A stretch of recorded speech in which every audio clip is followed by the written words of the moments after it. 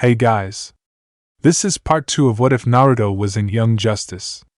Hit like and subscribe if you like this one, and also please check the author in the description. Let's start.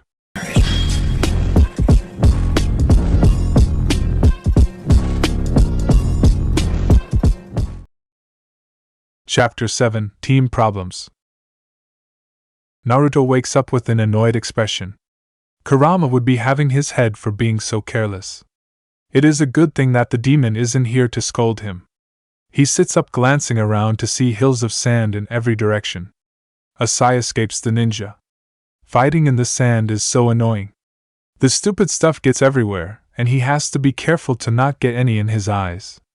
Afterward, it takes him days to get all the sand out of his clothes. Rolling his neck, he stands up and begins to stretch out his limbs. Judging from the position of the sun, he has been out for the past 7 hours. The mission had started off simple enough. A simple recon mission. The team was sent to Byalia to investigate a strange energy signal that popped up a few days ago. It was a large energy source that the watchtower detected it but was unable to identify. Batman assigned them a mission to locate the energy source and find out as much information on it as possible. Putting the bioship in camouflage mode, it was too easy to sneak into the isolated country. Absolute radio silence was ordered, so upon landing in the county, Miss Martian sent up a mental link. This allowed everyone to communicate with each other via telepathy. It was that telepathy that was used against the team. Miss Martian was sent on ahead to infiltrate the enemy's camp. Next thing Naruto knows, a foreign mental presence hacks the mental connection. If not for growing up with Kurama, he would have never been able to sense the foreign presence. The moment he sensed the foreign presence, he used his chakra to send a shock to his brain, breaking the mental connection. Unfortunately, it backfired on him, causing his body to go into shock and shut down. A good thing he didn't fall into a coma and wake up months later. The ninja double-checks all his gear. Naruto unsheathes his sword. This is the first time he will be using the weapon on the mission. He pulls up a mask in order to prevent sand from blowing into his mouth. Nothing worse than sand on the tongue.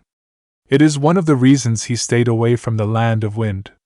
Sand is nice when on a beach, but annoying during a mission. Complete the mission or hunt for my teammates, wonders Naruto.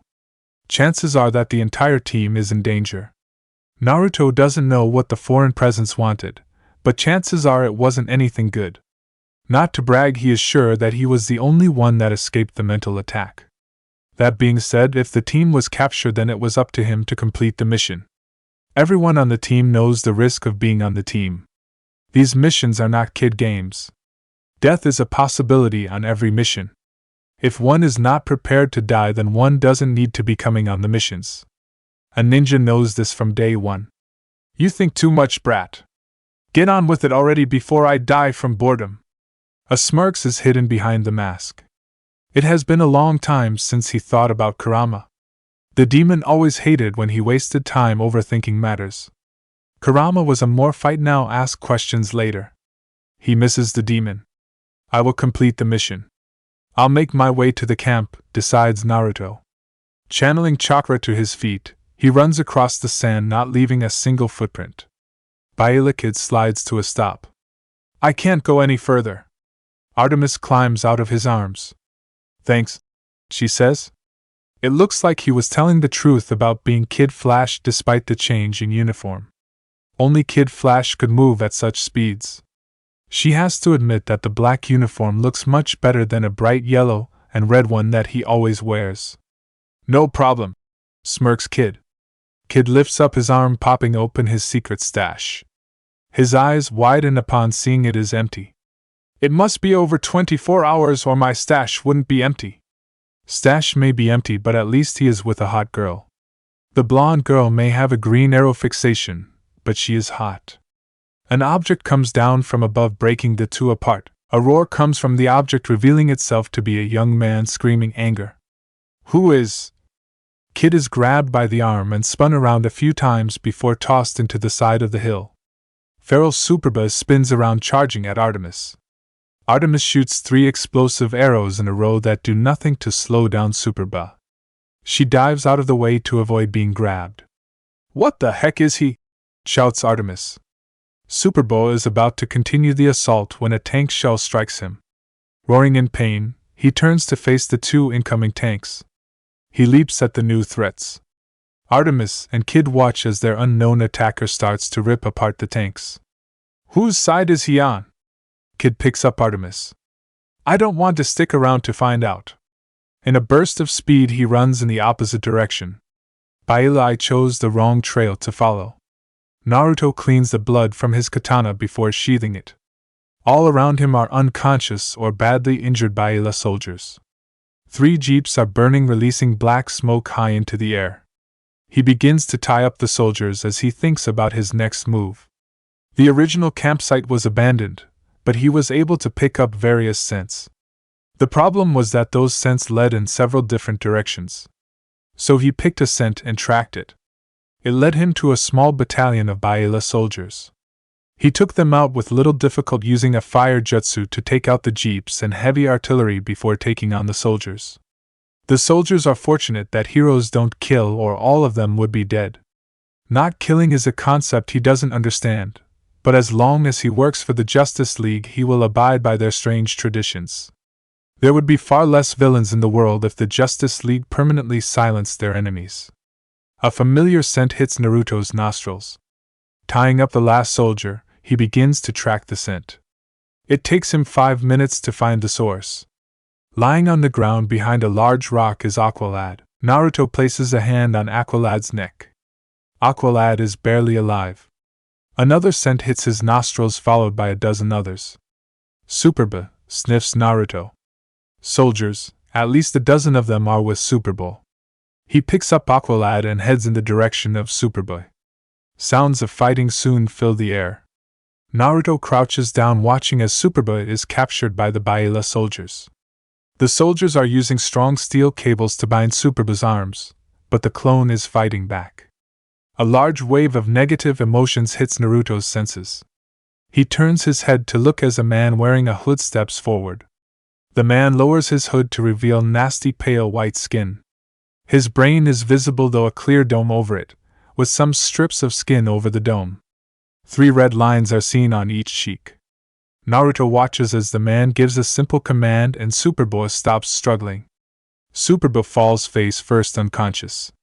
A mental attack. He must have been the one to attack us, thinks Naruto. As much as he desires to complete the mission, he can't let a comrade die. Aqualad is a good leader that treats him fairly. Naruto needs to find the others, they will know how to help Aqualad. In a cloud of smoke, Naruto and Aqualad vanish. Nighttime, Robin ducks under a dune of sand.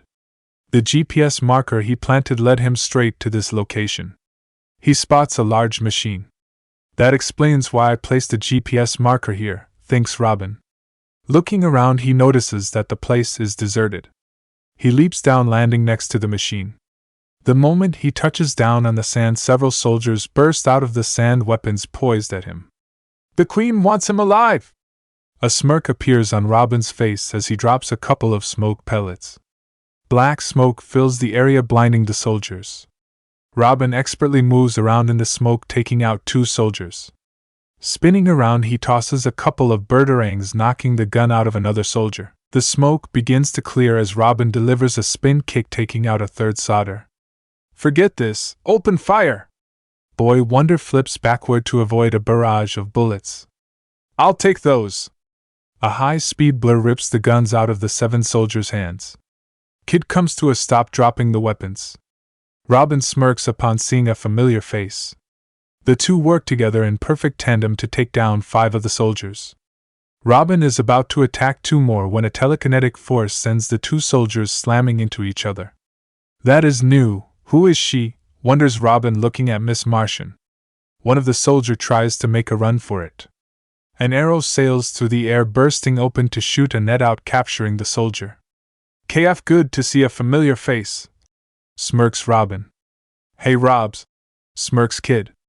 The 2 slap hands. Memory loss? 6 months, let's hogtie these guys and compare notes, says Robin. It takes a few minutes to tie up all the soldiers. So anyone know what is going on? Asks Robin.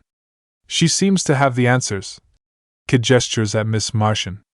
Miss Martian smiles at the team. Well, I don't know exactly what happened to make us lose our memories, but I do know that we are a team. I remember Batman telling me to keep radio silence.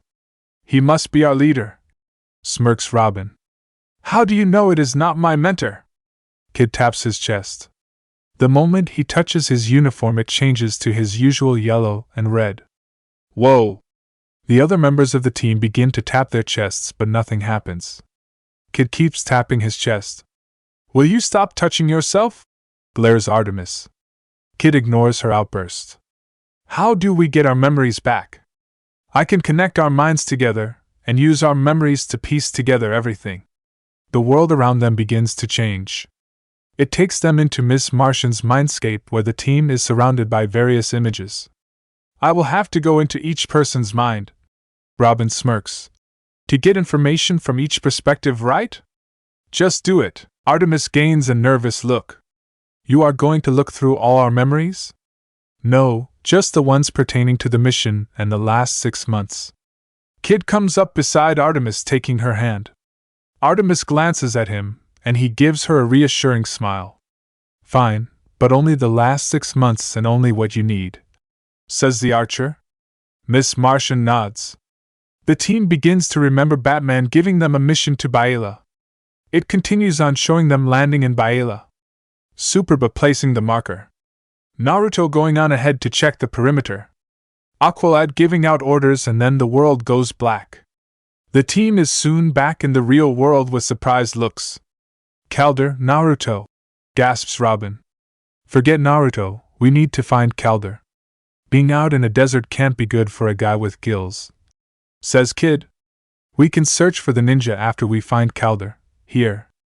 All of them spin around to see Naruto carrying Aqualad over his shoulder. Gently, Naruto lowers Aqualad down on the sand. Robin and Kid rush over to Aqualad. He is suffering from extreme dehydration, says Robin. Miss M called the bioship. It is too far out of range, says Miss Martian. Can you telekinetically fly him to the ship? Suggests Kid. If he doesn't get medical attention soon. Miss Martian shakes her head. I can't, I have to find Superbo. 6 months ago he wasn't even alive. He is running on base instincts. Superbo is invulnerable, Calder. A scream comes from Megan as she senses Superba in pain. Superba.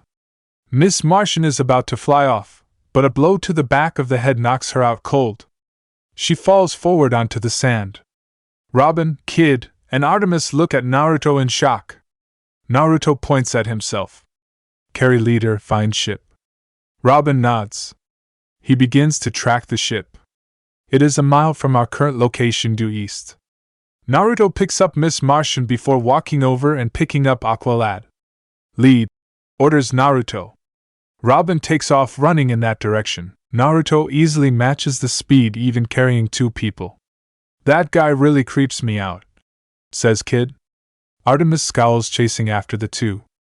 Kid shrugs, following the team. Bioship. Robin stares down at Calder. He is lying on a bed hooked up to IN-4. Calder's vital signs are beginning to stabilize. Relaxing, he heads to the cockpit where Naruto, Kid, and Artemis are waiting. Calder will be fine, says Robin. Great, so now what? Artemis folds her arms across her chest. Do we complete the mission, rescue Superboy, or call in the League? Naruto types rapidly on the console. A screen appears in front of him. He begins to speak in Japanese and his words are instantly translated into English. The enemy have a person that can use psychic powers. He hacked the mental link using it to wipe out the team's memories, explains the ninja. Why do you still have your memories? Asks Robin. I sensed a foreign presence and broke the connection. I was unable to alert the team as the mental backlash from forcefully breaking the connection shut down my brain for 7 to 8 hours, answers Naruto. Kid munches on a chocolate bar. So where does that leave us? Naruto hits a few more buttons, bringing up a map of Baela. A red dot blinks on the map. That is the enemy location. Superboy is currently imprisoned by the enemy. We can't leave him in enemy hands or the psychic might steal vital information from his mind. Robin gains a hard look. if they haven't done so already. Okay, if we are going to rescue Superbye, shouldn't we wake up Miss Martian? I mean, she has telepathy powers to battle the psychic, says Kid. She was willing to let Aqualad die in order to save Superbah. Her emotions make her a liability. I do not believe she will help in the mission, states Naruto. Artemis glances at the unconscious Miss Martian. A part of her wants to stand up for the alien girl, but the rational part agrees with Naruto. She blew up at Wally for almost getting them killed while hunting for Kent Nelson, and Miss Martian almost did the same thing to Aqualad. He is right. She acted no better than you when we were at the Tower of Fate, says Artemis. Kid gains an affronted look. Yeah, but she is. Naruto and Artemis are right. Miss M was about to rush ahead without knowing anything about the enemy. She had her mind wiped once, and it could have happened again, says Robin coldly. We will do this without her. What is the plan? We need to take out the psychic, states Naruto. I will cause a distraction forcing the psychic out. Robin will sneak inside to find out the location and status of Superbow. Kid, once I am engaged with the psychic, you will be responsible for disarming and taking out the soldiers with your speed. Artemis narrows her eyes. What do I do? Naruto stares straight at Artemis. I won't be able to fight a psychic for long. If this psychic is powerful enough to wipe out 6 months of memories, chances are he will be able to break through any mental defense I am able to create. While Kid is keeping the soldiers off me, you will act as a long-range specialist. I believe I can prove a big enough threat to hold the psychic's full attention. I want you to use an explosive arrow to disable the psychic. That's insane! If you are caught in the blast, that will take you out too, exclaims Artemis. Artemis, none of us can fight a psychic attack. At least not in our current condition, says Robin. You need to take the shot. Even if it means Naruto getting caught in the blast. Kid glances at Naruto, gain a bit more respect for the ninja. Artemis stares deep into Naruto's eyes. She gains a hard look. Alright, but you better not die. Naruto nods. There is one more thing, says Naruto. If Superboy is still in his feral state, you can't free him. Kid groans. Great, so we have to rescue Superboy without rescuing him? Robin frowns. If we do free him, that will just give us another enemy to fight. You've heard Miss M, Superboy is running off animal instincts. So how do we subdue an invulnerable tank without being crushed? The team looks at Naruto. Naruto has an idea but knows that the team isn't going to like it. Enemy camp. Superboy screams in pain. The scientists up the charge, electrocuting the clone. Simon stands off to the side watching in amusement. He expected so much more from the clone of Superman. Guess the copies are never as good as the original. The light will reward him greatly for capturing the Superboy weapon. Explosions from outside interrupt the villain's thoughts. Simon frowns. Using his telepathy, he scans the minds of the soldiers outside the tent to see fireballs raining down from the sky. The fireball target the jeeps and tanks, setting all the heavy weapons ablaze. Looks like Superboy's friends have decided to show up, smirks Simon. Outside the tent, soldiers scramble to grab their weapons. A black blur moves around, stealing weapons from the soldiers, much to their confusion. You won't be needing these, smirks Kid.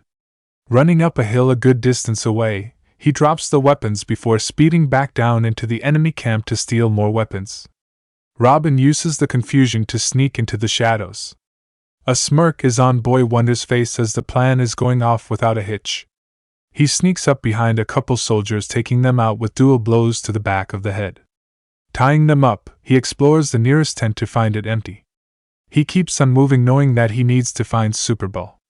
Naruto lands in the middle of the enemy. In a quick motion, he draws his sword, taking out 3 soldiers in a single swipe.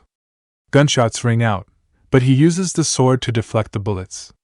He moves at high speeds that are a blur to the soldiers. Another 6 soldiers fall. Naruto heads straight towards the tent where he smells the scent of the psychic. Drawing several shuriken, he tosses them straight at the tent. The shurikens sail true, slicing through the tent. A telekinetic force erupts, blasting the shuriken away. Naruto pauses outside of the tent. Strange, I don't remember sensing your mind with the others. Simon exits the tent with a smirk. Oh well, in the end everyone does as Simon says. As Simon was talking, Naruto began to flash through hand seals. Your powers are useless, Simon says. Stop. Naruto's entire body freezes up. Simon walks over towards the frozen Naruto. Now it is time for you too. An arrow embeds in the sand next to the two. Simon's eyes widen as it beeps 2 times. The arrow explodes, engulfing them both in the blast. Shit! Artemis slides down the sand hill. She notches 2 arrows, taking out 2 soldiers. Come on, be alive, you idiot! A black blur runs past her towards the smoke. Kid spins around at high speeds, creating a tornado that blows away the smoke. It reveals a badly burned Simon with his left arm bent at an awkward angle. Where is he? Here. Artemis and Kid spin around to see Naruto walking towards them. His shirt is burned on the right side and pants are a little torn, but otherwise he is absolutely fine. Artemis sighs in relief. Dude, how did you escape the explosion? You should be burned worse than that, exclaims Kid. Naruto understood what Kid said but had no intention of reveal his secret. The truth was that the jutsu he was planning to use was the replacement jutsu. Simon's mental powers froze him the moment he reached the last seal. Correction, he stopped intentionally on the last seal, letting Simon capture him. Artemis shot the arrow at the right moment. Simon lost concentration on his mental command for a second upon seeing the arrow, and that second gave Naruto the opportunity to cast the jutsu. He was still burned a bit by the explosion, but the burns were minor. Most damage was to his clothes. Robin pokes his head out of the tent. Hey guys, talk later and help me with Super Bowl. Naruto runs past Artemis and Kid into the tent. Inside the tent, all the scientists and soldiers are out cold. Naruto's eyes land upon a large metal sphere being contained in a cage. I had to shock him pretty bad to knock him out. I have no idea how long it is going to last, says Robin. Superbo is chained to a table and stood up as if being crucified. Great, that means if we free him and he wakes up before we reach the ship, he is going to go crash and squash us, complains Kid. Move fast, says Naruto. Not the best plan, but only one we got. Robin hits the button, releasing Superbo's shackles. Naruto catches Superbo. That sphere thing has a living presence, by the way. Naruto walks over to the sphere, placing a hand on it. A strange series of sounds come from the sphere. Kid whispers to Artemis. What is he doing? Artemis nudges Kid in annoyance. Release, take, says Naruto. Robin releases the restraints on the sphere. Move out. The team moves swiftly with the sphere following. Mount Justice, Naruto, Kid, Robin, Artemis, and Miss Martian stand in front of Batman. Batman stands directly in front of Miss Martian. You allowed your emotions to cloud your judgment, which could have led to a death of a teammate and your capture. Personal feelings towards each other are to be dealt with on your own time, but when you are on a mission you work as a team, not on personal desires. Miss Martian lowers her head with tears brimming her eyes. The Dark Knight walks away from the girl. He takes a few steps back before looking at the other 4 members of the team. Being able to regroup and come out with a plan even when the deck is stacked against you is something few are able to accomplish. The mission may have been a failure, but you gained a new level of trust and teamwork. That is a success on its own, states Batman. Kid and Robin bump fists. Dismissed. Artemis rushes over to Naruto. Wait! Naruto turns to look at her curiously. A screen is next to her translating her words. Why did you choose me? I mean, Robin could have used one of his explosive weapons to take out that Simon. How come you choose me? When it comes to long-range capabilities, you are the most skilled on the team. A smile appears on Artemis's face. I trusted you to be able to take that shot, finishes Naruto. He turns away, heading towards the Zeta tubes. In a flash of light, he disappears. Artemis smirks. At least one person on the team trusted her without any doubts. Perhaps Ninja Boy wasn't so bad after all. Chapter 8, Solo Mission. Canary and Green Arrow look at Batman in surprise. Are you sure about this? Asks Arrow. The government has given us permission to send one representative. He has the abilities to accomplish the mission, says Batman. No one is arguing his skills. The problem is that he doesn't have a way to communicate with others at the summit. That could be a liability, argues Canary. Batman turns away from the monitor to face Canary and Arrow. The lack of communication didn't stop him from taking command of the mission in Baila. He was able to pull the team together to rescue Superba and retrieve stolen alien technology. As a former mercenary, he has revealed that most of his missions focused on bodyguard detail. The Dark Knight turns back around typing at the monitor. Any member of the League that is sent will stand out too much. Aqualad and Robin are the next clear choices, but Naruto is more likely to stay hidden, only acting when necessary. Canary comes up beside Batman. Those are excellent points, but what is the true reason? Is this a test to see if he is ready for the League? A tap of the button brings up an image of Japan's Prime Minister. The computer translates the speech into English so that Canary and Arrow can understand. These past few months, an unknown hero has been helping to save lives all over Japan. An honorable hero that doesn't seek glory and fame. Our country possesses a noble hero that fights each day to protect us. Whoever this hero may be, I declare him a citizen of Japan. He shall forever be welcome in our country. Arrow whistles. The kid is getting some major recognition. 3 days ago, he saved the Prime Minister's son from an assassination attempt.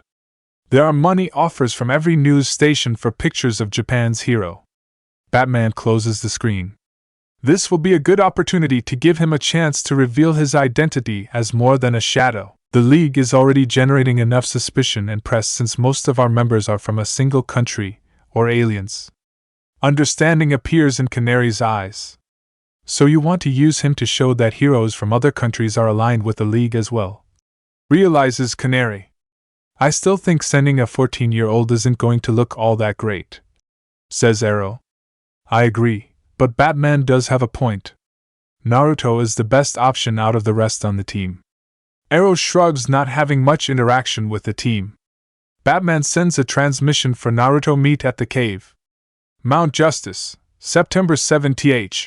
Recognized Uzumaki Naruto, B06. Naruto appears in the cave. He has on a black flak vest over a long-sleeved dark orange shirt, fingerless iron-clad black gloves, black pants that are wrapped up at the shins, and open-toe black ninja sandals. Tied around his waist is an orange sash with a katana sheathed behind his back.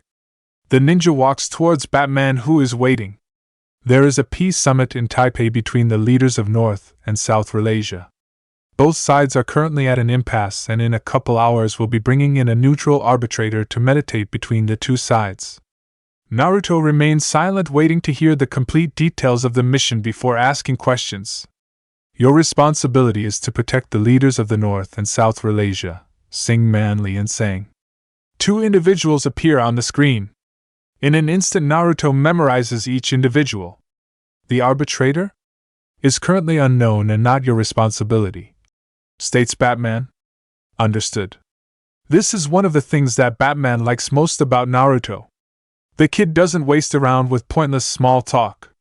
Straight to the point. Get the details and get on with the mission.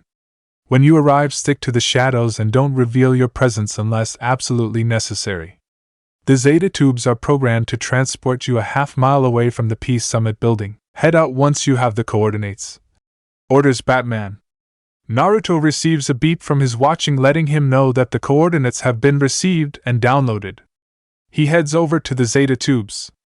In a flash of light, the ninja is gone. Cave Megan is in the kitchen staring at a recipe. The ingredients are all around her, but she hasn't made a move to start cooking. All she has been doing the past 2 days is eating microwavable food. Batman's words still haunted her. Going to miss the big day. Dinah enters into the kitchen. Megan doesn't even look up from the book. Megan? Megan. The girl's head snaps up. Canary? When did you get here? That isn't important. Dinah places a hand on Megan's shoulder. Today is supposed to be your first day of school. You have been talking about it for the past couple weeks. Why aren't you dressed or excited? Today was supposed to be the day that she started school with Superba, but she really wasn't feeling up to it. Her mind kept going back to the last mission. I guess I am not really in the mood, lies Megan. Dinah takes a seat on a stool at the other side of the counter. Still upset about the mission? Megan refuses to meet Canary's eyes. Guilt fills her emerald eyes. No one holds it against you. It was an honest mistake. We have all been there at one point where we let our emotions overrun our sense of rational and reason, says Dinah knowingly. Calder could have died because of me. Dinah falls silent at the outburst. I wanted to get to Superbus so bad. Calder was right there on the brink of death and I abandoned him. Tears begin to stream down Megan's face. A new voice speaks to her. I forgive you. Megan's head snaps to the side. Calder walks towards her in civilian clothes. There is a friendly smile on his face. I know what you did was not intentional. It was the heat of the moment. Canary is right. It was a mistake, that is all. Everyone is entitled to make a couple mistakes, says Calder. Fresh tears start to stream down Megan's face. These are ones of happiness. She lunges forward, hugging Calder. Calder smiles, hugging the girl. I'm so sorry, she cries. He holds her, reassuring her that everything was fine. Dinah watched the scene with a warm smile. Taipei Cat Grant gives a smile as she begins to speak into the mic. This is Cat Grant speaking from the Peace Summit in Taipei. The talks of peace between the leaders of North and South Malaysia have broken down. In order to help get the process back on a track, an unknown peace arbitrator has been called in. No one knows who it will be, but speculation is all over the place, with some even claiming that it is Superman. An amused smile is on her face as she cracks a small joke. Though I suspect the Man of Steel will not be coming, as I heard the arbitrator will be arriving by limo, not flying. Roy hides behind a pillar. He lifts up his arm, opening communication with an old friend. Red arrow to Aqualad, can you read me? This is Aqualad. I need you to give me Cheshire's height. 1 second, Cheshire is 1.76 meters tall. Roy hesitates, not able to convert that to feet and inches. Amusement is in Aqualad's voice as he converts it. She is 5 foot 6 inches and extremely dangerous. Do you require any assistance? A scowl forms on Roy's face. Like I would need help from the Junior Justice League. No, just our computers. Good luck, my friend. Roy activates the sensors in his glasses. Immediately the glasses begin to scan the height of every woman within his peripheral vision. It locks onto a beautiful young woman acting as a merchant. She is of Asian descent and matches the Justice League database on Cheshire's civilian identity. He presses a button on his suitcase, making it slide apart, revealing a compact bow. Cheshire changes quickly, climbing on top of the stand. A limo pulls up in front of the Peace Summit. She crouches down, picking up a rocket launcher. Taking aim, she prepares to squeeze the trigger when an arrow hits the rocket, knocking it upward at the exact moment she takes her shot. The rocket sails harmlessly into the air. Get back! Shouts Roy, charging forward. He quickly notches another arrow, firing a quick shot. Cheshire leaps over the air with grace and dexterity before drawing her sais. Another arrow is shot at her, and it explodes, releasing a net that she easily slices through. Roy tackles her in midair, but she twists them around. Hitting the ground, she straddles his waist, aiming a sai at his throat. Soldiers and security personnel surround the two with weapons aimed at them both. Surrender! Put down the weapons! I surrender, smirks Cheshire. Her eyes dart to the side. Roy follows her line of sight. His eyes widen, noticing a shadow darting straight towards the limo. The peace arbitrator. Copperhead! Shouts Roy, pointing behind the men. A scantily dressed woman that moves like a snake darts straight at the limo. Copperhead never gets the chance to hit her mark as her animal senses scream at her to move. She is unable to dodge in time as a kick strikes her across the face. Twisting around in midair, she glares at the one that dared to attack her. You! Hisses Copperhead. Bad move. I told you next time we meet I would drink your blood. Naruto stands calmly, not in the least bit intimidated. Copperhead is about to strike when guns are pointed at them as well. A scowl forms on her face. She stands down, glaring at Naruto. The peace arbitrator is stepping out of the limo. It is Lex Luthor. Lex Luthor steps out of the limo with a cocky smirk. He waves to the shocked crowd. The man turns around to see several individuals being arrested. I see my arrival has drawn some attention, smirks Luthor. You look familiar. Roy's eyes narrow. What are you doing here? Please release him, this is Green Arrow's sidekick. Former sidekick, corrects Roy. A soldier frowns. But he is a foreigner, Lex Luthor vouches for him. Smiles Luthor. The soldier salutes before releasing Roy. The last thing I want is to be helped by you. A simple thank you will suffice. Luthor turns to see the other young hero being released after revealing an identification card. The billionaire walks over to the unknown young hero. I take it you are the representative sent by the Justice League to watch over the peace summit. Roy frowns, narrowing his eyes upon the blonde. He recognizes the younger boy immediately. Uzumaki Naruto, a member of the Junior Justice League. I don't believe we have been introduced. Lex Luthor, a pleasure to meet you. Smiles Luthor, extending his hand. Naruto doesn't even acknowledge Luthor's existence. He forms a hand seal and in a cloud of smoke vanishes into thin air. Not very talkative, says Luthor. Roy walks up to Luthor. Stop trying to play the hero. I have information linking you to supplying both North and South with weapons. You are profiting from this war. True, but the profits from forming a united Relasia is far greater than two separate factions. Smiles Luthor. I don't pretend to be an angel. It just so happens that I am on the side of the angels. Roy scowls, not believing a word. Still, there is a matter of the assassination on my life. How about I hire you to investigate the matter? Your money has blood on it. I want no part of it. Luthor chuckles in amusement. So you will do it for free? I do so love heroes. Fixing his tuxedo, he walks towards the leaders. Gentlemen, let's put on some smiles for the camera. Taipei, jail Cheshire flows from one kata to the next. Cells are so boring. A girl has to find some way to have fun. She stretches out her leg, lifting it into the air and reaching out to touch her toes. An annoyed hiss comes from the other side of the cell. I am going to kill that boy next time I see him. Hisses Copperhead. If you say so. Taunts Cheshire. Copperhead narrows her eyes. She would rip out Cheshire's throat, but her hands are cuffed. In her current state, Cheshire would take her out without much trouble. Even an animal as dangerous as Snake knows when it is cornered. The doors open up and Red Arrow enters the cell in his gear. Oh look, if it isn't my favorite little sidekick, smirks Cheshire. Come to pay me a visit? That is so sweet. Keep this up and I might even let you take me out properly. Red Arrow ignores her comments. Who hired you? Shadows. What did they want? Was your mission to kill Luthor or disrupt the peace summit? Cheshire makes a gun, pointing it at Red Arrow. One stone, two birds. A new voice speaks up. No point in questions. Red Arrow, Cheshire, and Copperhead turn to see Naruto sitting on the bench eating a piece of Pocky. He is staring at the ceiling with a nonchalant expression. None of the highly trained three individuals even sensed or noticed Naruto's presence. Red glares at Naruto.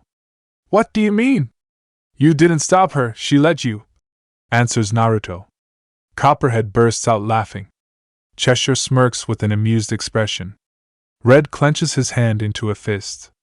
The former sidekick can tell from the reactions of both women that Naruto was deduced the truth. Copperhead was the true assassin, question her. Copperhead flicks her tongue with a smirk that reveals her fangs. Go ahead, hotshot. Come in here and question me if you got the guts. Cheshire looks over at Naruto. You are pretty good. Ever think about becoming an assassin? I am sure I can find you some good work. Already offered, no thanks. Roy raises an eyebrow. What does that mean? It means that the shadows already approached the kid to join, answers Copperhead. I am glad you turned it down. Your head is mine. Naruto glances at Copperhead. He looks away, not in the least bit concerned. Copperhead hisses in anger at the dismissal. Cheshire makes a hidden signal with her hand. Immediately, Cheshire grabs the bars, ducking down. Roy is confused but soon realizes. Oh no! The wall at the back of the cell explodes. Once the smoke clears, it reveals a large hole. Copperhead stands up, the cuffs falling from her wrists. She picked her way out. Her eyes narrow upon Naruto, who stands outside the cell. Remember, your head belongs to me, hisses Copperhead. Let's go, ladies! Cheshire scowls, turning around to see Sports Master. No, not you. Beggars can't be choosers, states Sports Master, climbing up the rope. Cheshire leaps through hole with Copperhead behind her. They are getting away, shouts Red Arrow, heading for the roof. Naruto doesn't make a move to chase. Following them is not part of the mission. In a swirl of leaves, he vanishes into thin air. Mount Justice Canary spots Calder at the computer watching the Peace Summit at Taipei. Curiosity fills the woman at seeing his interest in the Peace Summit. She walks over to Aquaman's sidekick. Keeping track of Naruto? Asks Canary knowingly. Calder glances at Canary. Yes. Canary stands silently. There is no denying that Naruto is the strongest member on the team. I am not concerned on whether or not he can handle the danger. He has proved that countless times on every mission. Naruto has a wide variety of skills that make him adept at any given situation. What is the concern then? Typing into the computer, it brings up an image of Luther trying to be friendly with Naruto. Naruto doesn't even acknowledge Luther and vanishes in a cloud of smoke. I am concerned that all this is a job to him. A chore to cure boredom. Calder stares at Naruto. What happens when he gets bored of the job? Will he change sides? Canary has to admit that the thought has crossed her mind several times. When she first brought him to the cave, he was cold and detached. As the weeks went on, she watched him starting to open up. He started to interact with Megan, showing up to eat her home-cooked meals and spending hours listening to the girl through mental conversation. Naruto never knew it, but his openness to Megan's telepathy made her feel more relaxed and comfortable. Unlike the others that were uncomfortable with a voice in their heads, Naruto was the first to accept Megan's culture. Then Naruto started to train with Superbow.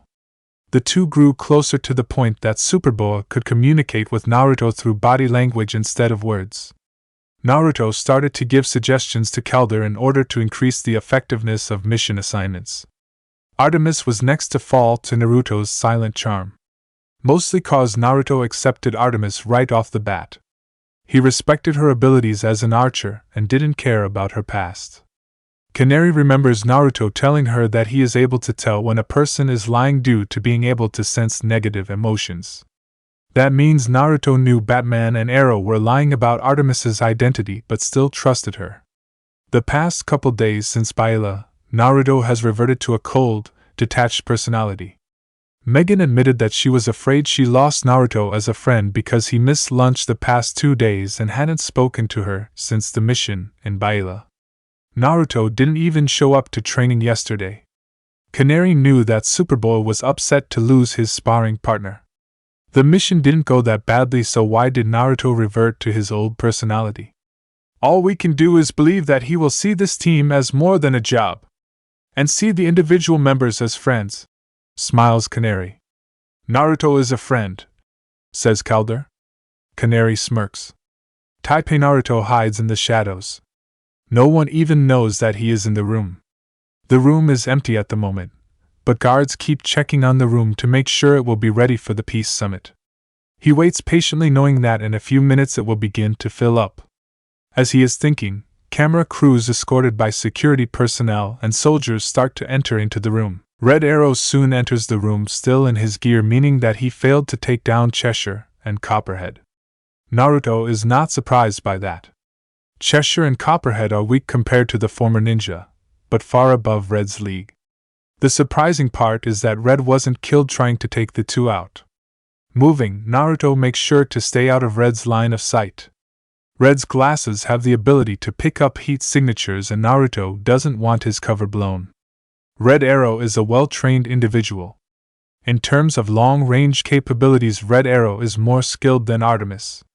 However, in the short time that Naruto observed Red Arrow's close-range combat, it was lacking, so to speak. Cheshire could have killed Red Arrow. Instead, she chose to surrender, letting Red Arrow think he foiled their plans. An assassin would never reveal themselves in such a manner. Naruto didn't even pay her any attention, focusing on a secondary attack, which turned out to be Copperhead. The mission was to protect the Peace Summit, specifically the leaders of North and South Eurasia. He had no obligation to protect the peace arbitrator, Lex Luthor. But he had intervened anyway, trusting his instincts. His instincts told him there was something wrong about Copperhead's assault. Too straightforward. And it lacked intent. A staged assassination? Thinking too much, brat. Just fight and leave the thinking to others. Kurama's voice rings in his head. That was what the fox would say in a situation like this.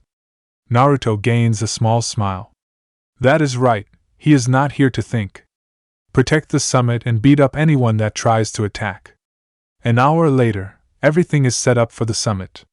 Lex Luthor is mediating between the two groups. Our countries will never agree with each other, glares saying. Luthor gives a reassuring smile. We may not agree on much, but I know you both enjoyed the ancient Eurasia tea ceremony.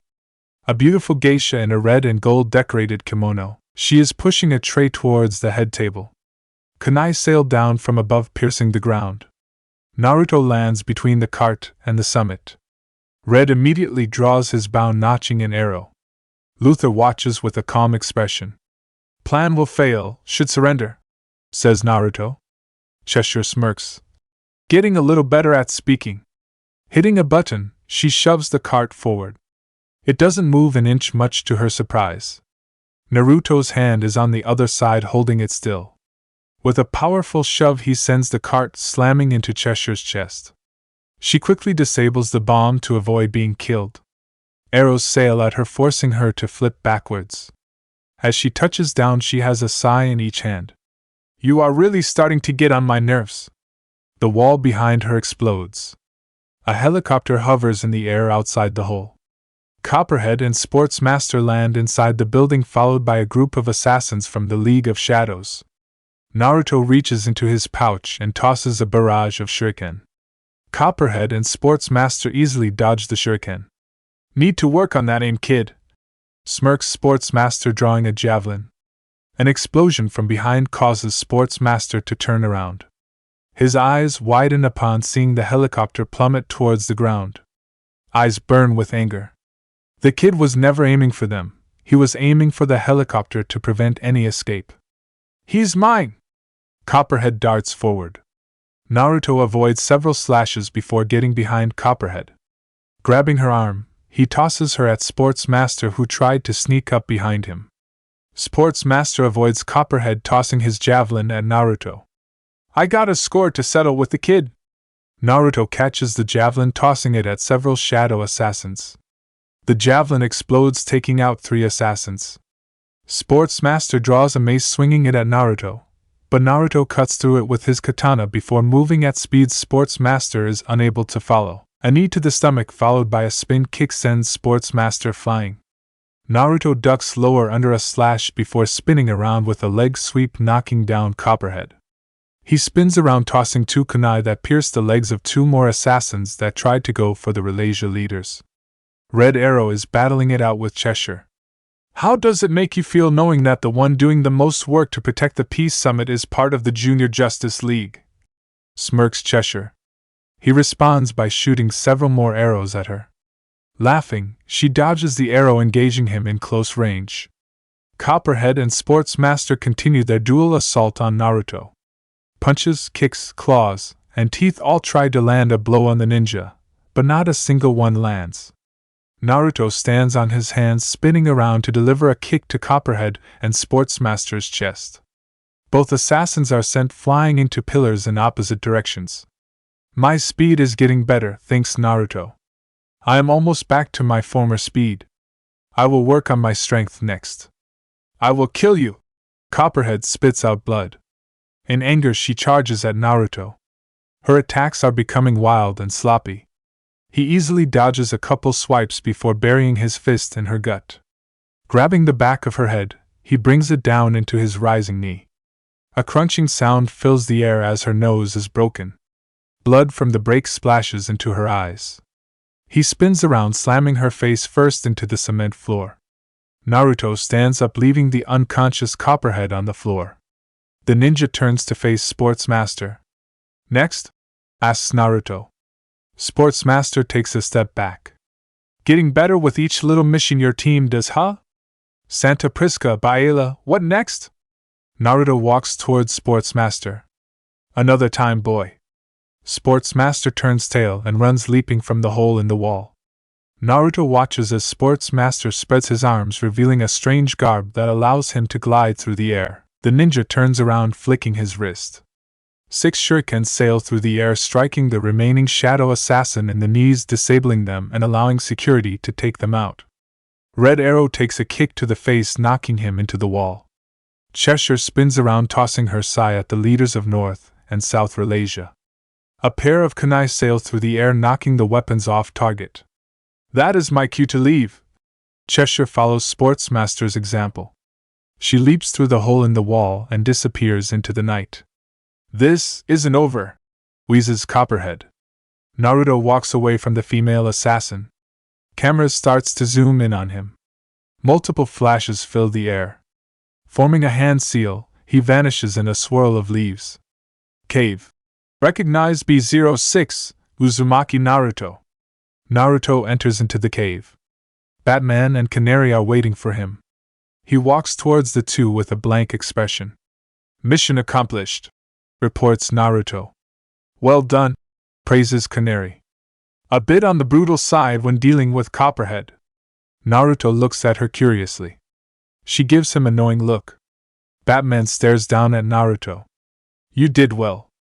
The Peace Summit was a success, even if most of the credit is going to Lex Luthor. Naruto gives a nod.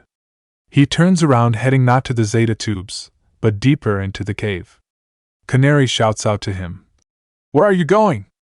Hungry. Unknown location. Lex Luthor sits across from Raj Al Ghul. It would seem that child is far more skilled than we ever imagined. None of your assassins came close to matching him. Such skill would still be a great help to our plans. For now we let him live, states Raj Al Ghul. I agree. He may have thwarted our original plans, but I was still able to sway the leaders to join together. Luthor smirks as he takes a sip from his wine. Chapter 9: Makeup and Breakups. A car sailed through the air, smashing down in the middle of the street 100 feet away. People scream and run in terror at the resulting explosion. Gunshots fill the air as the Tokyo police try to put down the monster responsible. Bullets bounce harmlessly off the monster's skin. He picks up another car, tossing it at the police, causing them to scatter like roaches when the light is turned on. Another explosion fills the street. Grundy not like being shot at. Grundy destroy everything, roars the undead monster. Naruto lands a nearby roof, watching the scene unfold. The attack started 5 minutes ago. Grundy randomly showed up and started to attack everything in sight like a mindless beast. Naruto doesn't know much about the supervillain, but something tells him that this Grundy was sent here for other reasons than to cause random destruction. It looks like someone or a group of people are interested in learning more about his abilities. Ever since the Peace Summit in Taipei, when the world learned of a young hero with no identity, the crime rate that had been dropping in Tokyo had risen by at least 10%. Bank robberies and Yakuza attacks on random civilians have been rising. He has been working overtime for the past 2 weeks, helping out the local police in trying to stop the crime. Naruto isn't an idiot. Already he deduced that the League of Shadows must have a hand in this. No doubt the wannabe Ninja League was upset that he turned down their offer and humiliated their assassins at the Peace Summit. This is some form of revenge. And now that the small fries have failed, the big guns, so to speak, are stepping up to bat. On the plus side, he hasn't had a dull moment in a couple weeks. All this crime has given him plenty of time to train and increase his skills. Experience is experience even if the battle only lasts a couple seconds. There is also the fact that the people of Tokyo are more grateful than ever about his presence, even if he is indirectly the cause of some of this new crime wave. Super strength, invulnerability, all too familiar, thinks Naruto. Grundy is a hulking giant at 10 feet tall with pale white decaying skin, bloodshot red eyes, and a body that puts bodybuilders to shame. The supervillain is a walking mountain of muscle. Still, Naruto has experience dealing with super-powered individuals. His hands are already flashing through seals as he leaps from the roof. Wind release, drilling air bullet. Naruto sucks in a deep breath, making his stomach expand 4 times its size. Taking aim, he punches his stomach, spitting out a ball of concentrated wind about half his size. It flies at high speeds towards the giant. The ball of wind slams into Grundy's back, drilling straight into the monster's dense skin. A roar of pain comes from Grundy as he smashes face first into the street. The ball of wind continues to drill Grundy into the street, causing a large crater as it explodes. Naruto lands on top of car. He waits patiently. Grundy not like pain! Grundy kill you! Out of the crater emerges Grundy. Grundy's entire back has been ripped to shreds. Slowly the skin is starting to knit back together. High level of regeneration that complicates matters. Grundy spins around to glare at Naruto. The supervillain leaps at Naruto. Naruto easily dodges the attack and is reminded of his battle with Mammoth. Mammoth was the super-powered individual that Cobra enhanced with a combination of venom and blockbuster formula. He had used the Sharingan to take down the monster in order to avoid a long battle that would tear up the island. Sharingan has the ability to hypnotize those that it makes direct eye contact with. A simple-minded beast like Mammoth that is all brain and no muscle was easy prey for the Sharingan. Naruto ducks under a thrown car. Unfortunately, too many people are watching, making it near impossible to find a moment to use the Sharingan. He wants to keep that ability a secret for as long as possible. Poison, kunai, and shuriken? Grundy throws a punch that strikes air. Naruto reappears behind Grundy with a shake of the head. With such a high level of regeneration, poison will slow Grundy down, but only for a few seconds. Slowing down a tank doesn't make the metal any less strong. No, he needs to find a way to harm the beast that will take it out. Grundy not like you moving! Clone no jutsu! 6 Naruto pop into existence surrounding Grundy. Grundy pauses, looking around in confusion. The real Naruto hides in the shadows as the clones dodge and evade Grundy's attack. Earth and fire jutsu are not going to work. Well, he does know a few fire jutsu that might work, but the Justice League will be on him if he kills Grundy. Stupid heroes and their no-killing philosophy. Water jutsu might work, but he needs a water source. He is not Kisame and can't produce an entire lake. At least not yet. Wind was effective, but he would have to literally barrage Grundy with wind jutsu to take the monster down. That would kill his chakra reserves and leave him vulnerable. Being vulnerable when others might be watching is not an option he wants to risk. So that leaves him with one style of jutsu. Grundy grabs the last Naruto, but this one disappears in a cloud of smoke as well. Grundy, kill all you! Naruto appears behind Grundy, flashing through hand seals. Lightning begins to spark around his body. Out of all the elements, lightning-style jutsu are the hardest for him to control. It is the element he has the least amount experience in. Lightning style, false darkness. Opening his mouth, he fires a bolt of lightning that takes the shape of a spear. It shoots forward at Jounin-level speeds. Grundy spins around in time to be struck in the stomach. Pain fills Grundy as the lightning surrounds his body, electrocuting him. The police and various citizens watch the light show in awe. Ending the jutsu, Naruto takes a moment to recover his senses. I definitely need to practice my lightning jutsu, thinks Naruto. He winces as a bit of the lightning burned his tongue and mouth. It is going to take some time for that to heal. Grundy drops to his knees before falling face forward. Grundy, take nap! The former ninja walks over to Grundy and kneels down. Naruto is impressed. A normal person or a ninja would have been killed by such an attack. Even with Kurama healing him, that attack would have killed Naruto. Grundy has some crazy regenerative powers to survive that. Or maybe it is the monster's natural invulnerability. Either way, the former ninja was impressed. Imagine if he had a brain to go with that power, thinks Naruto. That is a scary thought. Noticing people taking pictures, Naruto forms a hand seal and disappears in a cloud of smoke. Mount Justice, September 18. Megan hums a tune as she makes lunch. It has been a great week. Not only is she a cheerleader at school, but now she is dating Superbo. Sure, she almost died on the mission 2 days ago at Belle Reve, but that doesn't matter since Connor saved and then kissed her. Best mission ever. Megan pauses to see a third lunch. Sadness is in her eyes. That lunch was made for Naruto. Naruto has not shown up to eat lunch or dinner with them ever since the mission to Baela. What happened? Where is Superba? Megan snaps awake. She looks over to see the team looking at her. In the bed overlies Superboy strapped down tightly. Aqualad is on a third bed with 4 attached to his body. Superba. Naruto steps forward. The mission over, take us to cave. Those were the last words that he spoke to her.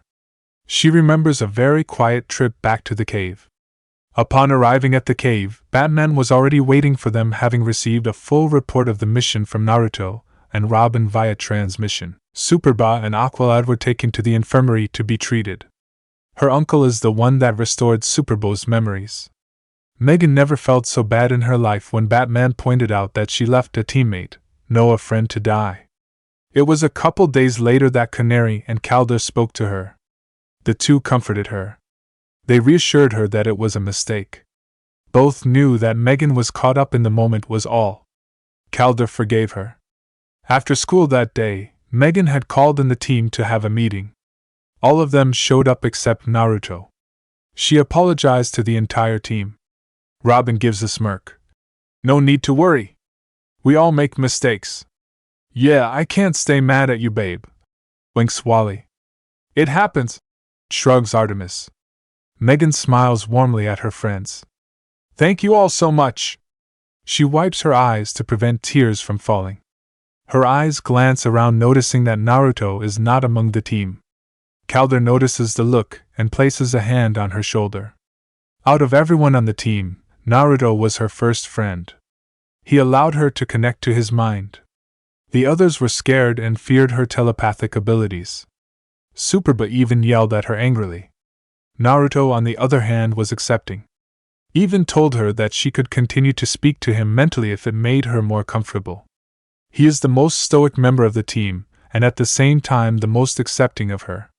Megan smiles, realizing for the first time why it hurt so much that he was rejecting her. It hurt so much because Naruto is her best friend.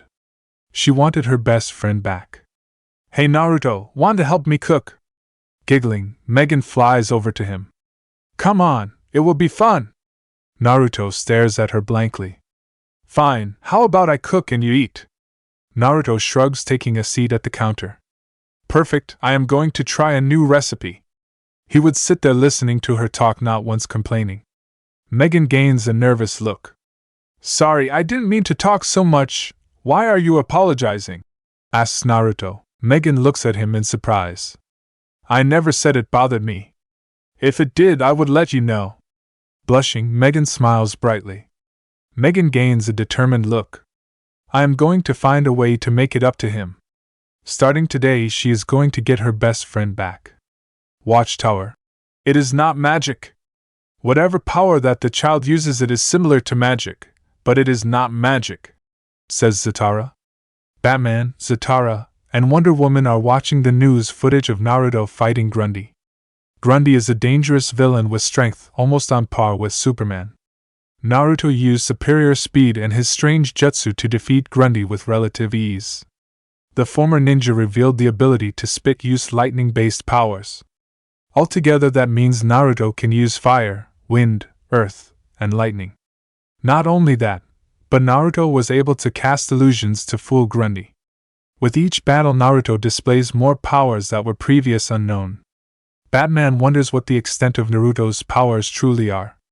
Wonder Woman smiles with an impressed look. The child is a trained warrior. I am curious to test his strength for myself. Highly doubtful he would fight you at full strength. Wonder Woman and Zatara turn around to see Canary walking towards them. I have sparred with him several times. He only ever shows a portion of his skill needed to take down an opponent. Are you saying he would be able to defeat me holding back? Says Wonder Woman, a bit miffed at the implication. She has never faced an opponent she could not beat. Amazons are born warriors. It takes a great warrior to defeat an Amazon. Impressive as the child is, she is confident she can beat him. Canary realizes her words may have offended the prideful Amazon.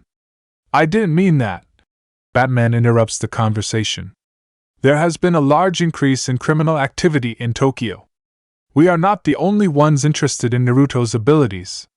Canary, Zatara, and Wonder Woman immediately tense up, realizing what Batman is getting at. He reported to me a month ago that an assassin called Deathstroke contacted to him about joining an organization. I believe that it was the League of Shadows. Raj Al Ghul is always looking for people with talents in espionage to join his cause. You think it is someone else now? Asks Zatara. Possibly. All I know is that Naruto is being targeted. We will have to keep a closer eye on him to make sure that whoever or whatever it is that wants him doesn't get the opportunity, states Batman. Mount Justice Water and Steel clash against each other. Naruto takes a step back with both hands on the hilt of his sword. Calder takes a moment to catch his breath. Both begin to circle each other. Twirling around his water swords, Calder rushes in with a feint before attacking from the left. Naruto doesn't fall for the feint, blocking the strike from the left and lashing out with a kick, striking Calder in the side. Spinning around, Naruto sweeps out Calder's legs. Artemis shakes her head. First we can't beat him in a straight-up fist fight, and now he is unstoppable with a sword. I could so take him, smirks Wally. Prove it, smirks Artemis. Wally gulps before walking forward with a confident grin. The speedster charges at Naruto only to have his arm grabbed, spun around, and slammed to the ground. Groaning, Wally lies on the ground. Artemis bursts out laughing, having enjoyed that so much. Oh yeah, you totally took him down. Megan flies into the room. She lands next to Connor.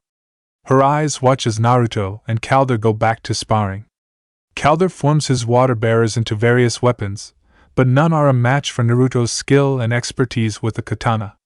It is a very one-sided match. Is it me or is Naruto getting better? Asks Megan. Red Tornado speaks up from his position on the other side of Connor. No, I have been recording his movements since his first spar until now. His speed, strength, and reflexes have increased.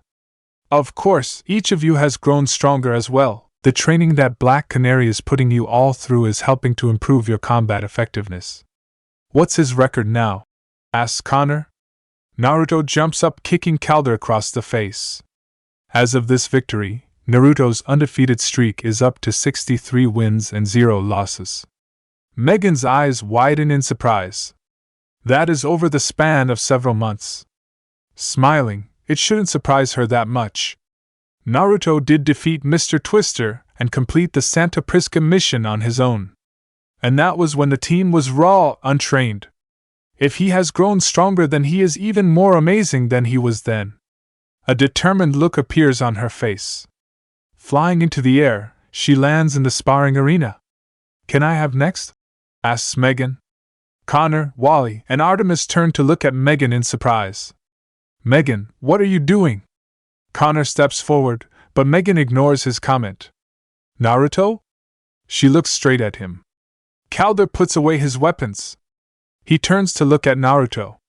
Naruto sheathes his katana. No, says the former ninja. But Calder and Superboa have the strength to take the hits, says Naruto. He is speaking in near fluent English. What about Robin and Wally? Points out Calder. Dude, Naruto answers without hesitation. I refuse to fight them as well. Ocean blue eyes glance at Wally, who is still nursing his back. He turns around, preparing to leave. Sensing negative intent, he ducks under a punch. Megan touches down in front of him and aims a kick.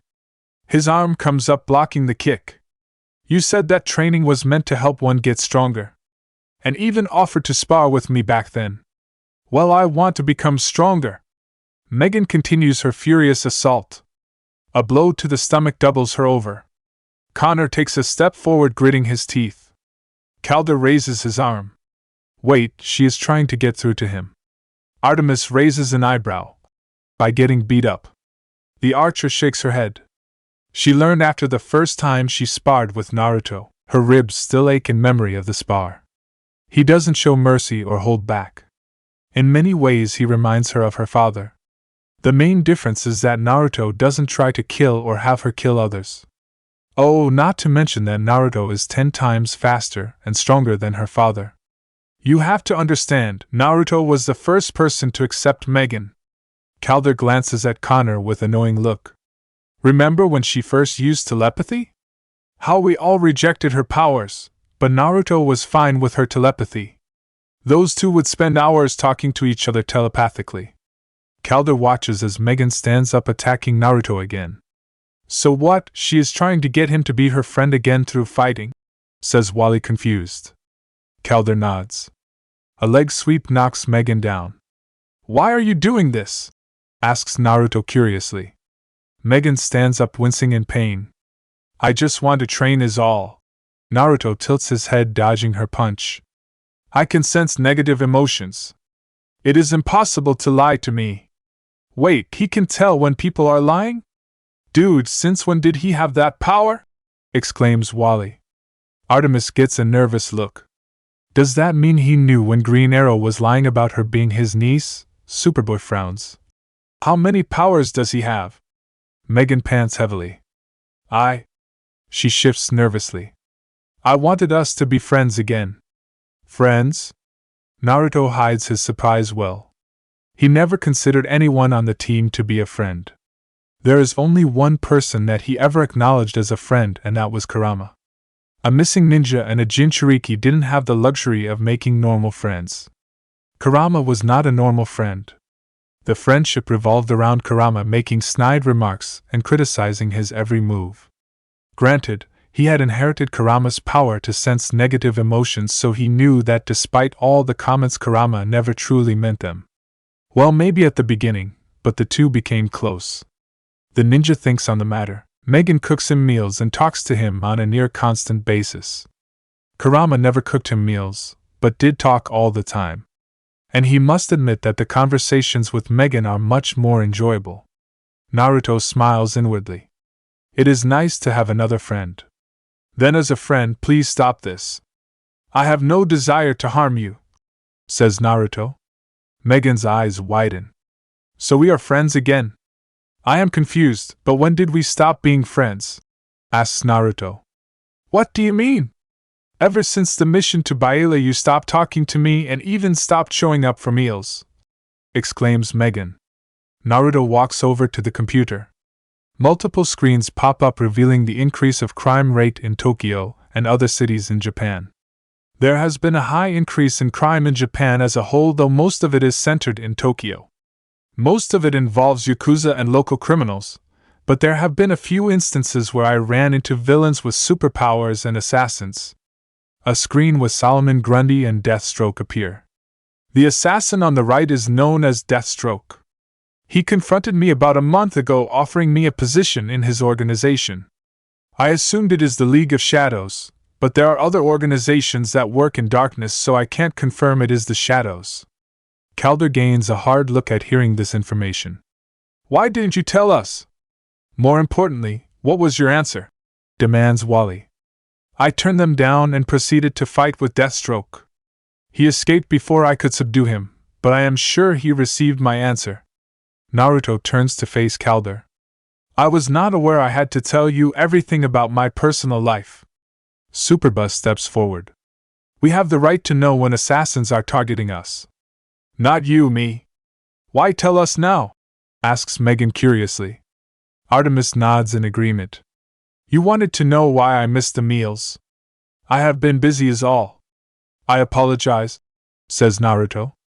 Megan blushes as a smile lights up her face. So he wasn't ignoring her. She jumped to conclusions. This whole time she was worried for no reason. As for the not talking, I prefer to listen. Hello, Megan, I forgot you don't like to talk much, exclaims Megan. He did tell her in the past that he liked listening to her talk and preferred to remain silent. She was such an idiot to think he would hold a grudge. Naruto is not that type of person. Naruto, starts Calder. We are a team, no, we are all friends. If you have a problem, we are here to help. Naruto gains a hint of amusement. I don't have any problems. And I don't require any help with them. He closes the images and walks past the team. See you later, Megan. Megan waves. Bye, Naruto. Come by tomorrow for dinner. A nod comes from the ninja. The Zeta tubes activate, teleporting Naruto back to Tokyo. Wally scowls. How can we trust that guy? He is being recruited by the League of Shadows. He turned it down, defends Artemis. Yeah, Naruto is our friend, argues Megan. Some friend not trusting us with his information. Wally folds his arms across his chest. I have always had a bad feeling about that guy. Megan and Artemis glare at Wally. Superba shrugs. As long as he is on our side, then it doesn't matter to me. Calder looks at Wally. A scowl comes from the speedster. Bray Connor watches as his girlfriend packs a bagged lunch. What are you doing? It is Saturday, there is no school. This isn't for me, silly. It is for Naruto, giggles Megan. Connor raises an eyebrow. She decides to elaborate. I thought it would be nice if we visited him this time instead of him always coming here to eat. Pass. Megan's eyes widen in surprise. Connor walks away. I am going to train for a bit. There is jealousy in Connor's eyes, but Megan is unable to see it. Tokyo, September 22. NDA revving sounds makes Naruto turn his head. Sphere comes rolling next to him. Naruto pats Sphere. He goes back to staring out over the city. It is a quiet day in Tokyo, a rare occurrence but one that he is enjoying to the utmost. Being a hero has been getting boring lately. There hasn't been any criminals or villains to give him a true challenge. He has yet to face an opponent that makes him use his true strength. It seems all the true fighters are in the Justice League. Superman, Captain Marvel, Red Tornado to name a few. Naruto is not sure whether he can beat them or not, but he would love the opportunity to test his skills against them. A chance to fight an opponent that he can go all out against without holding back. He would love that opportunity. Naruto? Naruto tilts his head. Megan? Hey! I came to bring you lunch. The ninja looks into the sky. A speck starts to move towards him. That speck soon transforms into Miss Martian. Megan waves happily to him before landing next to him. She takes a seat on the edge of the roof holding a bag. I made this lunch for you. Naruto looks at her curiously. A light blush heats Megan's face. I thought it would be nice for a change if we had lunch at your home instead of you always coming to the cave. He takes the lunch with a hint of surprise. Thank you, says Naruto. Megan beams. This is the nicest thing that anyone ever did for him. This is my first time to Tokyo. It is such a busy city, says Megan. It takes some time to get used to, but no different from many of the cities in the world. Naruto reaches into the bag, pulling out a ham, turkey sandwich with lettuce, tomato, and mayonnaise. He begins to eat the sandwich, enjoying it. Megan is an excellent cook. A sandwich doesn't take much skill, but it is a testament to her skill that something as simple as a sandwich can taste so good. Do you think you can show me around? Megan's green skin begins to turn white, allowing her to pose as a human girl. I would love to see the city. I don't mind, shrugs Naruto. I will need to change. Great. Tokyo, 6 o'clock p.m. Naruto and Megan are walking down the sidewalk. Both are in street clothes. Megan runs over to a window of a clothing store. I love that dress. Oh, and that skirt. Naruto watches her in amusement. He never understood the female's obsession with clothes. Then again, he has seen many males in the city just as obsessed with appearance. He wouldn't think that a shapeshifter would care so much about clothes. Sorry, I guess I got a little. I told you, no need to apologize. If I was bothered I would tell you, interrupts Naruto. We are here to sightsee, so enjoy. Megan smiles, loving that Naruto is so understanding. What do you do for fun? Naruto looks at her curiously. When you are not being a hero, she clarifies. He shrugs as he continues to walk with Megan at his side. Train. Isn't that more work? I mean, like, do you watch any movies or play a sport? The former ninja shakes his head. No, replies Naruto. Megan frowns. I spent most of my life on the run or fighting. Never had time to enjoy a movie or play games. Naruto, a shrug comes from the ninja. I like to train and create new jutsu. Naruto pauses as the light changes. Also, I love to fight and battle against strong opponents. It is one of the reasons that I choose to be a hero. Amusement appears in Megan's eyes. Most people become heroes in order to help others, smiles the Martian girl. Did you join for that reason? Asks Naruto. Megan bites her lip. I thought so. I like to help people, but you are right. I originally joined the team to find acceptance and gain friends, admits Megan. Naruto knows that she is telling the truth. Why did you join the team? That is a good question. The light changes and he crosses the street with Megan at his side. He takes a moment to ponder that answer. Why did he join the team? It was a nice answer to say he joined to one day become part of the Justice League, but that was not the truth. And it was another thing to say that he joined to fight against strong opponents. Once again, not the entire truth. Naruto frowns because he doesn't know the true reason that he joined the team. I don't have an answer to that, he admits. Megan gives a reassuring smile. I am sure you will find it out in time. An idea strikes her. Hello, Megan, let's go see a movie. She grabs his hand, dragging him away. Naruto offers no resistance as he lets her pull him in a random direction. Break.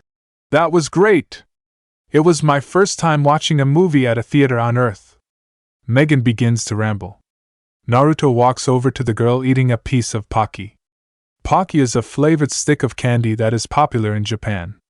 He enjoys the candy and tends to carry around at least one pack on him at all times.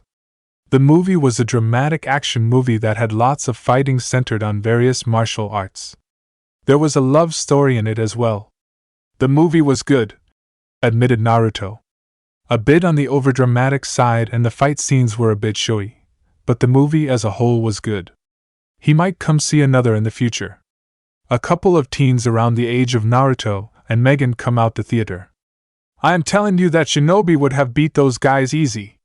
Shinobi can spit lightning from his mouth, exclaims one of the teens. Who is Shinobi? Asks Megan. Naruto raises a finger pointing at himself. Stop calling him Shinobi, it is a stupid name. The dude is Ninja Man. No way, it is Shinobi. Megan looks at Naruto in confusion. I don't have a code name, so everyone argues on what to call me, explains Naruto. Shinobi, Ninja Man, Shadow are among the most popular. I had no idea you were so popular, smiles Megan. Naruto shrugs, I am one of the few heroes of Japanese descent. Plus, it is a source of pride for the country. Ninja and samurai have a deep history in Japan. Me being a ninja is a pretty big deal. Understanding appears in her eyes. You should come up with a codename, beams Megan. That smile disappears at the blank expression he gives her. Or not. The two walk outside to see it is completely dark outside. A yawn comes from the girl. It is pretty late. Well, here it is late. You should go back home and get some rest. There might be a mission tomorrow, says Naruto. Megan nods. I will have to stay up in order so my sleep schedule doesn't get all messed up. A nod comes from the ninja. She is not like him. He is able to operate at full power with only 4 hours of sleep. A missing ninja is always being hunted by its village, leaving little time to rest and relax. Naruto, thank you for showing me around. I had a great time today. Naruto turns to face Megan. I had a good time as well. Feel free to visit again. Megan beams. She really did miss spending time with Naruto. It reaffirms that he is truly her best friend. The one person that understands her the most. Nighttime. Apartment. Naruto lies in bed staring up at the ceiling. Today was fun. He had never spent a day just relaxing and enjoying the same thing as regular people. For the first time, he understood the reason that members of the Justice League create a secret identity. It is nice to walk around the people without having to worry about being mobbed by fans or attacked by criminals. Maybe he will do it again without Megan next time. Closing his eyes, he falls into a light sleep. September 22, and the Aqualad glances down at Megan. She is unconscious. Sweat is dripping down her face. He lifts up his arm, wiping away the sweat that threatened to blind him. Panting, he knows that if he doesn't find a way to escape from this prison of fire, then Megan would die, and shortly afterwards he would as well. It didn't make any sense. How were they able to enter the cave undetected? The security measures should have alerted the team to any and all intruders. Instead, the team was completely blindsided by the attack. "Calder, how is Megan?" shouts Superba. "She is breathing, but I do not know how much longer we can handle this," admits Aqualad. He turns his head to see Robin and Artemis in a similar prison of fire. Artemis is covered in bruises with parts of her uniform burned away to reveal tantalizing views of her skin. She is glaring at the ones responsible. Robin, on the other hand, is unconscious and hasn't moved for the past 5 minutes. Artemis notices the glances. "I think he blacked out. I can feel a pulse. This is not good," gulps Kid. Like Superba, he is trapped in melted metal, keeping him trapped. It is times like these he wished that he could vibrate as fast as Flash to get out of this. "How do we get out of this now?" Megan whispers a name. "Naruto." Tokyo Naruto pauses as he is about to make some breakfast. Strange, he felt as if someone tried to call out to him. It felt like Megan. One thing he never doubts in his instincts. Abandoning the breakfast, he forms a hand seal, disappearing in a cloud of smoke. He reappears on the roof. At speeds that would make even Kid a bit envious, he leaps from roof to roof until reaching the designated alley. He enters in the phone booth and activates the Zeta tube. In a flash of light, he disappears. A split second later, he appears in the cave. Recognizes B06, Uzumaki Naruto. Naruto doesn't get a chance to search for the others when a fireball heads straight at him. He moves swiftly in the opposite direction of his attack. Several more fireballs are thrown at him, but he avoids them, running down the hallway towards the kitchen. It takes less than a second for him to disappear into the shadows. The former missing ninja hides in the shadows as footsteps fill the air. Soon enough, his attacker enters into the kitchen. His eyes narrow upon the enemy. It is an android that looks almost identical to Red Tornado except female in appearance. Drawing a kunai, he prepares to attack. The android turns to look straight at him. It lifts her arms, launching a stream of fire. Naruto quickly leaps out of the way, tossing the kunai at the android. A sweat of the arm knocks the kunai out of the way. Fire powers, thinks Naruto. Red Inferno is the name he dubs her. His hands come together, flashing through hand seals. The jutsu he planned to use was never completed when water erupted out of the sink, taking the form of a spear and headed straight at him. Naruto dives out of the way, tossing several shuriken at Red Inferno as a distraction. Channeling chakra to his legs, he darts out of the kitchen before getting a good look at his second enemy.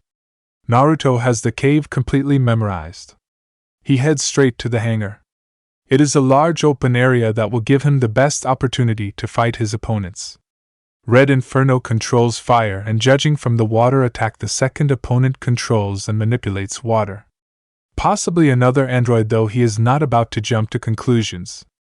Assuming leads to under or overestimating, and that leads to death.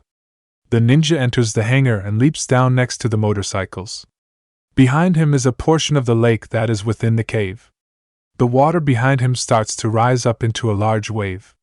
The tidal waves crashes down upon Naruto. He channels chakra to his feet to stick to the floor and avoid being swept away. Naruto reaches into his pouch, slapping a paper bomb onto the floor before swimming away. Forming a hand seal, he activates the paper bomb. The explosion blows a large chunk of the floor away, draining the water. A second red android emerges from the water. It hovers in the air, using the water as a platform to do so. Naruto glances backwards to see the first female android. Red Inferno and Red Torpedo stare down upon Naruto. Fire and water jutsu are unusable. Biometric scanners will be able to detect me even when I am hiding in the shadows, analyzes Naruto. Fire and water come crashing down at Naruto. Both elements crash upon Naruto, creating steam. When the steam clears, it reveals a hole in the ground instead of a defeated ninja. Break a groan escapes Robin. Good to see you are finally awake. Robin sits up to see Artemis. He looks around to see that both of them are trapped in a prison of fire. His hand shoots to his utility belt only to find it was gone. They took that off you and burned it to ashes along with my bow, scowls Artemis. Robin looks over to see Calder nursing a near-death Megan. Why haven't they killed us?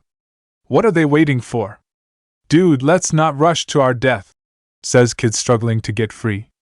Superboy is valiantly trying to break free. His eyes are locked onto Megan. He can barely hear her breathing. Even her heart rate is beginning to slow down. Megan, I will save you. Red Inferno flies down between the two fire prisons.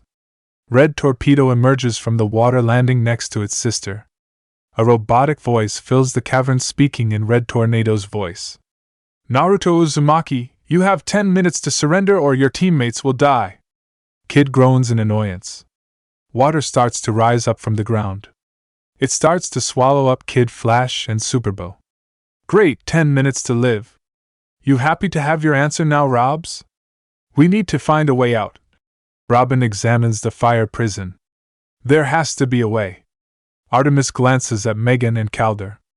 Come on, Naruto, you are supposed to be the best. Help us out. Break. 6 minutes remain. Naruto double-checks his gear. He calmly walks down the hallway where he smells the rest of the team. There is no point in hiding. His enemies are not searching for him. Red Inferno and Red Torpedo know that he will come to them in order to save the team. That is not the entire truth. It is not his mission to save the team. He has no obligations to save them. The reason he is fighting is because the enemy knows the location of the base. If the enemy can find the team here, it means that the enemy might be able to find him in Tokyo. Is that the true reason? Wonders Naruto. He thinks back on Megan's question on why he decided to join the team. Back then he didn't have an answer to the question. And he still doesn't have an answer. But he knows that the reason he is trying to save the team is not to hide his identity or keep Tokyo safe from an attack. Megan pops into his mind. She is his friend. A person that he enjoys talking to and spending time with. If he doesn't save her, then he will never get to hear her voice or see her again. The mere idea of her death fills him with anger. It is like the first time he fought Akatsuki and learned that they wanted to take Kurama from him. He was so angry that he lost control. Megan had become to mean as much to him as Kurama. We are all teammates, friends. You can trust us, says Calder. Aqualad, Calder even called him a friend. Artemis stood up for him when Kid tried to call him out as a traitor. Superba has becoming a good sparring partner. At least for increasing his taijutsu skills. There are people on this team that mean something to Naruto. As much as he may try to deny it, he has come to enjoy spending time with the team. Kurama would be calling him soft right now. Naruto strikes a button, opening the doors to the main reactor room. The doors slide open to reveal Red Inferno and Red Torpedo. On either side of each android is a prison made of fire with 2 members of his team in it. Robin and Artemis are trapped in the fire prison to the left. A barely conscious Calder and a near-death Megan are trapped in the fire prison to the right. Naruto's eyes lock onto Megan. Anger fills him at the sight. Red Inferno launches a fireball at Naruto. Naruto draws his katana, slashing through the fireball. He moves at high speed, slashing at Red Inferno, but water rises up, protecting the female android. Spinning around, Naruto tosses 2 pellets at Calder before leaping high into the air. Calder catches the pellets, hiding them behind his back. Give to Megan to consume, orders Naruto, twisting in the air to avoid a fireball. A stream of water wraps around him and slams him into the ceiling. Calder opens Megan's mouth, forcing her to chew and swallow the black pellets. A couple seconds later, her eyes slowly open up. Megan, are you okay? Weak, whispers Megan. She looks at the fire. What happening? Naruto, watch out! Shouts Artemis. A fireball heads straight at the pinned Naruto. Naruto channels chakra to his feet to stick to the wall and push off, breaking free from the water. The fireball scorches the location he was just in. He tosses a barrage of kunai and shuriken at the androids. Both androids easily dodge the weapons. Once he falls into the water, he is done, says Kid. Naruto splashes down on the water, shocking the team. No way, says Artemis. How is he doing that? Whispers Robin. Dude, are you related to Jesus? Asks Kid. Aqualad stares at Naruto, who is standing on top of the water. What is the extent of your powers? What other elements can you manipulate? Asks Aqualad. All. Even water? All elements. So it is true, he can manipulate all the elements, thinks Aqualad. Red Inferno raises both arms, launching a stream of water at Naruto. Naruto's hands flash through a series of hand seals at high speeds. Suiton, Suryuden no Jutsu! The water behind the ninja rises up, taking the form of a giant water dragon. Every member of the team watches in awe as the water dragon roars before charging head first into the flames.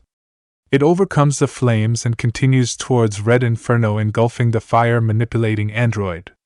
Naruto prepares to finish the android. He never notices the water rising behind him, taking the shape of Red Torpedo. Dude, look out! Megan's eyes widen in terror as Red Torpedo creates a blade of water and stabs Naruto straight through the back. The water blade pops out the front of his chest. Naruto! No! Whispers Aqualad. Naruto stands frozen with his eyes wide. He looks down before turning his head to look at Red Torpedo. Shocking everyone, including the android, Naruto bursts into water. A steel blade bursts out the front of Red Torpedo's chest. Red Torpedo looks down at the blade before turning to look at its attacker. Naruto stands behind the android unharmed. Viciously, he yanks out his katana before swinging it upward, decapitating the android. Red Torpedo's head and body splash into the water. Kid blinks. I'm okay, what just happened? I thought we watched him get killed. The water starts to recede until leaving Naruto standing on the cold, hard floor. Several fireballs rain down upon Naruto. Naruto moves swiftly, avoiding the fireballs. He wishes that his opponent wasn't an android so he would be able to use his Sharingan. Reaching back, he tosses a half-dozen shuriken at Red Inferno. His hands start to flash through hand seals. Shuriken Kage Bunshin no Jutsu. The 6 shuriken multiple into 20 shuriken. Red Inferno is unable to burn away all the shuriken, and several pierce its metal body. Sparks begin to occur over Red Inferno. Naruto reveals invisible ninja wire in his hand that is attached to several of the shuriken embedded in Red Inferno's body. A hard yank pulls Red Inferno straight towards him. At the same time, Naruto channels chakra to his legs, enhancing his speed to a point that he becomes a blur to even Kid and Superba. Naruto reappears behind Red Inferno with sword drawn. Red Inferno splits in half diagonally from a clean cut. The android explodes in a shower of debris. The fire trapping Artemis, Robin, Megan, and Aqualad dissipates. Megan! Shouts Superba. I am okay, says Megan.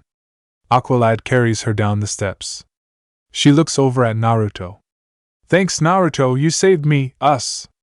Superba looks away with guilty eyes. Jealousy soon starts to fill him. Artemis walks over to Naruto. So how did you do that walking on water? Secret, replies Naruto. Artemis huffs in annoyance. Great, we are all saved, now can you get us out of here? Bemoans Kid. Artemis smirks. I don't know. I like you better like this. Zeta tubes are back online. I am sending a communication to the League, reports Robin. Perhaps I can be of assistance, says Red Tornado. The team turns to see Red Tornado fly into the room. Where have you been? Your brother and sister tried to kill us, exclaims Artemis. Red Tornado lands on the ground.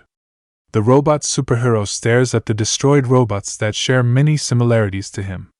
Zeta tubes and communication were down. I decided to investigate, so I teleported to Providence and flew from there. Red Tornado walks over to the head of Red Torpedo. I was not aware that I had any family. He kneels down, touching the head of Red Torpedo. A small spark is transmitted and Red Tornado's eyes glow red. Suddenly, Red Tornado hovers in the air. Red Tornado creates twin vortexes with its arms, sucking up all the air. Aqualad and Megan are the first to succumb to the lack of oxygen. Kid Flash is next, followed by Superboy and Robin. Artemis falls to her knees, not believing that Red Tornado turned against them. She soon collapses. Naruto falls to a knee as his vision begins to darken. Closing his eyes, he channels chakra to his heart, slowing it down to appear passed out. A minute later, Naruto's eyes shoot open to reveal Red Tornado, and along with the head of Red Torpedo gone. He stands up, checking on others. All of them are alive, though unconscious. Naruto takes a seat on the ground, needing to recharge. Break Artemis wakes up to find Superman standing over her. Superman? Superman gives a friendly smile, reaching out with his hand. She takes his hand, allowing him to help her up. What is going on? Her eyes widen. Where is Red Tornado? Robin turns from talking with Batman. Gone, so are the bodies of the other two androids. Artemis looks to see Flash and Captain Atom working to cut Kid Flash and Superboy free. I can't believe Red Tornado attacked us, says Megan in disbelief. Soon enough, Superboy and Kid have been cut free. Kid, Robin, Artemis, and Aqualad are sitting at a table, not saying a word. Green Arrow walks over to the table, placing down a bowl of pretzels for the team to snack on. Thanks, but no thanks, says Kid. Yeah, what we want are answers about Red Tornado and his siblings, says Robin. Yeah. Green Arrow picks up the bowl and prepares to leave. Leave the bowl, says Kid. The young speedster grabs the bowl and begins to munch down. Superboy looks over to the side to see Batman and Naruto speaking privately. He uses his super hearing to listen in on the conversation. Batman has a pensive expression. You reported that during your mission to protect Taipei, Sports Master revealed information on the team's involvement in Baela. Such knowledge leads there to believe a possible inside source on the team's actions. Possibly, agrees Naruto. Red Tornado's actions and the attack on the cave confirm that our location and identity is not as secret as believed.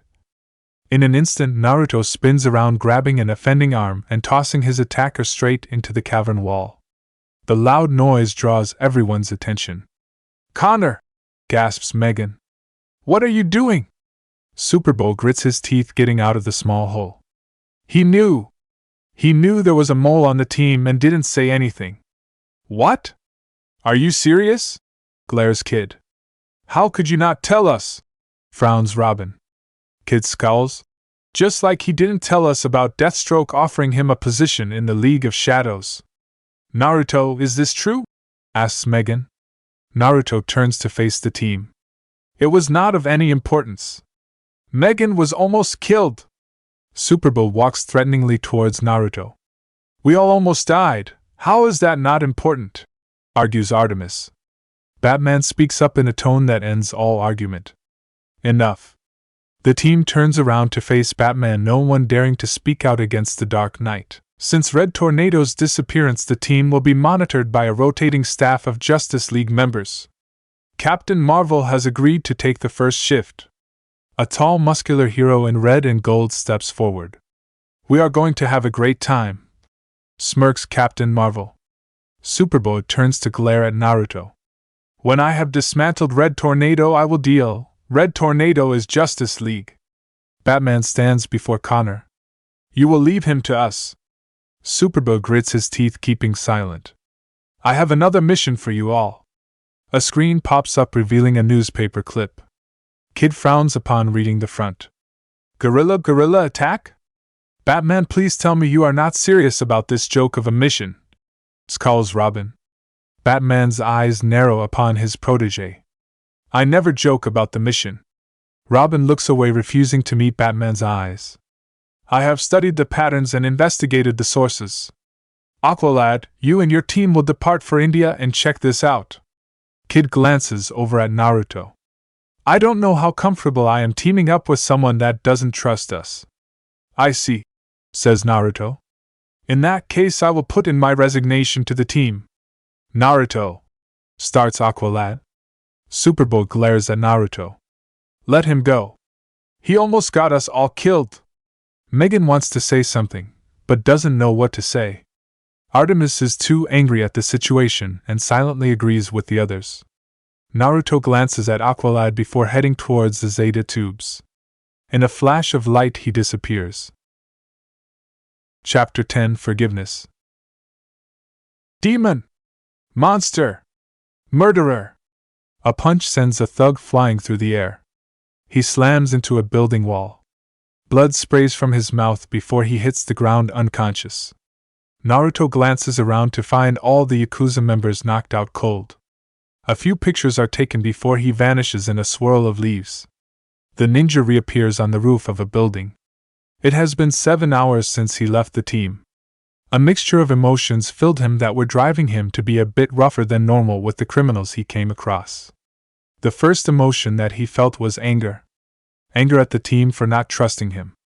After everything he had done for the team, he saved them from certain death at the hands of Red Inferno and Red Torpedo. If he had not shown up, the entire team would be dead. How many times does he have to save them during a mission to prove that he is trustworthy? The second emotion that filled him was sadness. For the first time in his life, he had found a place where he belonged. A place where people were not calling him names or trying to kill him. He leaps to the next roof. Perhaps that is the true reason he joined the team. Always being alone is more painful than most people can imagine. No one to rely on, no one to talk to, and more importantly, no one to care about his well-being. Loneliness can inflict terrible pain on a person. When Canary offered him the chance to join a team where he would work with others his age, it was a chance to drive away the loneliness. That was the real reason that he agreed to join the team. And it worked. Though the team didn't know a thing about espionage, it was nice being able to do missions with others. More importantly, he even managed to make a couple friends in Megan and Aqualad. But all that was gone now. He refused to be on a team that didn't trust him. As much as it hurt to leave, he did what he had to do. A presence struck his senses. Naruto paused at the edge of the roof. He turned around to stare into the shadows of the building. "You can come out," states the ninja. Out of the shadows emerges a beautiful young woman. The woman is one of the most gorgeous women he ever laid eyes upon. She has high cheekbones, a sharp nose, green eyes like her father, and long brown hair. She wears a green and black full-body jumpsuit with matching gloves and boots, and a white belt and holster with a small semi-automatic pistol. He has come across many kunoichi and heroines. This woman is one of the most beautiful he ever laid eyes upon. And judging from the way she moves with such confidence, she knows of her beauty. "You are good. Would you prefer to speak in your native language?" Naruto's eyes dart around. "If your hidden partners make a move, I will take you all down." A smile forms on her face. She nods in acceptance. "I am impressed. It seems that the rumors about you are all true." Naruto stares at her with a blank expression. "My name is Talia and I come bearing a request from my father. We wish to offer you a spot within in the League of Shadows. One with your skill and abilities would be at my father's right hand. You would be denied nothing. I don't serve those that are weaker than me. Yet you are on a team filled with those weaker than you, including the team leader," replies Talia knowingly. "Let me rephrase my comment. If I was to become an assassin, I would not do it under the command of another. My skills outstrip all your soldiers, including you and your father. I would not need his assistance in being at the top," states Naruto. Talia gains a hint of annoyance at the slight to her abilities. Still, she knew that he was not bragging or being arrogant. This is a child with the abilities and strength to defeat supervillains like Mammoth and Grundy. Not to mention he humiliated the League of Shadows assassins during the Peace Summit. He ruined her father and Luther's plan to use the summit as a grounds to show off a new weapon to get the leaders of Verlasia in Luther's favor. In the end, Luther managed to charm the leaders of Verlasia, but it took longer than desired. Uzumaki Naruto was not an opponent to underestimate. As much as she loved Batman, she knew that this young man was far better at working in the shadows than the Dark Knight. Perhaps, but there is much about the world that is a mystery to you. And our organization is not as cold-blooded as you think. We seek to guide the world down the right path. Save the speech, I have heard it before. You are not the first organization to seek me out for the power I contain. Well, that is not the entire truth. Akatsuki sought Kurama's strength, not his. I no longer wish to speak to you. Leave, says Naruto. A sigh escapes the woman. She snaps her fingers. Assassins surround Naruto. You give me. Her eyes widen as Naruto suddenly vanishes. In a split second, all the assassins are taken down. Naruto reappears back in his original spot. Multiple thuds fill the air as the assassins drop unconscious. She draws her pistol. Blood sprays from her mouth. Her brown eyes look down to see Naruto in front of her, and his fist buried into her gut. This was not the best time to talk to me. I am in a very bad mood, glares Naruto. A second punch to the gut makes her cough up more blood before her eyes roll up into her head. She falls face first unconscious. He turns, leaping to the next roof. Talia would forever remember this moment as the first time she came close to death. Mount Justice Canary waits impatiently for the team to get back from the mission to India.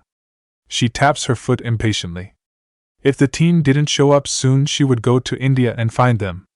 Fortunately, it doesn't come to that as the computer alerts her to the bioship entering the cave.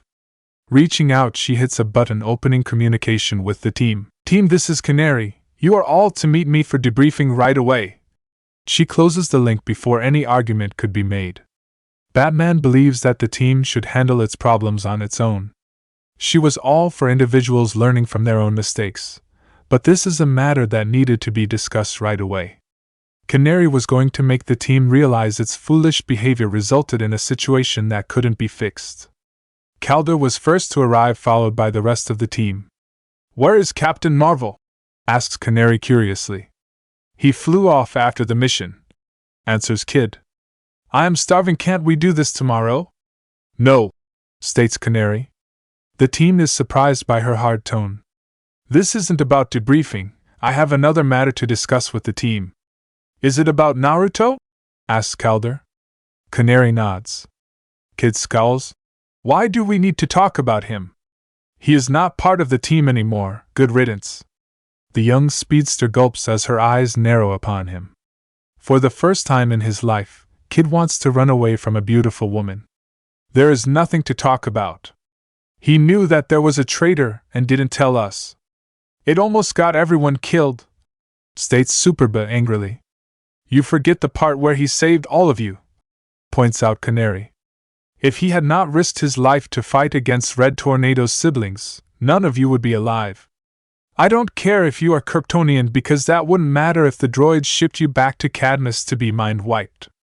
Superba folds his arms across his chest and refuses to meet her eyes. Robin steps forward. That is true. But if we had prior knowledge about a traitor, then we would have been more cautious. Calder voices his own opinion. Or would we have turned on each other? The team turns to look at Aqualad with questioning eyes. It would be hard to trust one another if we knew that there was a traitor in our midst. Such knowledge might even tear the team apart, making it impossible to complete a mission, or worse, get us killed. I have been thinking on it this entire time. And I agree with Naruto's decision to not tell us. It has been on my mind too, admits Megan. Superba looks at his girlfriend in surprise. Batman knew about a possible traitor because Naruto told him. Even Batman didn't see fit to tell us. If Batman never saw it as important information, then maybe it wasn't that big of a deal. Artemis raises an eyebrow. Isn't Batman like the most secretive person in the world? A chuckle comes from Robin. You have no idea, smirks the boy wonder. Robin sighs. All right, maybe we jumped to conclusions, but we had a right to know. We are a team. Then as a team, why don't you go ask Naruto the real reason he didn't tell you? Says Canary. Instead of jumping to conclusions, hear it from the source. This is a chance to make things right. The members of the team all look at each other. Tokyo, Higarashi's weapon shop. Higurashi examines the sword closely. You have been keeping it in good shape. The old shopkeeper sheathes the sword. He looks over to see Naruto examining the kunai and shuriken. A smirk appears on the old man's face. It took him a while, but he soon figured out that this kid was the hero that had started to protect Tokyo 5 months ago. Took him a few months, but a blacksmith always recognizes his weapons. Several officers and reporters had been going around to various weapon shops to find out if any of the owners were supplying this new child hero with the weapons that he used to take down criminals. Higurashi instantly recognized the kunai and shuriken. He made them after all. A good thing he no longer had the real steel weapons on display, or the cops and reporters might have been able to match the weapons to his own. Fortunately, the displays are made of a much weaker metal and easily broken. Good quality, but not mine. I create ornaments and decorations not suitable for any type of real-life usage. Yawns Higurashi. A nod comes from the officer. If you come by any information, let us know, says the officer. Higurashi nods before going back to his book. There was no way that Higurashi was going to sell out his favorite client. Besides, Naruto saved several friends a month back. As far as he was concerned, the kid's secret was safe with him. I have been working on creating a new sword for you. It is going to be my finest creation, states Higurashi. The katana I have is fine, replies Naruto. I have no need for a new one at the moment. You won't be saying that once I finish. Higurashi smirks proudly. Naruto places the kunai and shuriken in his pouch. He glances at Higurashi. The shopkeeper tosses Naruto's katana back to him. Catching the weapon, he sheathes it on his back. Higurashi watches as the kid leaves the shop. Laughing, he heads to back of the shop to continue work on his masterpiece. In a swirl of leaves, Naruto appears safely on the roof of the weapon shop. He leaps to several more roofs. It is almost noon. Naruto starts to think on whether he should head home or find a nice place to eat at. Naruto, says a familiar voice. The ninja lands on the ledge of a building. His eyes drift to the sky to see Megan flying towards him. Ocean blue eyes track the movements of several others. Artemis and Robin are zip-lining from roof to roof. Superba is leaping the distance between each building with ease. Aqualad is using his water bearers to create a water platform to move from building to building. Naruto turns his head as a yellow blur runs up the side of the building and is soon standing in front of him. Megan lands next to Kid. Superboy is the next one to land. Robin, Artemis, and Aqualad are the last to land on the building. Naruto stares at them curiously. We want to talk, says Megan. No, we want to apologize. She sends him a pleading look. Aqualad steps forward. Naruto, the words we send back at the cave were said out of anger. We were confused and angry at Red Tornado's betrayal. To find out that our friend might have known information about a traitor and didn't tell us, it hurt. Naruto remains silent. Try to understand it from our position. Why didn't you tell us? Asks Robin. Naruto answers without hesitation. The information was not reliable. What is that supposed to mean? Frowns Superba. On my solo mission to Taipei to protect the peace summit, I fought against Sportsmaster. He made a comment about Baila, Sportsmaster. Artemis's eyes narrow in anger. You can't trust him. You never did, smiles Megan. I am sure he knows all about our mission to Baila, but not because I believe there is a traitor. Kid frowns. How else would he know? Naruto glances at Kid. It was a failed mission. Our cover was blown from the start. Realization appears in Aqualad and Robin's eyes. Not to mention that all the soldiers we fought, including the psychic, were left alive to relay information on our presence to others. Sportsmaster knowing such information was not a surprise nor an indication of a spy. Batman believed it might indicate a mole, but I did not. I apologize, we should have trusted you from the start, says Aqualad. I'm sorry too, says Megan. She looks at Superboy. He remains silent. A glare from his girlfriend makes Superboy grunt and mumble an apology. Kid grumbles out an apology. Artemis gives an apologetic look. Yes, sorry. Me too, says Robin. Aqualad steps forward. Would you reconsider joining the team? He offers his hand. Megan smiles. Please, Naruto? Naruto can sense no negative emotions. As much as he wanted to say no because of the betrayal, he couldn't. He wanted to be part of the team. Reaching out, he shakes Aqualad's hand. Okay, nods the ninja. It felt good to be back on the team. Chapter 11. No more hiding, true power revealed. October 1st. Naruto raises his arm, blocking a kick. He grabs the leg, tossing Robin to the side. Robin twists around, landing on his feet. Calder charges forward, unleashing 3 quick punches that are all dodged with ease before Naruto goes for a leg sweep. Jumping over the leg sweep, Calder lands a safe distance away to reevaluate his plan of attack. Robin and Calder crouch into fighting stances, waiting for the opportunity to attack Naruto. A giggling sound makes all 3 turn. Megan and Connor are walking side by side with Wolf. A genetically enhanced wolf walks behind them. Robin smirks. Did you know those 2 were a couple? I believe I knew before they did, smirks Calder. So who is going to tell those 2? Robin gestures to Wally and Artemis.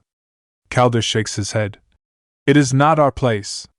Naruto listens to the conversation with a blank expression. Wally is an idiot, so it comes as no surprise that the speedster never realized Megan's attraction to Connor. Artemis, on the other hand, is a surprise. The ninja knew that Artemis liked Superboy as well, mainly from a physical standpoint.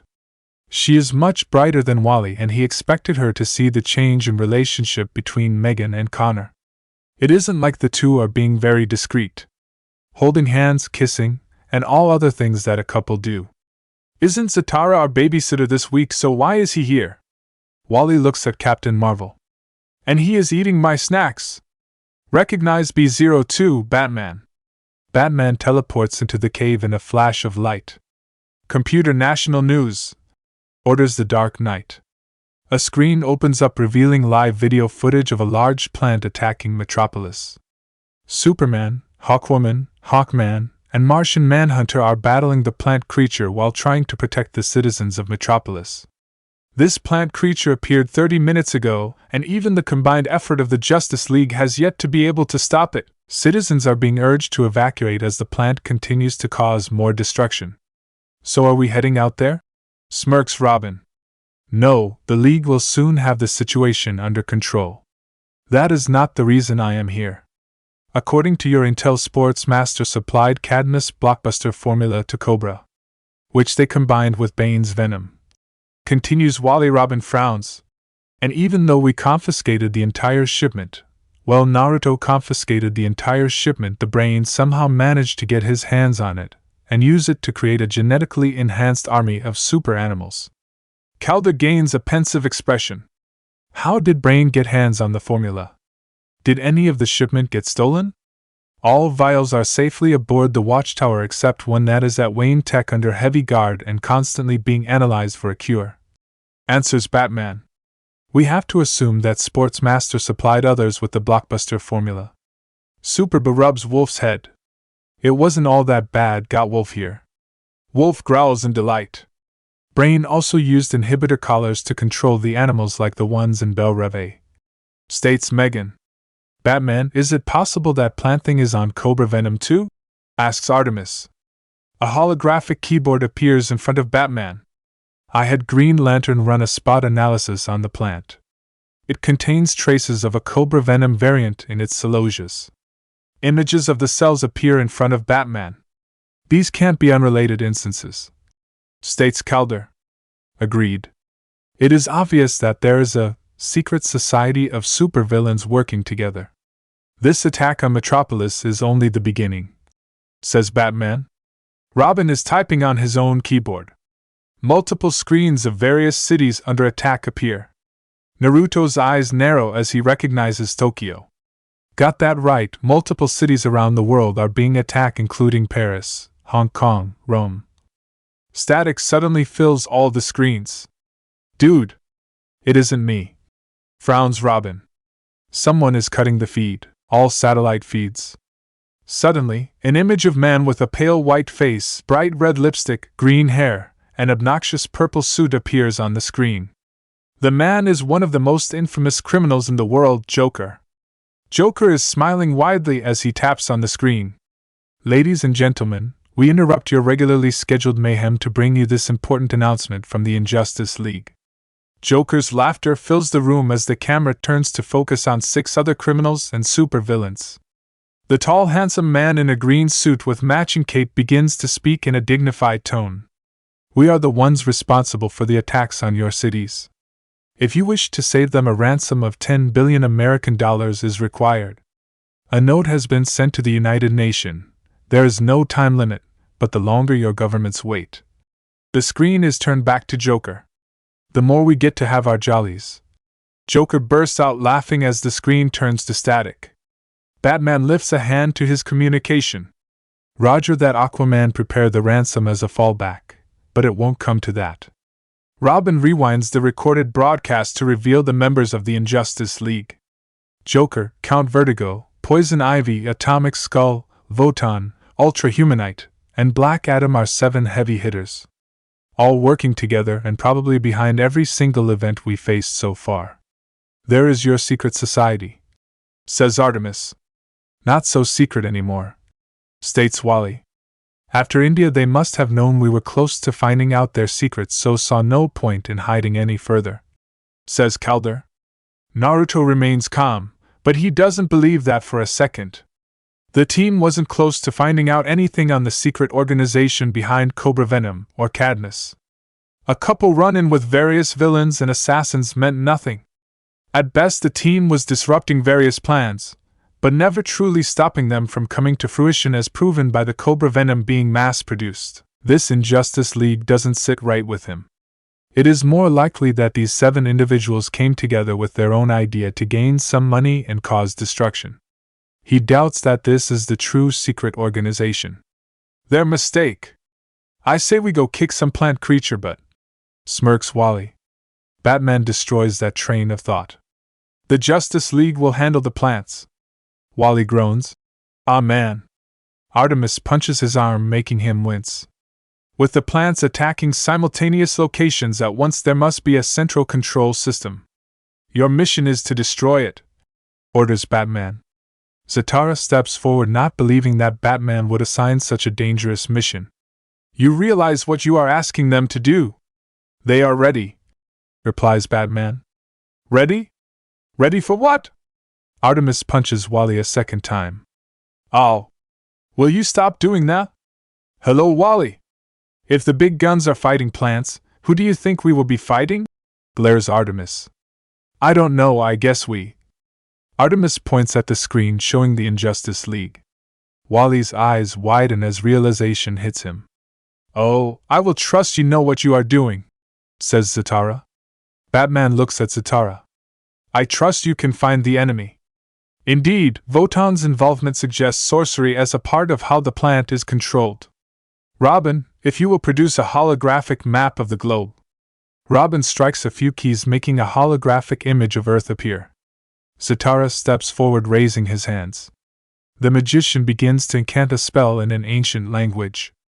Naruto can feel the rise in power. It reminds him of the mission to the Tower of Fate. All that power that made up the different dimensions inside the tower.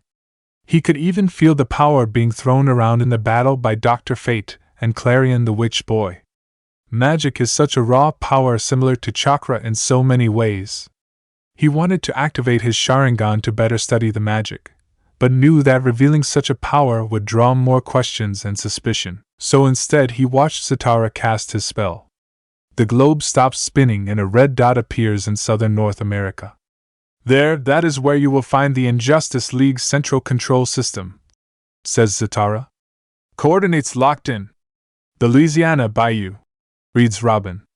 We are on our way, orders Aqualad. The team heads towards the hangar. Captain Marvel goes to follow the team. Captain Marvel! Starts Batman, drawing Marvel's attention. If this plan is to work, the entire League needs to be seen fighting the plant creatures. You are needed elsewhere. Louisiana, Bayou. The entire team is riding on the bioship in silence. Robin is double-checking all his gear. Kid is eating a banana in an attempt to eat away his nervousness. Artemis is tapping her foot. Calder is barely blinking as he stares out the window. Superbo is petting Wolf's head. Miss Martian is silent for once, not wanting to draw any attention onto herself. Only one member of the team is calm, Naruto. Naruto is sitting in his seat staring up at the ceiling of the ship. Artemis notices Naruto's nonchalant behavior. It is the same behavior he displays on every mission. He is never fazed and more than half the time appears bored. Now that she thinks back on it, he has never suffered a single injury. Most of the time when the team finishes a mission, half of them are exhausted or bruised up. Naruto barely ever has a speck of dirt on his clothes. Even in Baela, when he sacrificed himself to take out Simon, he emerged from the explosion unharmed. His clothes were a bit burned, but that was all. Heck, he sparred against Superb on a near constant basis and never lost. He is undefeated in the training simulation. How does he do it? How strong is he? The most recent memory of him fighting was against Red Tornado's siblings.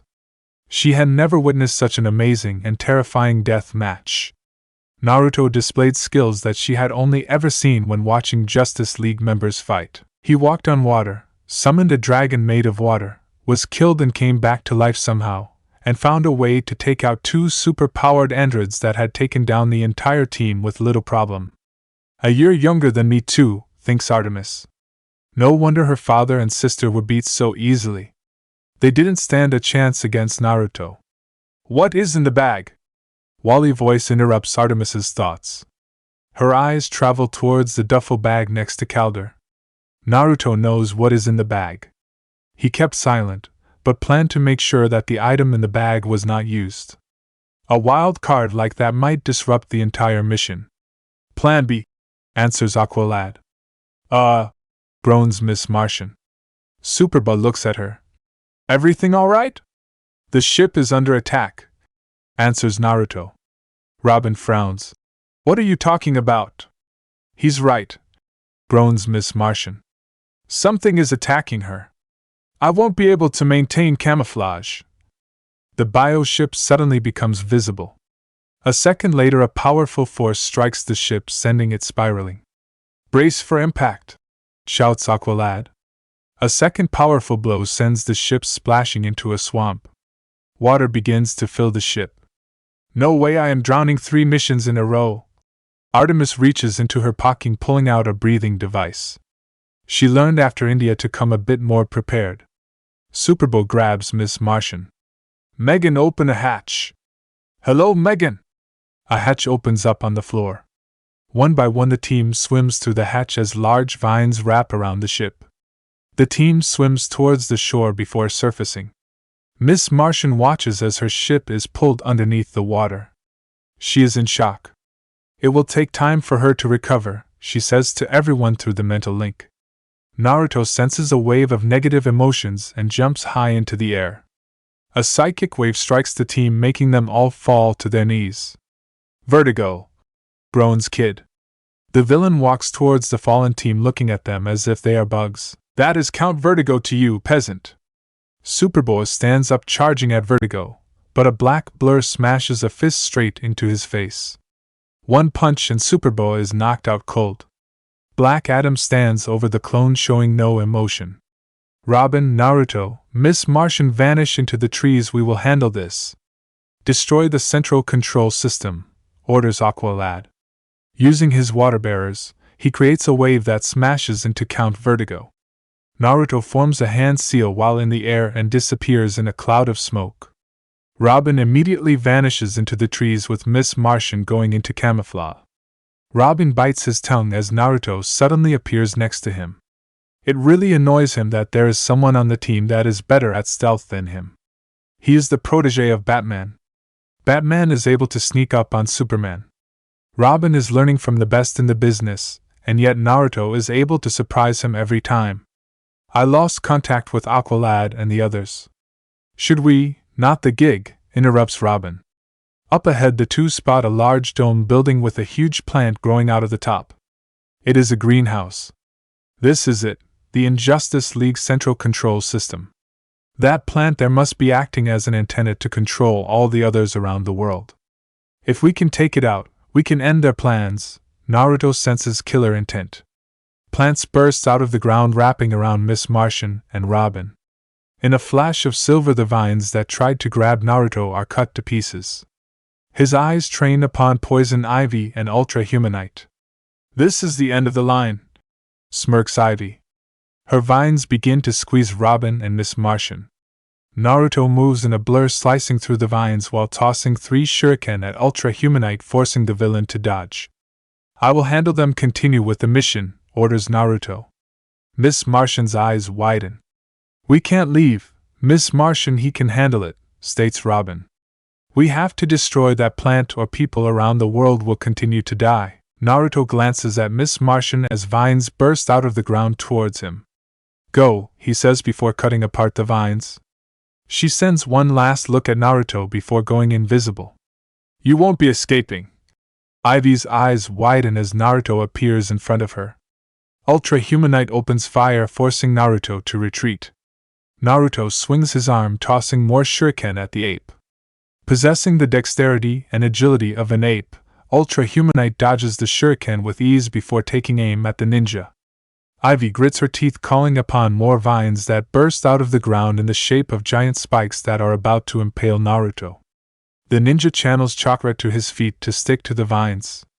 Naruto sheathes his sword and begins to flash through hand seals. Katan, Hosenka no Jutsu. Naruto takes a deep breath before spitting out a dozen small fireballs. Vines burst out of the ground protecting Ivy. Multiple explosions go off all around the villainess. Ivy yells in anger as the trees and her vines are burned by the fireballs. I will make you pay for harming nature, swears Ivy. Ultra Humanite shoots several more shots at Naruto. Naruto leaps from branch to branch dodging the shots before tossing a kunai.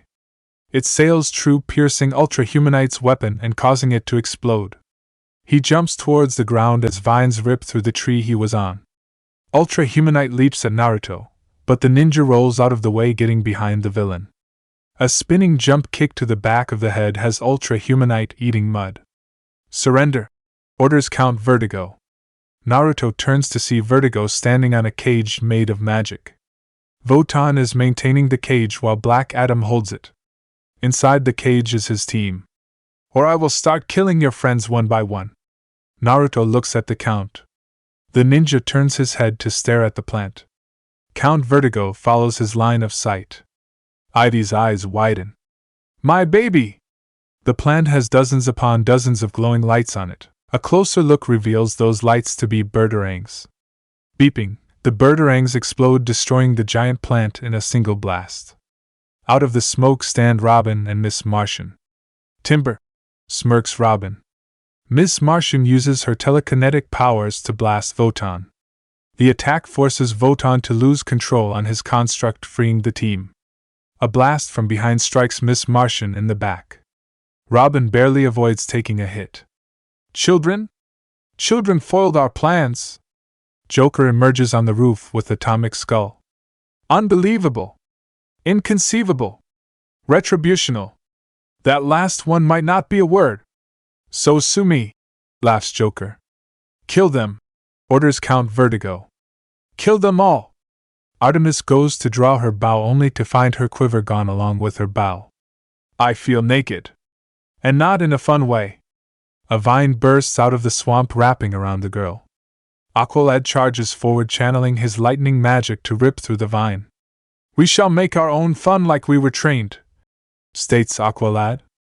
Superba and Wolf glare at Ultra Humanite. I hate monkeys! Roaring, he charges at Ultra Humanite. Ultra Humanite uses his animal reflexes to grab Superba and swing him into Wolf, sending both flying. Kid spots Count Vertigo and runs at the Count. Count Vertigo isn't phased in the least, using his powers to slow down Kid. Kid tries to run through it, but starts to slow down. Suddenly, Black Adam appears in front of Kid and delivers a powerful punch. The speedster is sent flying into a tree. A cry of pain comes from Kid as his arm snaps. That cry is silenced quickly as his head strikes the tree, knocking him out. "Kid!" shouts Robin. A pair of hands burst out of the ground, grabbing Vertigo's ankles. Count Vertigo's eyes widen. He never gets a chance to call out to Black Adam when he is dragged underground. Naruto bursts out of the ground, leaving Count Vertigo buried underneath. In his right hand is the device that Vertigo uses to launch his psychic attacks. Naruto crushes it with ease before barely dodging a high-speed punch from Black Adam. Adam grabs Naruto around the throat and with barely any strength snaps his neck. Confusion fills Adam as Naruto turns into mud. Joker confronts Robin. The clown laughs hysterically as he draws a couple of switchblades. "I always wanted to carve this bird." Artemis does her best to avoid the vines, but there are too many. A large vine bursts out of the swamp behind her, wrapping around her. Robin dodges Joker's attack before kicking the clown away. He tosses several birdarangs that slash through the vine, holding Artemis. Miss Martian uses her telekinesis to knock Ultra Humanite away from Superba. "Enough!" Votan rises up into the air. Drawing upon his magic, he launches several bolts of lightning. The first bolt strikes Artemis, electrocuting the archer. She screams in pain before passing out. A second and third bolts strike Robin and Superbo. Miss Martian is hit next, followed by Aqualad. Suetun, Suigaden. Four small whirlpools form in the water under Votan. The water rises up into four drills that strike the sorcerer. Votan screams in pain, releasing his spell. "Stop fighting against random opponents," orders Naruto over the link. Superbo take out the Joker, then help Miss Martian with Poison Ivy. Aqualad take on Ultra Humanite. Robin deal with Atomic Skull. I will handle Black Adam and Votan. Naruto bursts out of the ground behind Black Adam. A kick to the back doesn't even make Adam tumble. He flips backwards, landing on the surface of the water. Adam flies at high speeds that rival Kage-level ninja. Naruto watches the incoming attack. At this distance, he has no opportunity to dodge. He thought his kick would do more damage. "Still hiding?" Time comes to a stop as Naruto hears a familiar voice. "Kurama? Why do you continue to hide? This new world was supposed to be a chance for you to gain freedom." It has to be Kurama. Naruto is suddenly sucked into his mindscape. He is in a familiar sewer that was the representation of the seal. There is no seal this time. Kurama stands in front of him. The nine-tailed demon is a sight to behold. "Kurama!"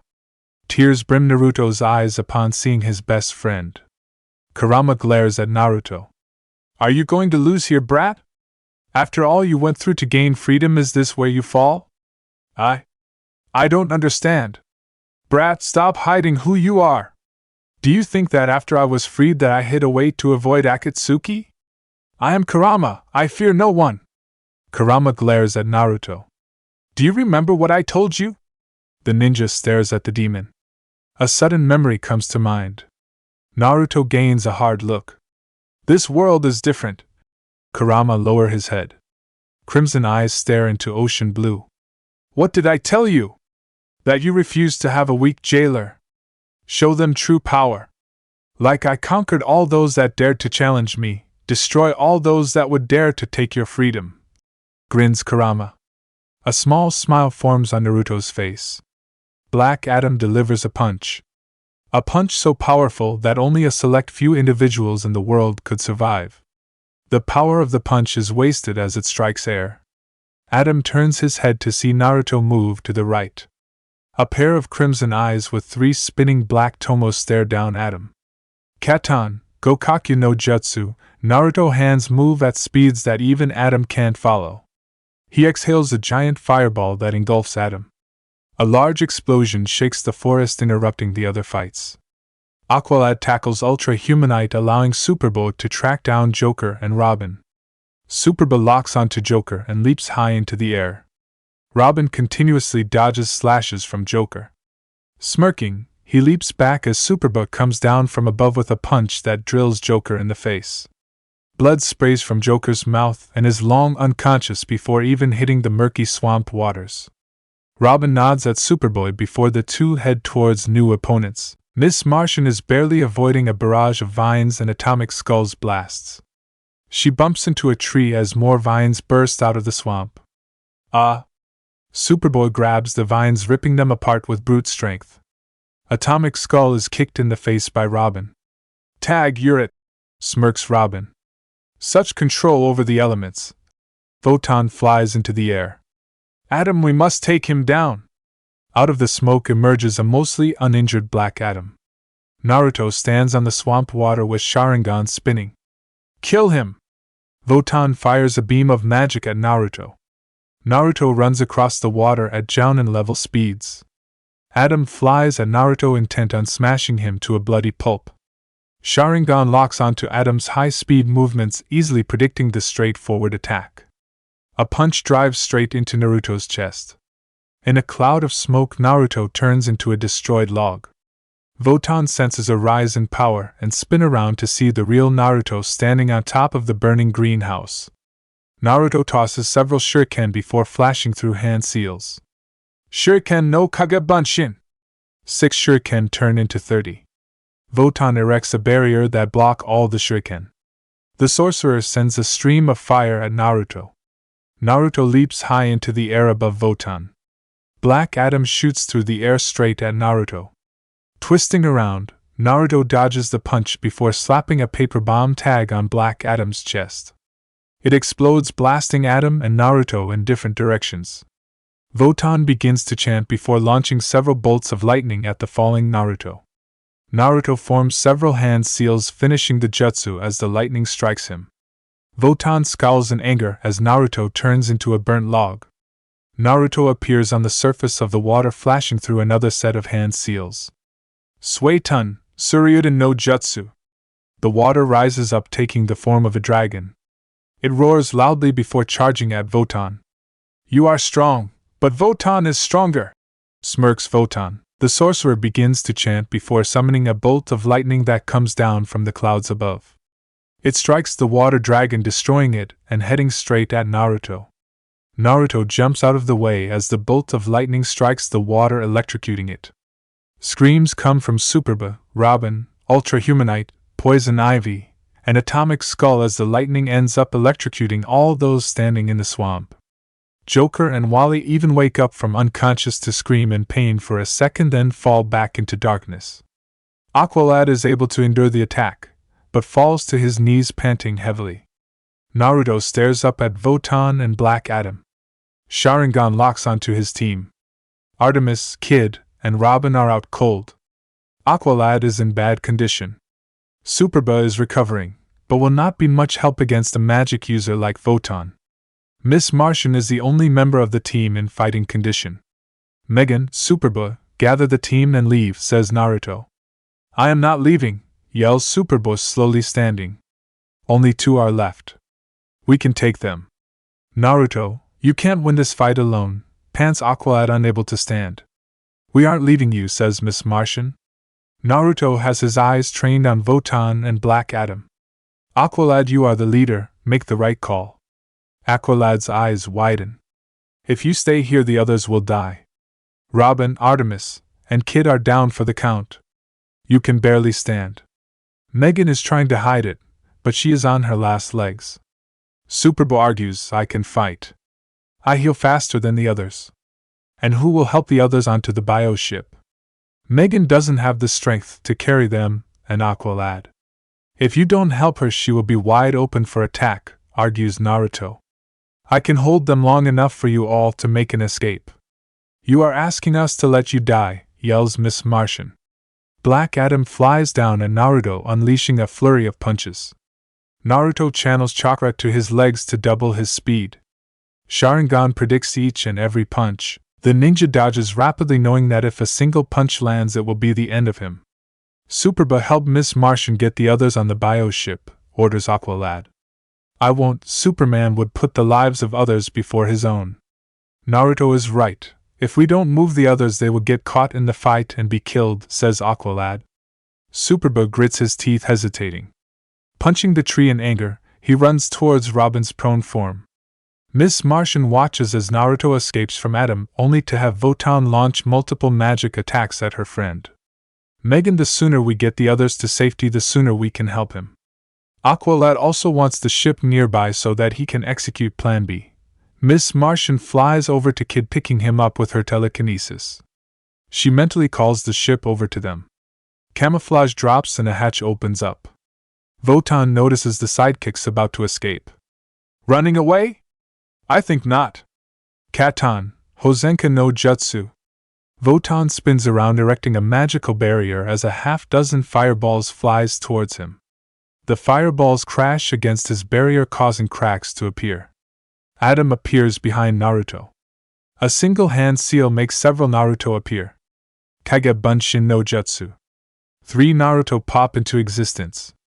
Adam pauses, not knowing which one to attack. In a burst of speed, Adam destroys each Naruto until one remains.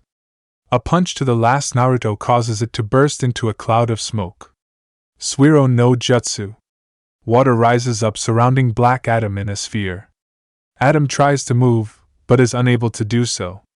All he can do is glance to the side to see Naruto with a hand on the sphere. Votan stares down at Naruto, who is holding a trapped Black Adam. Votan acknowledges that your powers wielding the elements are great. So young yet so powerful. But you have nowhere to go. If you dodge my next attack, Adam will be released, and I doubt you have much strength left in you to keep fighting us both. Naruto stares at Votan without an ounce of fear. If you are so sure, launch your attack.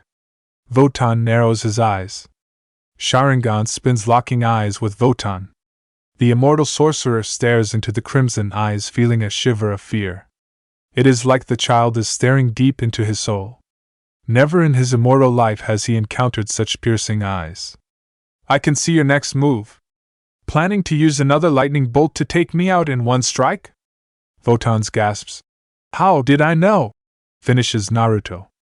My eyes can see many things. This is my true power. I will not be intimidated by a child. Votan begins to gather his magic. A new voice fills the air. Votan turns in time to be struck by a blast of magic from above. Not this time, Votan, says Zatara, floating down on a magical platform. Naruto looks up to see the entire Justice League. Relief fills his eyes. He was bluffing at the end. If Votan had launched another attack and forced him to release Adam, it would all be over. His chakra was all but gone. The water prison was his last jutsu. Batman narrows his eyes upon Naruto. Naruto is holding Black Adam in a water sphere. The Dark Knight takes a closer look at the ninja hero. Batman is one of the few that notices Naruto's eyes are blood red instead of the usual ocean blue. The red eyes begin to fade away, going back to their original ocean blue. Superman raises an eyebrow. Are you standing on water? The water keeping Adam imprisoned falls away. Adam goes to make a move, but Hawkwoman and Wonder Woman fly down between him and Naruto. I suggest you stand down, says Wonder Woman. Hawkwoman lifts up her mace, ready to fight. Naruto never answers Superman as he falls forward. A splashing sound fills the air as he hits the water face first. How was that, Kurama? A smile is on his face. He knew that the encounter he had was not a memory. Kurama had contacted him. That meant his friend was alive, somewhere. As he drifts into a world of darkness, he already starts to plan to investigate finding Kurama. Chapter 12. My name is Uzumaki Naruto. The plant creatures have proven to be a valuable weapon. One we can utilize in the future. Smiles Vandal Savage. Out of the shadows steps Rajagul. More importantly, the League believes that the Injustice League was the secret society behind the Cobra Venom. Our presence is once again safely hidden in the shadows, states Rajagul. Lex Luthor is next to emerge from the shadows. True, but we have a bigger issue to deal with. The screens in front of them change until a child is on it. A familiar child with golden blonde hair and ocean blue eyes. He is proving to be a far greater threat than we had originally assumed. The team of young heroes is a nuisance, but this one has the potential to ruin all our plans. Perhaps I should arrange to meet him, smirks Queen Bee. Your ability to enthrall is strong, but if it fails to work for any reason, we risk exposing too much of ourselves, states Vandal. No, the best course of action is elimination. The time for recruitment has passed. Silently, the others agree. When the time is right, we shall eliminate all the children that dare stand against our light. October 6th. Tokyo Naruto stands on the ledge of the roof staring down at the people down below. It has been 3 days since the fight with the Injustice League. He woke up a day ago having suffered a major case of chakra exhaustion. He can't remember the last time he fought at full strength. Votan and Black Adam pushed him to the limit. Those two were powerhouses on par with Kage-level ninja. And he would have been killed if he kept holding back. Kurama's words gave him the strength to stop hiding and reveal his true power. Miss Martian, Superboy, Aqualad, and several members of the Justice League saw his Sharingan. No one has talked to him about it, but he knows that in time it will be brought up. He is sure that Batman is investigating any possible explanation for his eyes to go from ocean blue to crimson red. Kurama was right, he was hiding. This entire time he claimed to have no fear. He went on every mission and fought crime in Tokyo without showing any weakness. It was all a facade. The truth was that he was scared that once the team and the people of Tokyo learned about his true power, that everyone would fear him. Like in Konoha, he would be ostracized and have no place to go. Once again he would be alone in the world. Loneliness is a pain that is greater than many realize. One might say he was never alone since there was a demon inside of him, but he wasn't friends with Kurama at first. It took several years on the run for him and Kurama to build a friendship. During that time he was on his own, eating out of garbage cans and curled up in a ball during cold nights, constantly dodging ninja from Konoha trying to kill him, as well as many other dangers that exist in the elemental nations. All those memories led him to finding the true reason that he joined the team. He joined the team to find a place where he belonged. He wanted to be around others like him so that maybe he wouldn't have to live in a new world and suffer the same fate of loneliness. That is the reason he had forgave them so quickly. The idea of being alone again scared him. Or it had scared him. If the team betrayed him again, he would not be so forgiving. There is one problem. He may have revealed his true abilities to the enemy and to several of his teammates, but he was still hiding. Others are walking around in broad daylight, while he hides in the shadows. A hero with no identity. Everyone on the team and almost everyone on the league has a life in the real world. Even if it is under the guise of a false persona, they are interacting with the world, forming bonds with others. He is not. The reason that he is not is because he is hiding. Still afraid that this world, no, the people of Tokyo and Japan will reject him once they learn more about him. I refuse to have a weak container. Ocean blue eyes harden. It is time to stop hiding.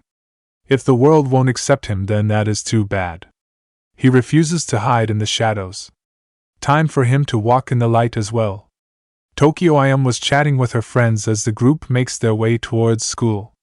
Laughter comes from the group of girls. She brushed a strand of black hair out of her eyes. Curiously, she noticed one of her friends has stopped walking. Hana? The other turns to see Hana staring across the street. What are you looking at? It is him. Maya looks at Ayam and Kasumi. Both girls shrug, not knowing what Hana is talking about. The three girls look across the street to see people walking about. Who are you talking about? Asks Ayam curiously. Hana is unable to form words, so points across the street. Following the girl's finger, the other three girls look to see Hana pointing at a handsome boy with golden blonde hair. He wears a black flak vest over a dark orange t-shirt, fingerless iron-clad gloves, black pants that are wrapped up at the shins, and black open-toe ninja sandals. On the back of the black vest is an orange spiral. Cute, but weird sense of style, says Ayam. He looks familiar, frowns Maya. Yeah, I have definitely seen him, agrees Kasumi. Really? Blinks Ayam. I don't recognize him at all. Shinobi! Shouts Hana. Hana fumbles with her binder, pulling out a picture. All the girls peer over Hana's shoulder to take a good look at the picture. The three recognize the picture. It is one that almost every girl and many boys carry around. On the picture is a familiar blonde making a ram seal. Kasumi's eyes widen. No way, it is him! Hana's earlier shout of Shinobi draws the attention of others. People begin to look over at the boy with the sword on his back. Whispers break out. Soon people are grabbing their phones hoping to take a picture before the mysterious hero vanishes. Naruto pauses on the sidewalk to stare into a store that sells strange cards with monsters on them. The ninja gains a curious look. There are many people in the store of all ages buying the strange cards. He notices a couple cards cases with images of various heroes and villains. One of the cards even has a picture of him. This world is a strange one. Turning, he continues to walk down the road, ignoring the people staring and taking pictures of him. Last time he walked the streets was with Megan. He wore a hoodie to hide his identity. This time around he is not trying to hide. Instead, he is walking among the people. It is strange to have people parting like water around a rock to let him through. Almost makes him feel like a royal ass. Hey Shinobi! A young man runs at Naruto with a pipe in hand. I am going to kick your ass. I'll make you pay for sending my brother to jail! Roars the teen with one too many piercings. The pipe is swung at Naruto's face. Naruto catches the pipe. Fear fills the thug. The ninja uses his superior strength to swing the thug face first into the side of a building. With a thud, the thug drops to the ground. Naruto drops the pipe on the thug's body and continues to walk. If there were any doubts about his identity, those doubts have been put to rest. A voice calls out to Naruto or Shinobi. Shinobi-sama! An elder gentleman comes walking towards Naruto. Naruto turns to face the old man. Others watch as the old man comes face to face with the mysterious young hero. Forgive me for bothering you. I wanted to thank you for saving the life of my son and his family. I am eternally grateful. The old man bows deeply. Naruto shifts nervously, not used to such kindness. You are welcome. The old man smiles widely.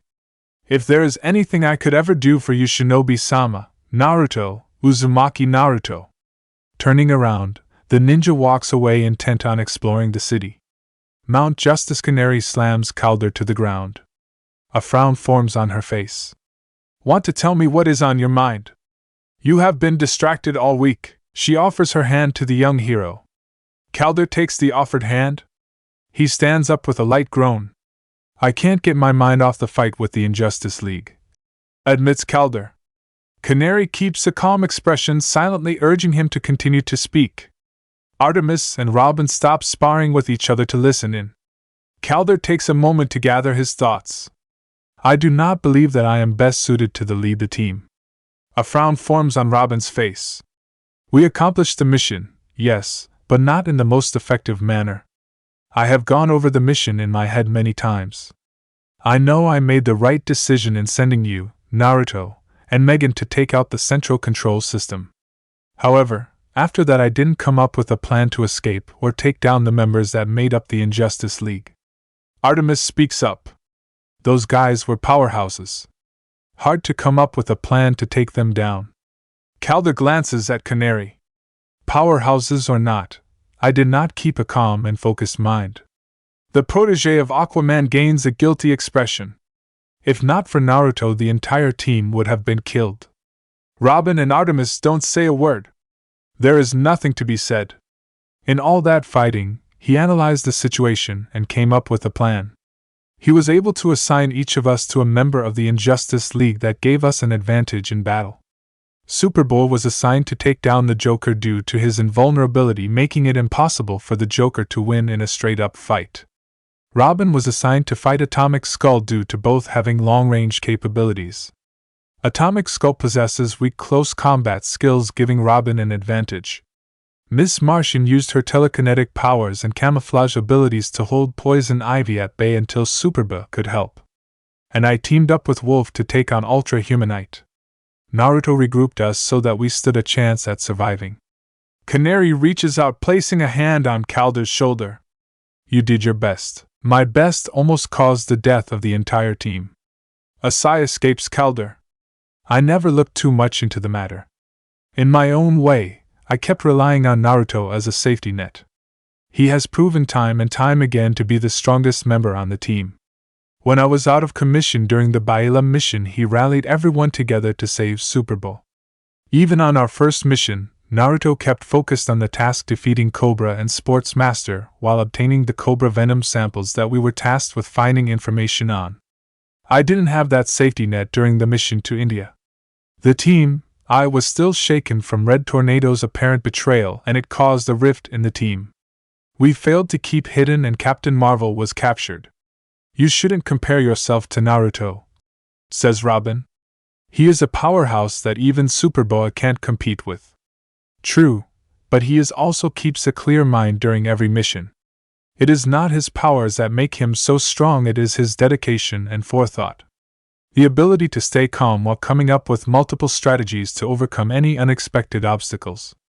A talent that you possess as well, my friend, states Calder. In all honesty, if you were older and didn't act so rash on the first mission, I would have voted for you to be team leader. Robin smiles at the praise. A sign of a good leader is knowing one's strengths and weaknesses. I have had the same feelings of doubt many times, smiles Canary. Batman is the greatest detective in the world. Superman and Captain Marvel are so strong I rarely believe it even with my own eyes. And standing amongst heroines like Wonder Woman and Hawkwoman is not something I take lightly. When I first joined the League, I doubted there was much I could do to help. What could I accomplish that someone like Superman couldn't? But I kept faith in my own talents, and I remembered that everyone needs help, even members of the Justice League. Don't forget that this team was created not to keep you all under our thumb, but to do what we can't. Or do you think people like Captain Atom and Red Tornado would be any good at stealth missions? Artemis and Robin smirk, imagining those two undercover.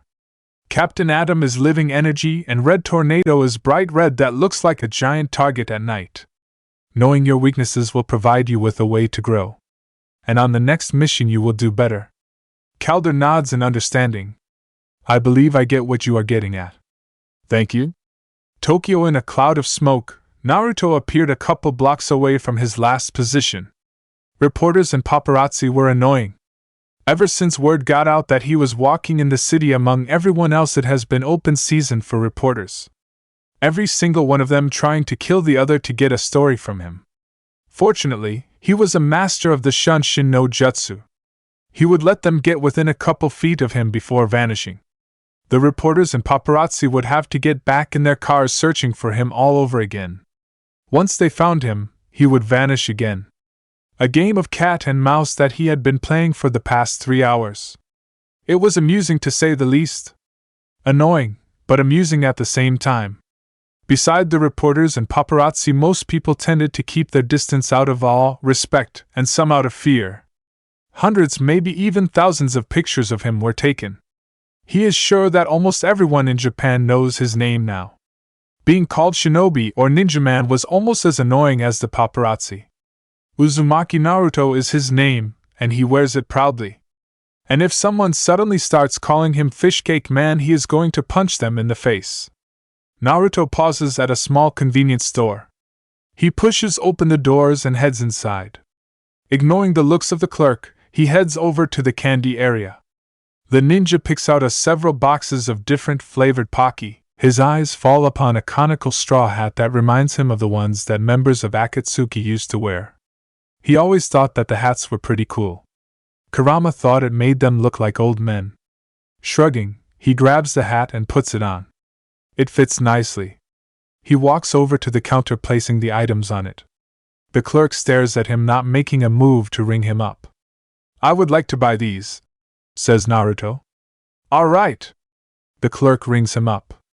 Naruto places the money on the counter.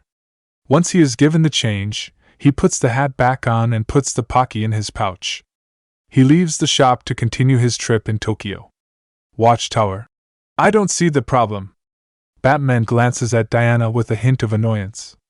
She smiles at Batman's stare. Unlike others in the League, I have no secret identity. I never chose the name Wonder Woman, it was a name bestowed upon me by man's world. Smiles Diana. The Dark Knight stares at the screen where multiple news stations in Japan are providing a constant coverage on Naruto. Naruto is walking around in broad daylight, not trying to hide his presence. The internet is buzzing as well as new pictures pour in of the mysterious child hero. Batman is even more annoyed to know that Naruto released his true name instead of letting people call him Shinobi.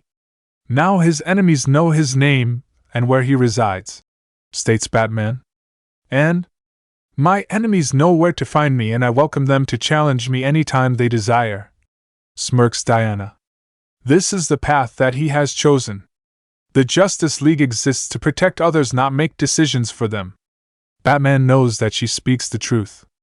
The Justice League is not an organization to force its ideal upon others. Still, Naruto's exposure will bring upon new enemies and obstacles that the child may not be ready to face. His enemies will use this situation to learn more about the child in an attempt to find a weakness.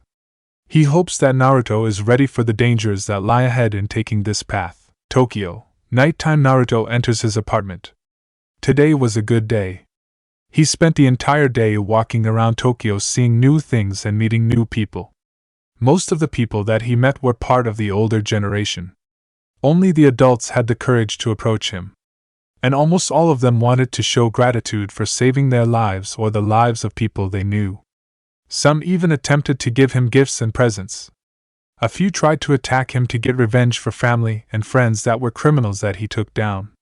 Those people that attacked him ended up unconscious with minor injuries. The people his age tended to keep a distance, preferring to point, whisper, and take pictures.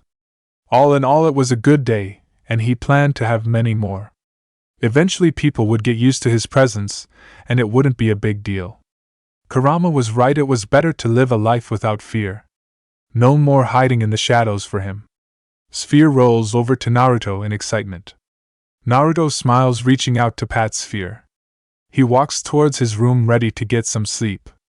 Pausing, he takes a look at the calendar. The ninja walks over to the calendar to double-check the date.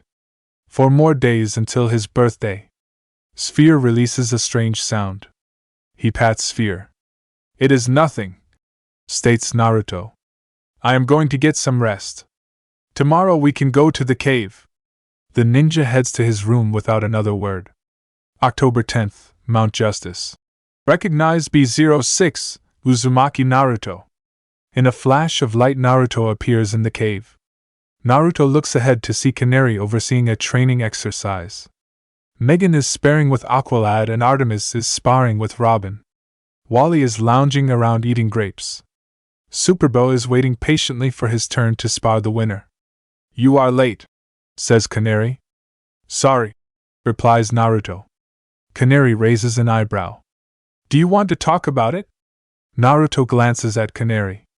He turns away, preferring to watch the ongoing spars. A sigh escapes the woman. She shakes her head at the behavior. Hitting a few buttons, she ends the sparring simulation, making everyone come to a stop. Good work today. You all have shown great improvement, praises Canary. Artemis smirks, gesturing to the one member of the team lounging around. All of yous except Kid Malinger. Hey! Arm broken against the Injustice League here. Kid waves his broken arm. Artemis rolls her eyes. I have really enjoyed being your den mother the past week, smiles Canary. The computer interrupts further speech. Recognize 12, Zatara. Zatara appears inside the cave in a flash of light. He pulls open a keyboard and begins to type. Access granted, A01, Zatanna. Another flash of light appears. This time a cute girl around 13 years old enters into the cave.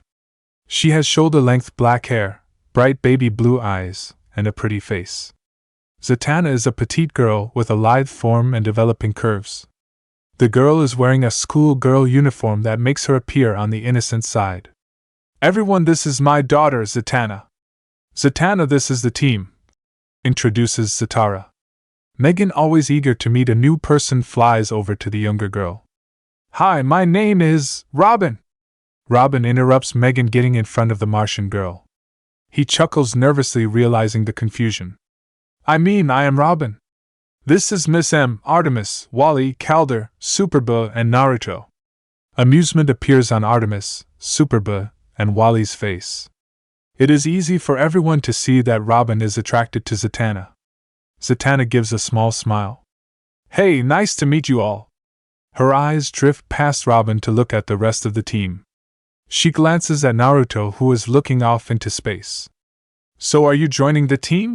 Asks Robin excitedly. Let's not jump to conclusions. I brought her here to observe, though I am sorry that she missed the training. It is something she could benefit from, says Zatara. Megan opens up a mental link with her teammates. Anyone get the feeling that we are still on probation with Zatara? Not just Zatara, what is Marvel still doing here, says Superba. That is because we like having Marvel around, argues Wally. Artemis glares at Wally.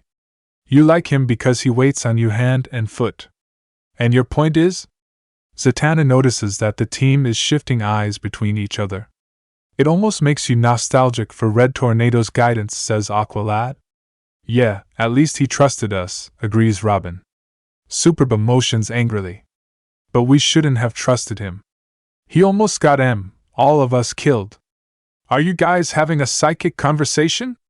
The team turns to look at Zatanna. Zatara and Canary also stop talking to look at the team.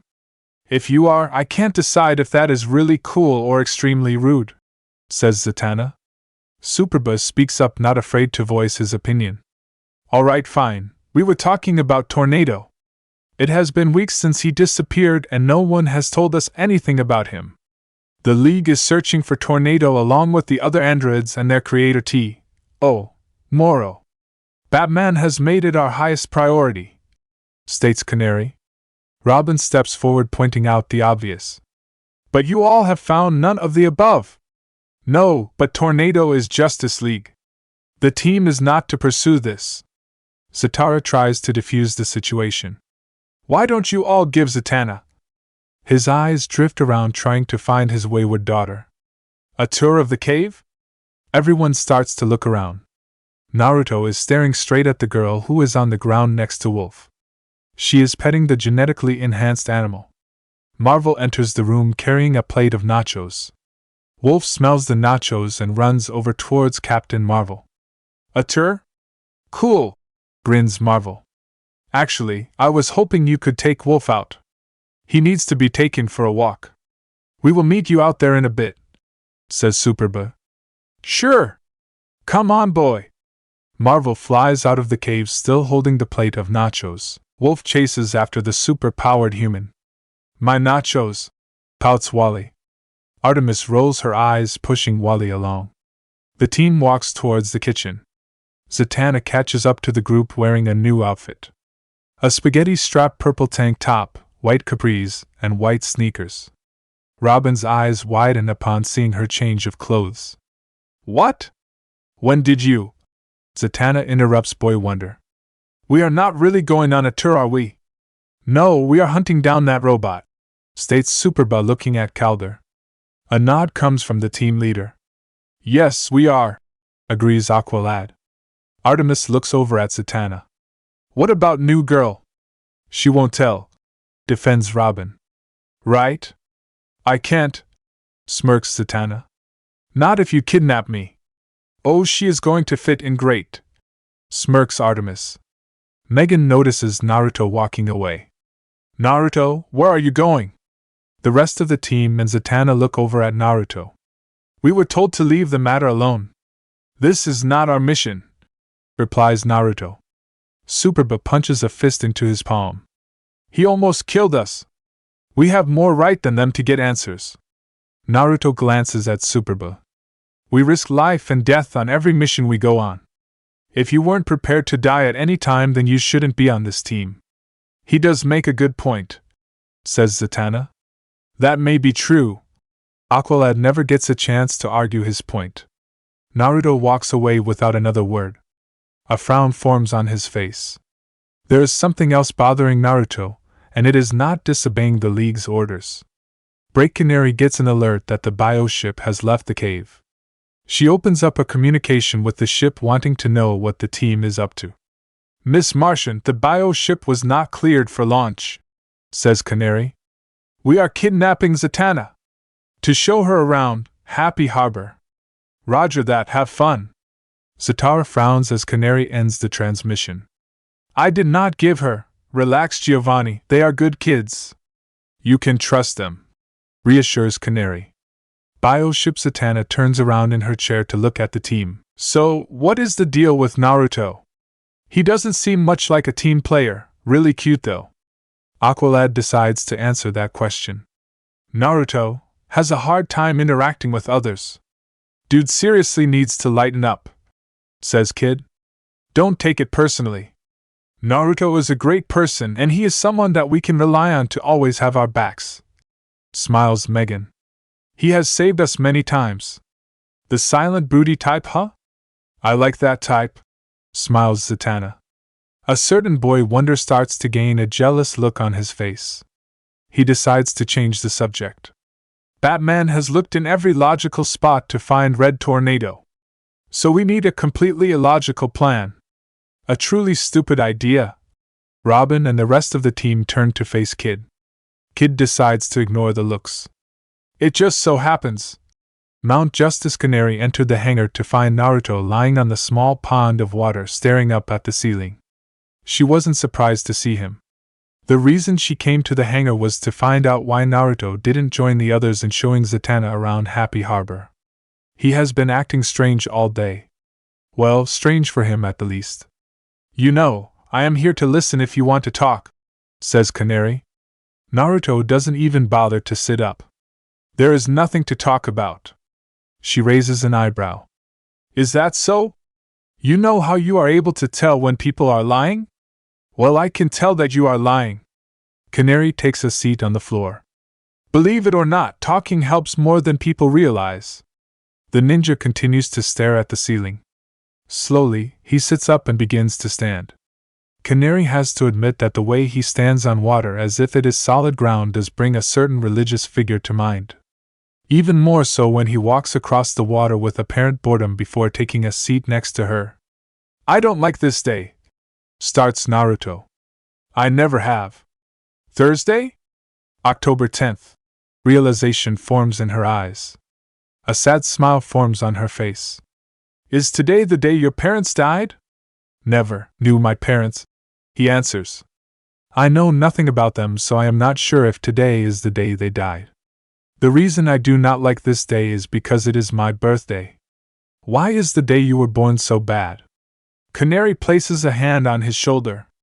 Naruto glances at her hand, not comfortable with the physical contact. She gently removes it. I happen to think that this day is quite special for that reason. If you weren't born, I wouldn't have the pleasure of knowing you. I am sure the team would agree as well.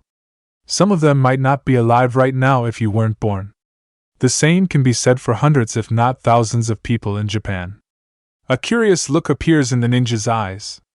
So other people being happy I am alive should make me happy? Canary smirks. I would hope so. Doesn't it make you feel a little good that there are people out there that are happy you exist? I suppose it does a little bit, admits Naruto. The life of a hero is a bit of a lonely one. We are out there trying to make the world a better place for others, but don't really have our own place in the world except among others fighting in the same cause, says Canary. Well, I suppose there are heroes with secret identities who are able to blend into society, but I have never been one for masks. Naruto agrees with her wholeheartedly. He learned that during the past couple days when he traveled in Tokyo without trying to hide. As he walked amongst the people, he realized that as much as he desired to walk among everyone else as an equal, it would most likely never happen. The truth is that he is different from the rest of the world. It makes him wonder if it is possible for him to ever change his fate and find acceptance among others, or is he destined to be alone in the world? So, how come you dislike your birthday? I hail from a village of ninja, starts Naruto. On the day I was born, an ancient powerful being was sealed inside me. A being that had tried to destroy the village. I was to be its container. It was sealed in me the day I was born by the village's hero. The village was saved, But the hero died, and all that was left was me with the being trapped inside me. Canary listens closely as he reveals his past. Everyone in the village knew that inside me was a monster that killed their friends and family. Even though we were two separate entities, the villagers could not distinguish me from the being inside me. I bore the hatred of the entire village. Throughout the year I would endure the hatred of the village, but on October 10th it would be the worst. The village would throw a celebration for the defeat of the being. I learned to avoid others on this day. Naruto. Naruto glances at Canary. Grudges are pointless. I hold no hatred for the village, but I care nothing for it either. I ran away at 6 and never looked back. Canary gains a pained expression. It hurts her to know that a child suffered so much. And for something that was never his fault. This being is no longer inside me. It turns out that it was not as evil as everyone believed. In fact, it was being used by another that wished to control its power. We became friends and I set it free. It was the least I could do for all the times that it would look out for me. Finishes Naruto. When you think about it that way, perhaps you should really like this day. Naruto looks at Canary curiously. It is the day you gained a friend. Smiles Canary. The ninja's eyes widen. I never thought of it like that. Naruto gains a contemplative look. Suddenly, the tiniest of smiles forms on his face. Perhaps this day isn't so bad after all. He stares out over the water, feeling much better. Soon he turns to look at Canary. Thank you, you were right, senpai. It did help to talk. Senpai, huh? Don't you mean sensei? Teases Canary. No, you really haven't taught me anything except for talking helps. I am going to let that slide since you were all broody a second ago. Naruto gains a slight tick. I don't brood. Canary smirks. You were brooding so much it gave Batman a run for his money. The team went after Red Tornado. Canary's eyes widen. Naruto gains a look of superiority. Have fun explaining that to Zatara. He seems very overprotective of his daughter. She levels a glare at her fellow blonde. Oh, she is going to get him back for this one. Him and the entire team. It does make her smile inwardly that she is finally having a real conversation and he is even joking with her. Slowly, he is starting to open up. And when he finally does break through that shell, she worries for all the women in the world because he is going to be a real heartbreaker. Chapter 13. New Feelings Evolved Power. Jon Stewart and Hal Jordan fly through space heading towards an unknown object. A large ship is approaching Earth and the two lanterns were sent to intercept the spaceship. Following from a safe distance is the Batjet. Jon Stewart speaks in a loud, commanding tone gained from serving several years with the Marines. You are entering Earth space, states Jon. Deactivate all your weapons and surrender or we will be forced to take extreme action. No response comes from the ship. One of the red bubble-shaped designs on the ship begins to glow before launching a red beam at the two lanterns. Both put up shields to protect them from the beam, but it doesn't help as the two are disintegrated in a matter of seconds. Batman reacts in an instant, not bothering to mourn the death of the two lanterns. Deploy. He hits a button opening a hatch in the black jet. Superman, Captain Marvel, Captain Atom, and Martian Manhunter fly out of the hatch. The alien ship opens fire, causing the four heroes to split into two groups. A third beam disintegrates Captain Marvel and Captain Atom. A couple seconds later, Martian Manhunter and Superman are disintegrated as well. Batman quickly ejects as enemy fire strikes the Batjet, destroying it in a single shot. His eyes widen as a small enemy ship is soon upon him, and he has no way to escape. The small alien ship doesn't hesitate to destroy the last of the heroes that went to confront them. Mount Justice Zatara appears on the monitor. Red Tornado, we saw, says Tornado. This is a full League response. We need you out here immediately, orders Zatara. The image of the magician vanishes. Tornado turns to face the team. Should the Justice League fail, you all will be the planet's last line of defense. Aqualad's eyes harden. We stand ready. Red Tornado heads towards the Zeta tubes, vanishing in a flash of light. Naruto watches the screen with a curious expression. This is an interesting training exercise. He has never experienced a psychic training simulation. It almost feels real. A bit on the cliché side though, with the Earth being attacked by aliens and wiping out the strongest beings in the world in a single stroke. Oh well, he was curious to see how the simulation played out. The team watched as heroes around the world desperately fought against the aliens. One by one the aliens used their disintegration to destroy cities, kill thousands of people, and wipe out the entire Justice League. Red Tornado was the last of the Justice League to fall to the aliens. "We are Earth's heroes now," says Aqualad. "So what are we waiting for? A theme song?" says Superba, ready to fight. "No, a plan of action." Aqualad gains a sudden plan. "Robin, pull up a map showing where the alien invaders are attacking." Robin pulls up a map of the world. The red area shows areas in the world that were under attack by the alien invaders. "Those are all the areas that the aliens are attacking." Superba notices a single dot far up in Antarctica. "Did that one get lost?" "No, it is at Superman's Fortress of Solitude." "Superman has a Fortress of Solitude." Superba's eyes widen in surprise. Megan reaches out, but he turns away. "Connor, no, it is fine. I guess that was a lot I didn't know about him and never will now." Robin interrupts their conversation. "The alien must have been attracted to the power source.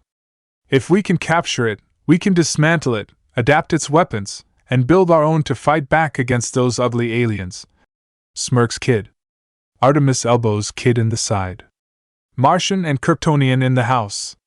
Kid looks over at Miss Martian and Superbelle. A sheepish smile appears on his face. "Not that all aliens are ugly." He laughs nervously. "We have our mission, time to move out," orders Aqualad. Antarctica, a lone alien ship is facing the entrance that leads to Superman's Fortress of Solitude. Miss Martian flies through air undetected due to being invisible. She uses her telekinetic powers to disable the sensors of the ship. "Sensors disabled," reports Miss Martian. Another psychic blast disables the main weapon. Main weapon destroyed. Artemis shoots several arrows that pop open, spraying the front of the ship with a tight sealing foam. "Extraterrestrials are sealed inside," reports Artemis. Superboy leaps into the air, landing on the ship. Robin drops down out of the invisible bioship, landing next to Superboy. Immediately, Boy Wonder begins to run an analysis on the main weapon. "It has 3 structural weak points. Here, here, and there," points Robin. Miss Martian uses her psychic powers to damage all 3 points. Superboy begins to rip the weapon out. A piece of the weapon starts to activate. Wolf hears the noise and quickly leaps, knocking Superboy out of the way, taking a hit from the beam. "Wolf!" whispers Miss Martian. Naruto tosses a kunai, destroying the weapon. Robin glances at Superboy. "The scanner didn't pick up anything. Sorry. Nothing can be done for him now," says Superboy. The clone goes back to work, ripping out the weapon. He leaps onto the bioship. Miss Martian starts to integrate the alien weapon into the bioship. "Merging, need to drop camouflage for a couple minutes," says Miss Martian. A pair of alien ships fly through the air above them. "We may not have a couple minutes," says Robin. "I got it. Head back to the ship." Artemis notches a pair of arrows. She lets the arrows fly, predicting the flight pattern of the alien ships. The explosive arrows strike each ship. One of the ships fly into the ice glaciers, exploding in a shower of debris. The other ship crashes into the ice. It hit the ice with such force that it cracked straight through it. The ship floated on the water as Artemis turns, running back towards the bioship. The second ship's weapon turns, taking aim upon the archer. Kid's eyes widen, recognizing the danger. "Artemis, look out!" Artemis turns around. Her eyes widen as a red beam heads straight at her. The same beam that disintegrated the entire Justice League was about to wipe her out of existence. "I don't want to die," thinks Artemis. Miss Martian's eyes widen as the beam engulfs Artemis. "Artemis!" The team watches in horror as Artemis is disintegrated. Aqualad runs forward, water bearers at the ready. "Get inside the ship!" Channeling his magic through his water bearer, he creates a large tidal wave that shreds through the ice and launches the alien ship into the air. The water turns into 24 large spikes that Aqualad directs straight at the alien ship, destroying it. "Those alien bastards! I am going to kill every single one of them," curses Kid. Tears are brimming Miss Martian's eyes. "You all need to calm down." Everyone turns to see Naruto burst out of the ice with Artemis in his arms. He is holding her bridal style. Both are soaking wet. Artemis is shivering with her arms wrapped around his neck. "Thanks," shivers Artemis. "Artemis!" shouts Miss Martian/Kid. Naruto leaps onto the bioship. "We need to get her inside or she will die from ammonia," says Naruto. Aqualad nods. "Others might come, we need to leave now." "Where do we go?" asks Robin. "The cave?" "No, we head to the Hall of Justice. The world needs to know it still has heroes protecting it." Bioship Naruto carries Artemis into the infirmary. He places her shivering body onto one of the beds. Artemis is shivering, teeth chattering harshly. "Take off your clothes." Her eyes widen, looking at Naruto in disbelief.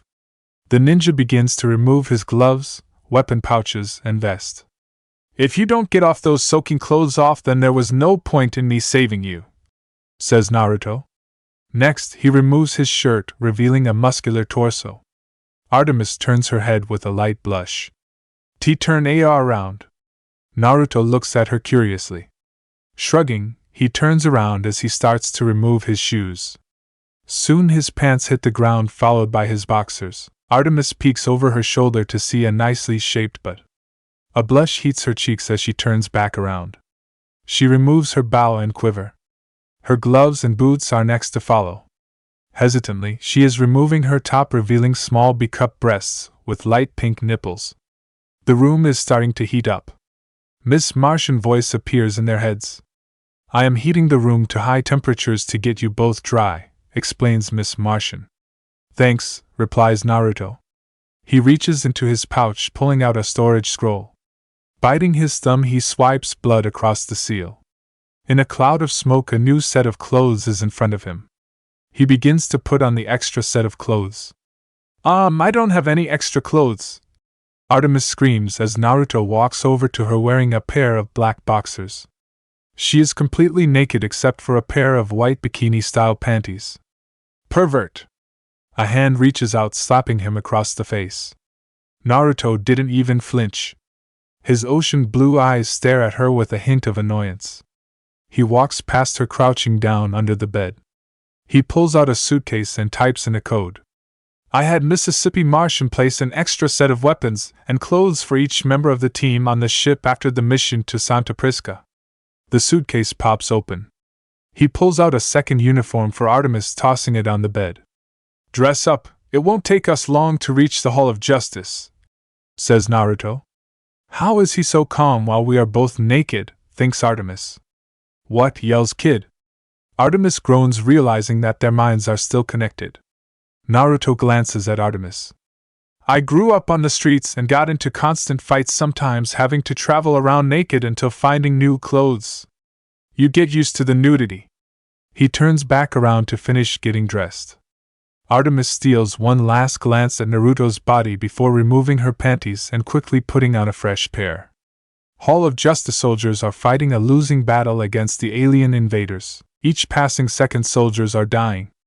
Red beams are raining down upon the army, destroying tanks and jeeps. It looks like the troops are going to be wiped out when the same red beam killing the soldiers starts to take out the alien ships.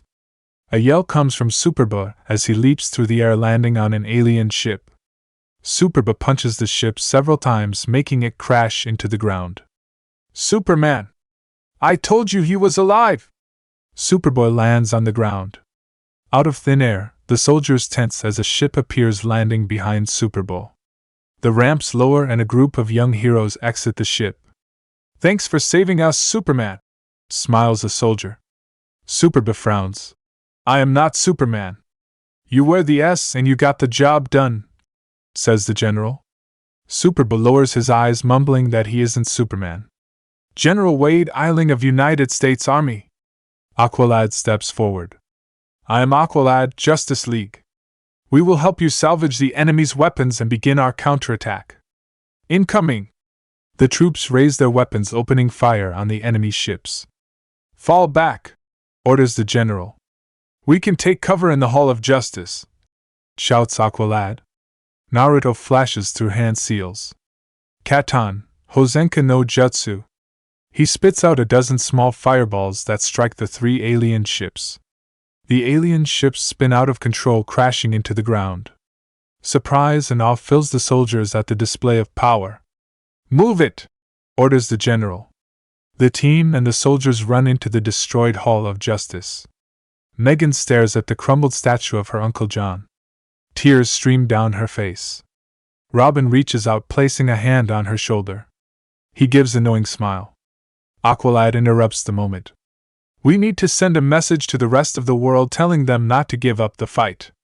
The more people we can get to rally together, the better chance we have at defeating the aliens, says the protege of Aquaman. Robin starts to scan the Hall of Justice. We can send a worldwide transmission from the library. This way. Boy Wonder leads the way. Kid, Miss Martian, and Superbuff follow the two. Artemis glances back at Naruto. He makes no move to follow the rest of the team. Artemis walks over to him. Aren't you going to help deliver the message? No. A smirk appears on her face. Yeah, me either. Artemis shifts uncomfortably. How were you able to save me? I mean, I thought you were with the others. Naruto glances at Artemis. I was watching you the entire time. Her eyes widen in surprise. A pink hue starts to dust her cheeks. The others may not see it, but you are an essential part of the team. You are a long-range specialist. Against these aliens, that makes you more valuable than the others. Artemis gains a hint of disappointment at his explanation. It was not exactly what she wanted to hear, but was touched that he considered her such an important part of the team. She rubs her right arm in a nervous tic. Either way, I appreciate you watching out for me. I never really had that, admits Artemis. Like you, I grew up in a rough environment. Referring to your father and sister? Artemis's eyes widen. How? The ninja reaches up, tapping his nose. I have faced them both in combat a couple times. I recognize your movements and, more importantly, I can smell their scent upon you. Naruto turns to face Artemis, sensing her anxiety and fear. There is no need to worry, I have known for some time now. Your secrets are yours to keep. I will not tell anyone. Not that it matters now. He gestures to the state of the Hall of Justice. She looks around at all the destruction. Sighing, she relaxes. Guess you are right. Artemis shifts nervously before giving him a sincere look. Thanks for not telling anyone. Deciding to be a bit bold, she leans downward, kissing him on the cheek. Naruto looks at her curiously. Smiling, she looks away with a blush. The moment is interrupted as the walls are blown up. Artemis draws her bow and Naruto turns, facing the attackers. Soldiers rush forward, weapons at the ready. Alien ships rain down fire, destroying the wall in several shots. Fall back, orders General Wade.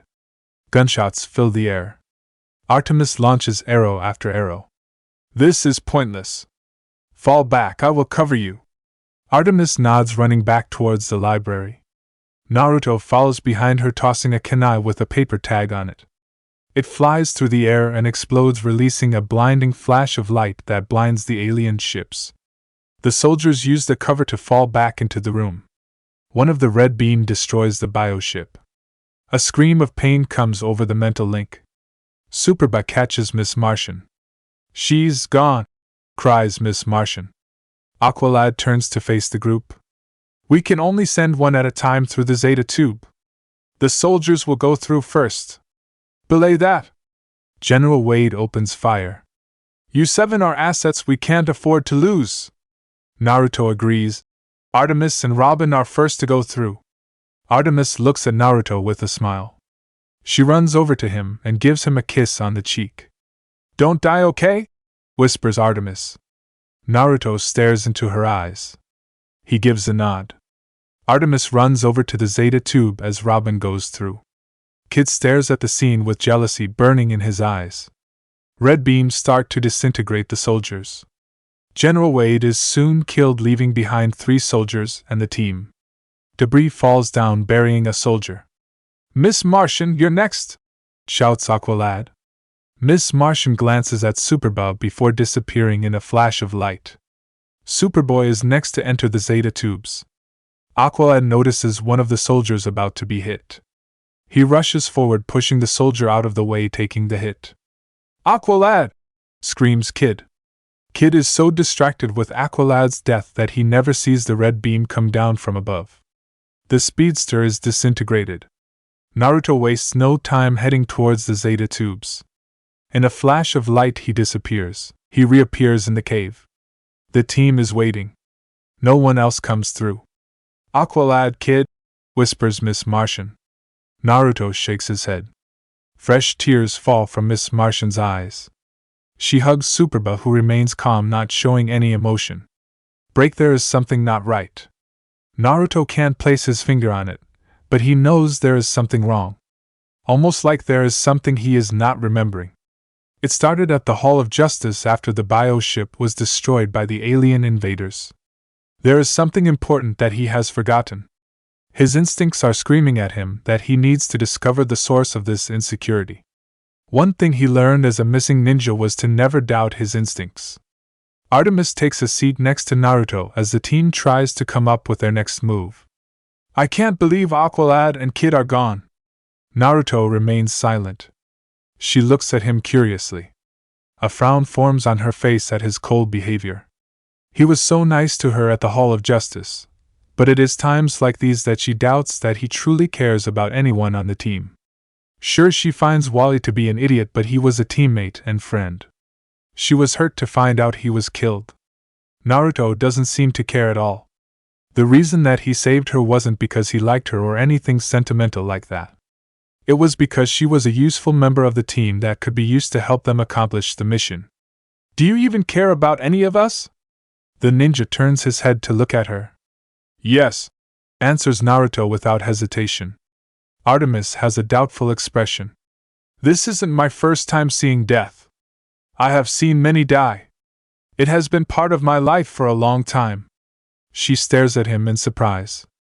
"Aqualad was a good leader, and a good friend.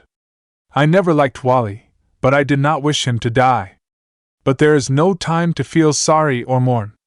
If we want to avoid meeting the same fate, then we have to continue to fight. Once we have got rid of the aliens, we will have time to pay our respects to the fallen."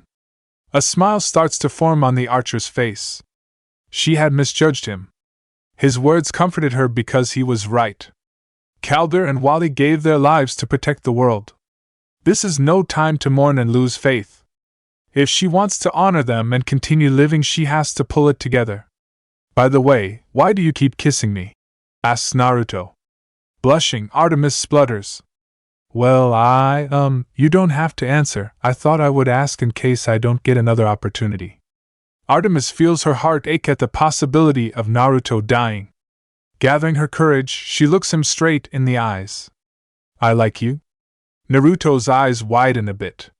Surprise is clearly evident on his face. Little does she know that it is an admission that surprises her too. "What about Superba?" That is different," admits Artemis. "I guess I was attracted to him physically. With you it is different. You were the first person to accept me on the team, truly accept me. Even knowing my secret, you accept me. I have never had someone like that. Someone who knows about my past and doesn't care. If any of my other friends or even the team knew about my family, I probably wouldn't be so welcome." She looks at the floor. "If you don't feel the same way, it is fine." Naruto interrupts her. "You should come to Tokyo. I would like to spend time with you outside the team." He stands up. "After we save the world, that is." Artemis smirks as she stands up. "Tokyo, huh? Always wanted to visit." "All right, team, time to regroup and come up with a plan." Robin calls everyone over. The team gathers around Boy Wonder. "I believe I have found the mothership. If we can infiltrate and destroy the ship, we might be able to disrupt the coordination of the worldwide attack." He pulls up a global map. The mothership is centered in Smallville. Superba, you will draw their attention, allowing us to sneak in. No, Miss Martian yells vehemently. She turns to look at her boyfriend. He is offering you as a sacrifice. Aqualad would never do that. Robin doesn't deny the accusation. You're right.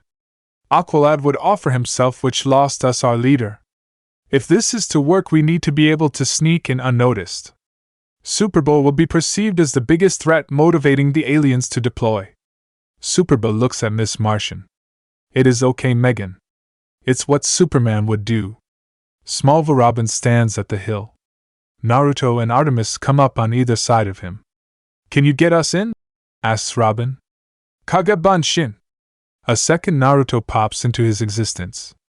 Artemis and Robin show no surprise despite it being the first time seeing the technique. The two have long accepted that Naruto is a bag full of tricks. I can carry you both and get us inside the moment their attention is drawn away. Robin nods in satisfaction. Superboy is waiting for the signal. Miss Martian comes up beside him. I will be fine, he assures. I love you, says Miss Martian.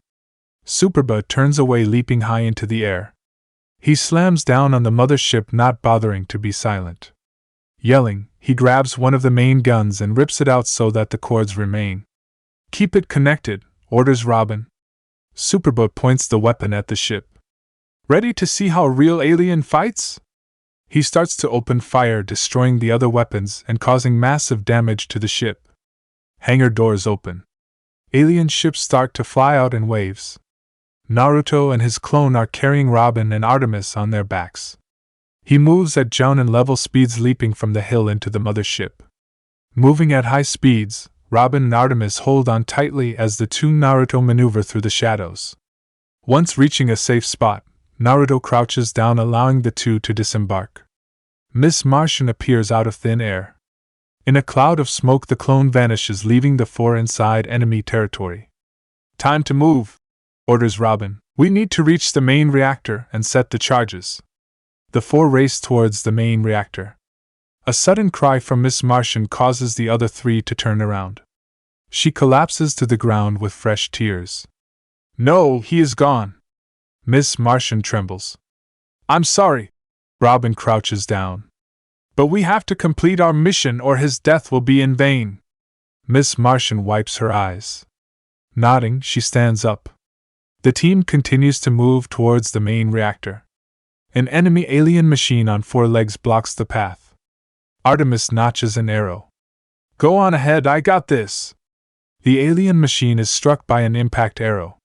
It turns, looking straight at Artemis. Several machines from above start to deploy.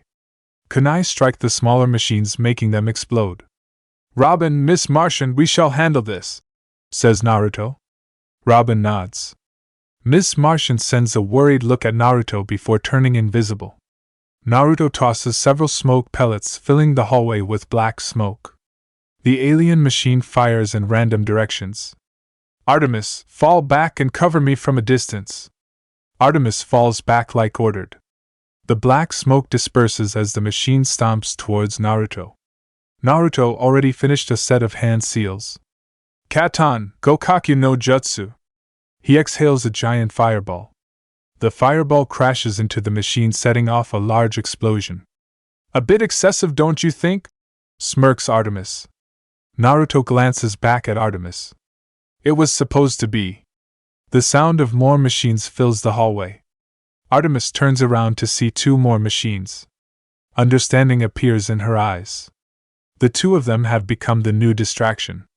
A smirk appears on her face. I bet I can take down more than you. A small smile appears for a second on Naruto's face. Is that so? Break. Robin flips out of the way to dodge enemy fire. 1 minute until the charges go off. Miss Martian ducks behind a pillar. He looks over at her. Get out of here, I will hold them off. No! I won't leave you! That is an order! Robin tosses several birdarangs. The projectile fly true, piercing the alien machine and exploding. Go! Miss Martian reluctantly turns invisible and flies off. Robin draws the last of his weapons and charges forward. Break! Artemis screams in pain. Naruto spins around to see her lying on the ground. Channeling chakra to his legs, he moves at incredible speeds, picking up the archer and running past several alien machines. He takes them to safe spot. Gently, he lays her down. Ocean blue eyes travel down to her stomach to see a large piece of shrapnel impaling her. How? Artemis coughs up blood. Bad, is it? He looks up at her, not able to form words. She knows from the silence she is not going to make it. Just great, she finally finds a boy that she doesn't have to pretend around, and she won't even be able to go on a date with him. Naruto watches as the life starts to fade from her eyes. Her hand reaches out. He grabs her hand, causing her to give a bloody smile. Lowering his head, he gives her hand a squeeze. For some reason, he is unable to watch her die. Pain fills him. Unimaginable pain fills him. Even worse than the loneliness that he felt in Konoha. Her arm goes slack and her fingers loosen their grip. He looks up to see Artemis lying there with no life in her eyes. He has seen death many times. He has killed many people. Aqualad, Kid, and Superbite died before her. Sure, he felt a sting at their losses, but nothing like this. Artemis's death hurt him physically and emotionally. It was like when he said goodbye to Kurama. The pain was the same.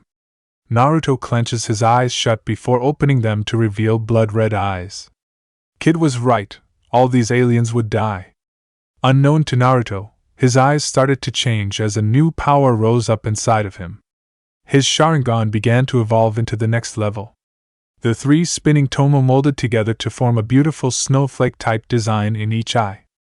The anger vanished as his brand new eyes gave him new clarity. Naruto's eyes widened as he looked around, realizing the truth. He looked back down at Artemis. Forming a ram seal, he started to build up a great deal of chakra. Kai! Break! Naruto's eyes snapped open to stare at a familiar ceiling. Sitting up, he spun around to see the rest of the team lying on separate metal tables. You're awake! Shouts Captain Marvel. Naruto ignores Marvel and keeps his eyes trained on Artemis. A groan escapes the blonde. Slowly, she begins to wake up. Relief fills Naruto. They are all waking up, says Batman. John? Martian Manhunter shakes his head. No, it wasn't me. I was unable to succeed in entering Gan's mind. Megan snaps awake, taking a deep breath. Ugh, what happened? Groans Robin. Sweat is profusely falling from his face. You all were in a training simulation, starts Batman. Robin looks at his mentor confused. Training simulation? Try to remember. Memories start to return to the group as Batman explains from the beginning. You all were put in a psychic training simulation administered by Martian Manhunter. It was the reason that none of you mourned after seeing the death of your mentors and even Wolf. You all subconsciously knew it was a training exercise, explains Batman. Martian Manhunter takes over from there. That all changed when Gan thought that Artemis died. Though she knew it was not a real death, her subconscious couldn't differentiate from the truth. Her psychic powers responded to the subconscious and made everyone forget that it was a training simulation. Megan looks around at her friends. I didn't know. But Artemis wasn't killed, argues Superb, trying to defend his girlfriend. True, but at the point she had already convinced herself it was real.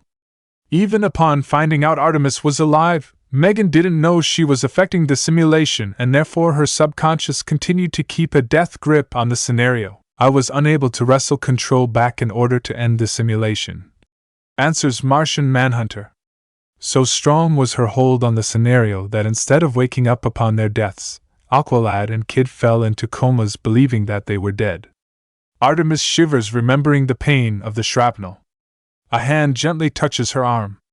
She looks up to see Naruto standing next to her. Are you alright? Yeah. So you were able to free us, how? Asks Kid, still shaken about his death. Not me. Martian Manhunter looks over at Naruto. It was him. The team turns to look at Naruto. Naruto turns to face the team. It is a special bloodline ability. Closing his eyes, he opens them back up to reveal blood-red eyes with 3 spinning black tomo. Batman's eyes narrow. Robin and Kid shiver in fear at such evil-looking eyes. Superba and Aqualad remain calm. Miss Martian is too distraught by causing the whole mess to truly care. Artemis looks into the red eyes with no fear, finding them to be cool and a bit sexy. This is known as the Sharingan. My eyes have the power to see through illusions and give me advanced perception. I may have forgotten about it being a training simulation, but my eyes were able to discern the truth. Once I realized it was a false reality, I released a large burst of chakra to disrupt the illusion. Blood-red eyes turn back to blue. I am so sorry, cries Megan. Captain Marvel holds the girl as she cries. Batman stares at Naruto, who is attending to Artemis. The Dark Knight narrows his eyes. Chapter 14: New Gods. Batman enters the cave in a flash of light. How is the team? Martian Manhunter and Batman turn to face the Dark Knight. On the screen in front of them is an image of the team. None of the members are speaking. Everyone is standing around in silence. I am still distraught over what we wrought. I can only imagine what they are feeling, says John. I know it was traumatic, but I had hoped the team would rally together. John stares at his friend. Trauma tends to linger, as I know you know, my friend. Batman shows no outward emotion. Canary? A sigh escapes the Martian Manhunter. She has her work cut out for her. Break Canary and Naruto are staring at each other. The two are in a private lounge area where all the cameras have been turned off. I know you probably think that this is a waste of time. Naruto interrupts the woman. You wish to discuss the trauma I may have faced during the training simulation. Unlike the others, death doesn't cause me any trauma. I am a ninja, and I am sure that you among certain other individuals have realized that my life has not been normal. I have seen death many times. I have killed others in order to stay alive. Canary remains calm, listening. He is not wrong. She, along with Batman and Diana, saw from Naruto's fighting style that he was trained to kill. Diana was the first to point out that Naruto's training was focused on killing, much like Amazon training is focused on killing one's enemy. Naruto confirmed at this moment that his hands are stained with blood. So why agreed to speak with me? Asks Canary. You must have wanted to talk about something. Artemis, starts Naruto. Her death bothered me. I was upset. It reminded me of the first friend that I lost, and it caused me a great deal of pain. When she was hurt during the battle against the Injustice League, I was concerned, but I felt nothing else. This time it was different. Curiosity appears on Canary's face. Did anything happen during the simulation? The ninja chooses his words carefully. Yes, Artemis admitted that she liked me. Naruto scratches the back of his head in a gesture that Canary finds cute. Canary smiles at the nervous tick. I am not sure if I feel the same way, but I did invite her to spend time with me in Tokyo. Do you think it is okay for me to pursue such an action with a teammate? A light laugh comes from Canary. I am probably not the person to be asking. I am in a relationship with a colleague. Naruto stares at her blankly. Green Arrow, clarifies Canary. He continues to stare at her blankly. At least pretend to care about the comparison. A grumble comes from the woman. She was trying to make a connection. Congrats, replies Naruto. Shut up. Canary rolls her eyes. Naruto gains the tiniest of smiles. What I am trying to say is that your personal life is your own. It is up to you to balance it with everything else. I see, states Naruto. It makes sense. He is free to make his own decisions. Anyone that has a problem with it will be ignored. Thank you. Standing up, the ninja leaves the room. Canary smirks as the door closes. At this rate, Naruto will be smiling much more often. Artemis is a good match for the ninja. She is the type of girl that won't be afraid to speak her mind and challenge Naruto. Cave, kitchen. Naruto enters the kitchen to find the entire team standing silent. He ignores them all, heading over towards Artemis. Wally's eyes narrow upon Naruto. The ninja ignores the negative emotions directed towards him from the speedster. Artemis, says Naruto. Artemis looks up at the ninja. I am heading back to Tokyo. Do you want to come with? Robin and Aqualad are surprised at the question. The two share a look. Megan is lost in her thoughts while Connor is staring at the floor. Wally, on the other hand, is not pleased with the new development. He clenches his hands into fists behind the kitchen counter in anger. Artemis is shocked by the question. She glances around at the others. Naruto stares at her in confusion, not understanding her hesitation. Maybe later. The ninja controls his emotions. A feeling of betrayal and hurt fills him. Okay. Wally smirks as Naruto turns around, leaving the kitchen. Artemis feels absolutely terrible. Why did she turn him down? All that talk in the simulation about liking him and wanting to see Tokyo. Her feelings are in complete whack. Break. Everything I was worried about came to life. I was supposed to be the general and I behaved like a soldier. I am not fit to lead, says Aqualad. I am turning in my resignation. Canary remains calm. Who would you suggest take over? Aqualad continues to stare at the floor. Artemis is too untrusting. Miss Martian too eager to please. Superba is too emotional. Wally is too rash and showy. That leaves two remaining candidates, Robin and Naruto. Robin is too young. She leans forward. Calder, you are all young. Canary stares at him with an annoying smile. But you didn't give a reason why Naruto shouldn't be leader. Calder thinks deeply on the matter. Naruto is analytical to a fault. He views the team as a chess game which allows him to make the decisions necessary to accomplish a mission. Canary silently agrees with that assessment. In many ways, Naruto is similar to Batman. Such thinking might work in an organization like the Justice League, but the team is young. It is about building trust, and it is hard to trust someone that is willing to sacrifice its members. A small smile appears on Calder's face. But Naruto is willing to protect the team at the cost of his own life as well. I would feel comfortable serving under his command. But I am not sure that the others would. Canary folds her hands together. So what do you plan to do? Tokyo Naruto adjusts his forearm armor. He double-checks all his weapons before preparing to leave. Sphere rolls in front of him, blocking his path. Sphere, I am not in the mood. It was true. After Artemis's rejection, he was feeling like shit. All he wanted to do is go out there and vent some frustration on some unsuspecting criminals. Fighting always helped him forget about his problems. A revving sound comes from Sphere. The ninja watches in surprise as Sphere begins to transform into a large tank-sized motorcycle with several seats. Impressive, says Naruto. With a small smile, he leaps onto the bike, taking a seat and grabbing the handles. The newly transformed Sphere takes to the skies. Wind hits Naruto's face as he flies over the city. Tokyo looks amazing from this high up in the sky. Sphere makes a sound alerting Naruto to an incoming craft. Naruto spins around to see a flying car heading straight at him. Stopping, the car flies in front of them, blocking their path. Return the new Genesis Sphere and the rest of the technology you have stolen from us human, states one of the individuals in the flying car.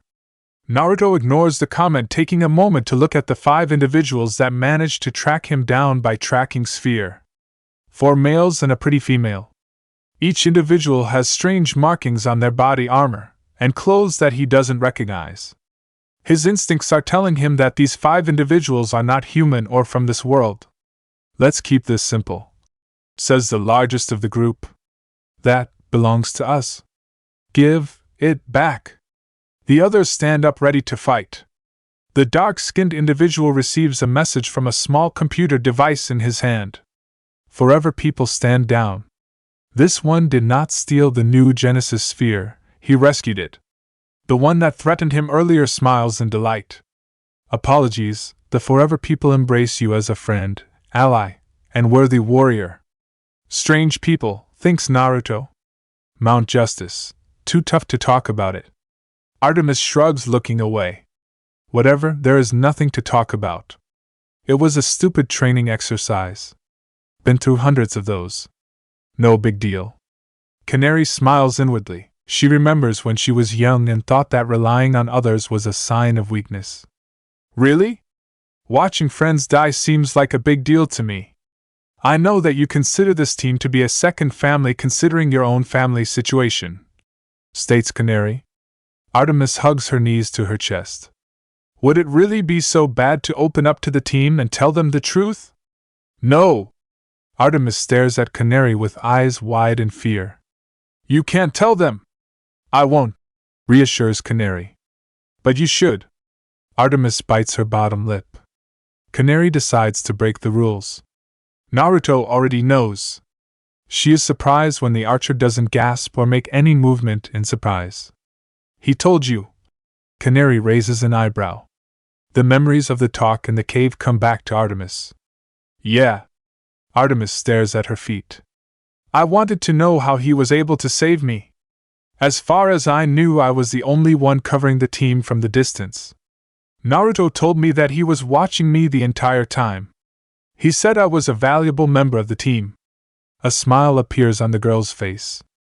I told him I never had anyone watch out for me like that because I grew up in a rough environment like him. That was when he asked if was referring to my sister and father.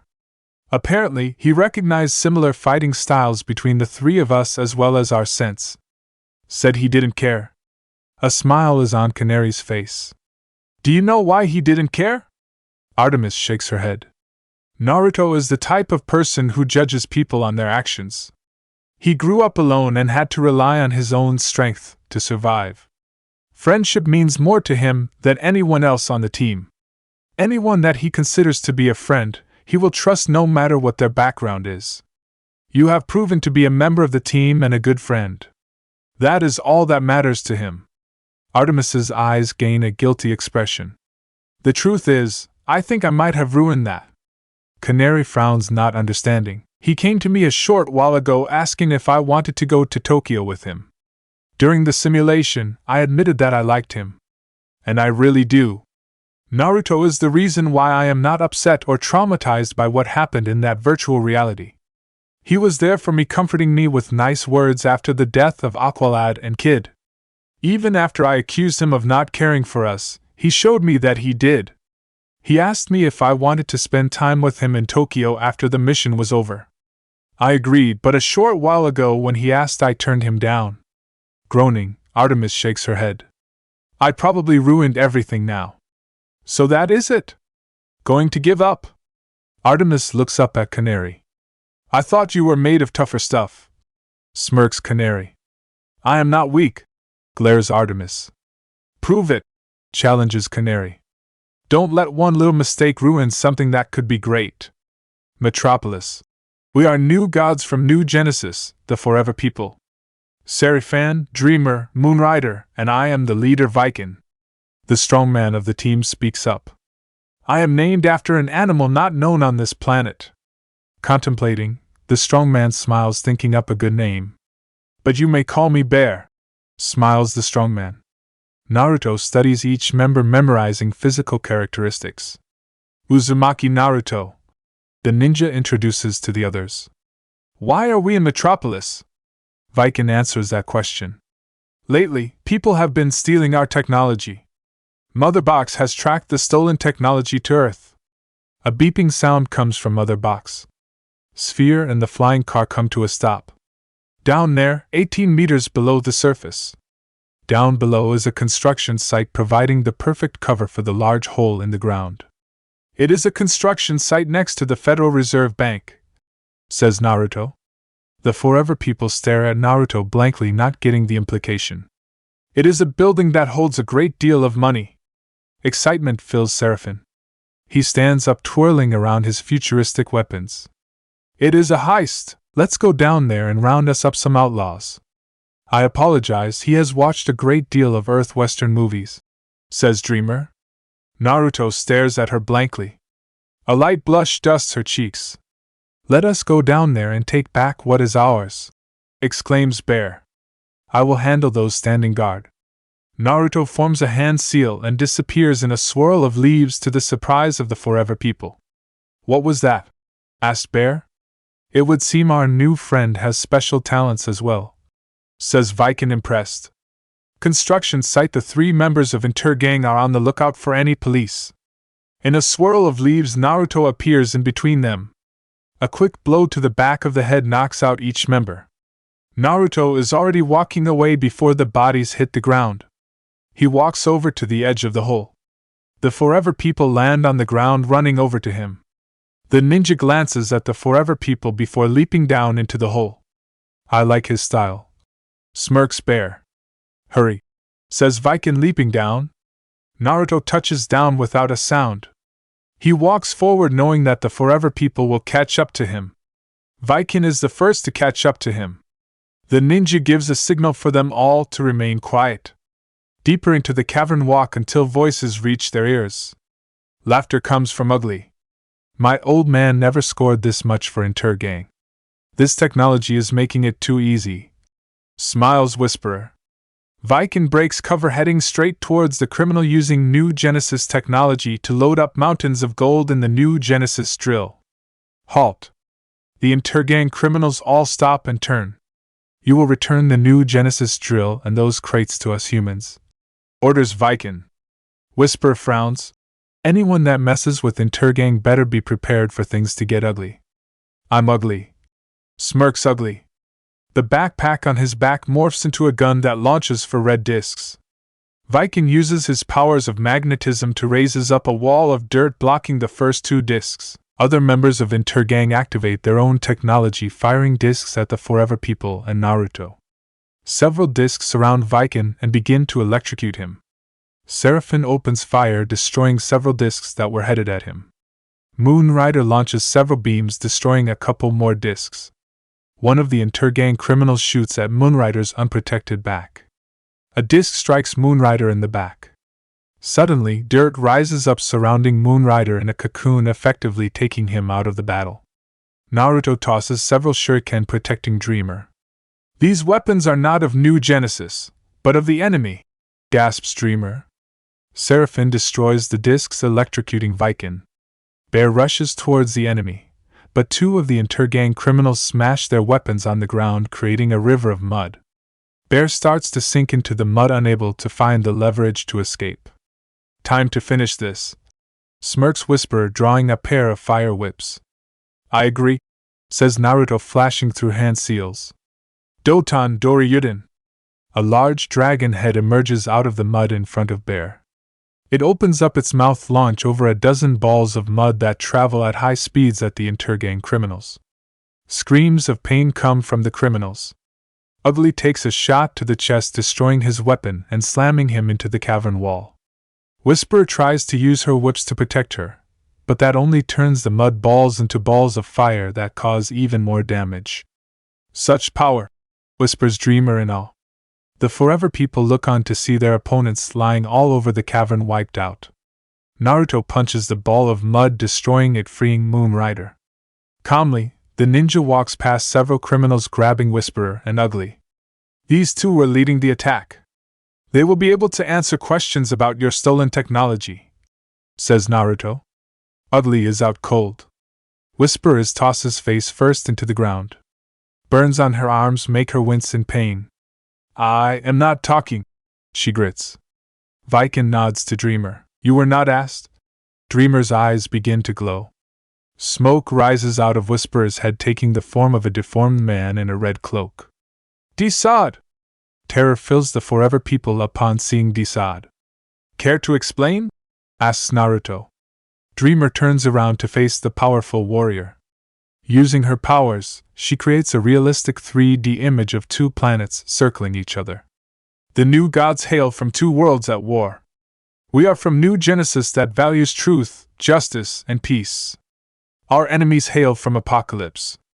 Apocalypse is a world that is filled with murder, degradation, slavery, and anti-life. Desad, God's scientist and chief torturer. His experiments are pure evil, his works abominations, and his master, unspeakable. Laughs Desad in a dark voice. Dreamer banishes the memory. The guy is really disturbed, admits Whisperer. Mother Box is getting a location on Apocalypse weapons. Naruto nods. Let's go. Break Naruto and the Forever People land on an airstrip. It is completely empty. Viking checks with Motherbox to make sure that they are in the right location. Motherbox says that there's a large cache of apocalypse weapons inside that warehouse. Sniffing the air, Naruto confirms it. I am picking up multiple scents. Bear punches his fists together. I say we go straight through the front door. We shall make them pay for stealing from New Genesis. Naruto, this is your world. We will follow your lead, says Viking. Generally, I would take a more discreet approach. Naruto glances at Bear. But I am not in the best mood and I like the sound of a more direct approach. Bear smirks widely. The two lead the way straight towards the warehouse. Upon reaching the door, Bear uses his superhuman strength to punch the door down. All of them enter the building to find it dark. No point in hiding, says Naruto. I can see you all clearly as day. His words surprise the Forever People who are unable to pierce the darkness. The lights to the room flood on, revealing over 20 members of Intergang all decked out in apocalypse weapons. Kill them! Viking tries to use his powers of magnetism, but they fail to work on the apocalypse weapons. Instead, he uses it on the crates to take out 3 criminals. There are too many! Seraphin is doing his best to destroy all the discs to protect his friends from being hit. No point in prolonging this battle. Everyone assemble! Arg! Bear unleashes a battle cry as he punches a criminal, sending them flying into 2 more. He glances over at Naruto. This will not take long. Naruto kicks a criminal in the face before leaping onto a crate to observe. He watches as the Forever People stand together before chanting a word. All of them begin to light up as they merge together. One of the criminals steps forward, tossing an item into the transformation. The human criminal splits open to reveal a mechanical body. Desad steps out of the body with a cruel smile. Infinity Man is now my master's weapon. A tall 13-foot-tall machine-looking giant forms as the Forever People merge together. Only one problem: Naruto can sense a massive wave of negative emotions. Desad gives an order to Infinity Man. Kill the boy. Infinity Man turns to look straight at Naruto. Lifting up its arm, it launches a powerful beam. An explosion fills the warehouse, blowing out a hole in the side of the wall. Naruto lands outside the warehouse. Infinity Man walks towards him, firing several more beams. Dodging, Naruto flashes through hand seals. Doton Doria Taiga. He slams his hand on the ground. The ground turns to a river of mud. Infinity Man starts to sink into the mud, but soon starts to walk on air. Beams fire from its eyes, forcing Naruto to flip backwards. Coming out of the flip, he tosses several shuriken at Infinity Man. Infinity Man uses magnetic powers to send the shuriken back at Naruto. Katan, Hosenka no Jutsu! Naruto spits out a half-dozen fireballs. Infinity Man creates a barrier to protect it from the fireballs. The fireballs serve their purpose. Katan, Gokakyu no Jutsu! Infinity Man turns around to be struck by a giant fireball. A large explosion fills the airstrip. Desad chuckles in amusement. Your powers are impressive, but you stand no chance against Infinity Man. Infinity Man is a being that gets its power from the source. Out of the smoke emerges Infinity Man unharmed. Naruto stares at Infinity Man. Ocean blue eyes turn to red. Sharingan locks onto Infinity Man. The ninja sees that Desad was not lying. Infinity Man is glowing like a star with power. It is almost comparable to Kurama. A scary thought. Still, Naruto has been wanting to blow off some steam and he has a few new jutsu he wants to try out. Infinity Man is the perfect opponent to do so against. Drawing his katana, he swings it upward. Futon, Kazakiri no Jutsu! A dozen small blades of wind arc towards Infinity Man. Infinity Man destroys several of the wind blades, but is struck by the others, making it take a step backwards. Several more beams are shot at Naruto, forcing the ninja to dodge rapidly. He leaps high into the air, raising his katana above his head before swinging it downward with great force. Futon Okametachi no Jutsu! Controlling the air currents all around Infinity Man, the air currents collide with each other, forming a large vacuum that starts to strike Infinity Man from all sides. Pointless, laughs Desad. I do enjoy watching. Kunai pierced Desad's arms and legs. Naruto glances back at Desad. The scientist's eyes widen upon see a pair of blood-red eyes. When I am done with Infinity Man, I will come for you, promises Naruto. Desad falls to his knees, arms hanging useless at his side. The kunai pierced right at the elbow joints. Naruto turns to face the incoming Infinity Man. Lightning begins to surround Naruto's katana. Infinity Man begins to shoot multiple beams from its eyes. In a blur, Naruto dodges all the beams heading straight at Infinity Man. A magnetic wave stops Naruto's katana from reaching Infinity Man. Beams shoot from the eyes, striking Naruto. In a cloud of smoke, Naruto turns into a log. Pain fills Infinity Man. Naruto stands behind Infinity Man with his sword piercing its left leg. Channeling the lightning-natured chakra, he begins to electrocute Infinity Man. It becomes too much, and Naruto's sword shatters, forcing him to leap backwards. He stares at the broken katana.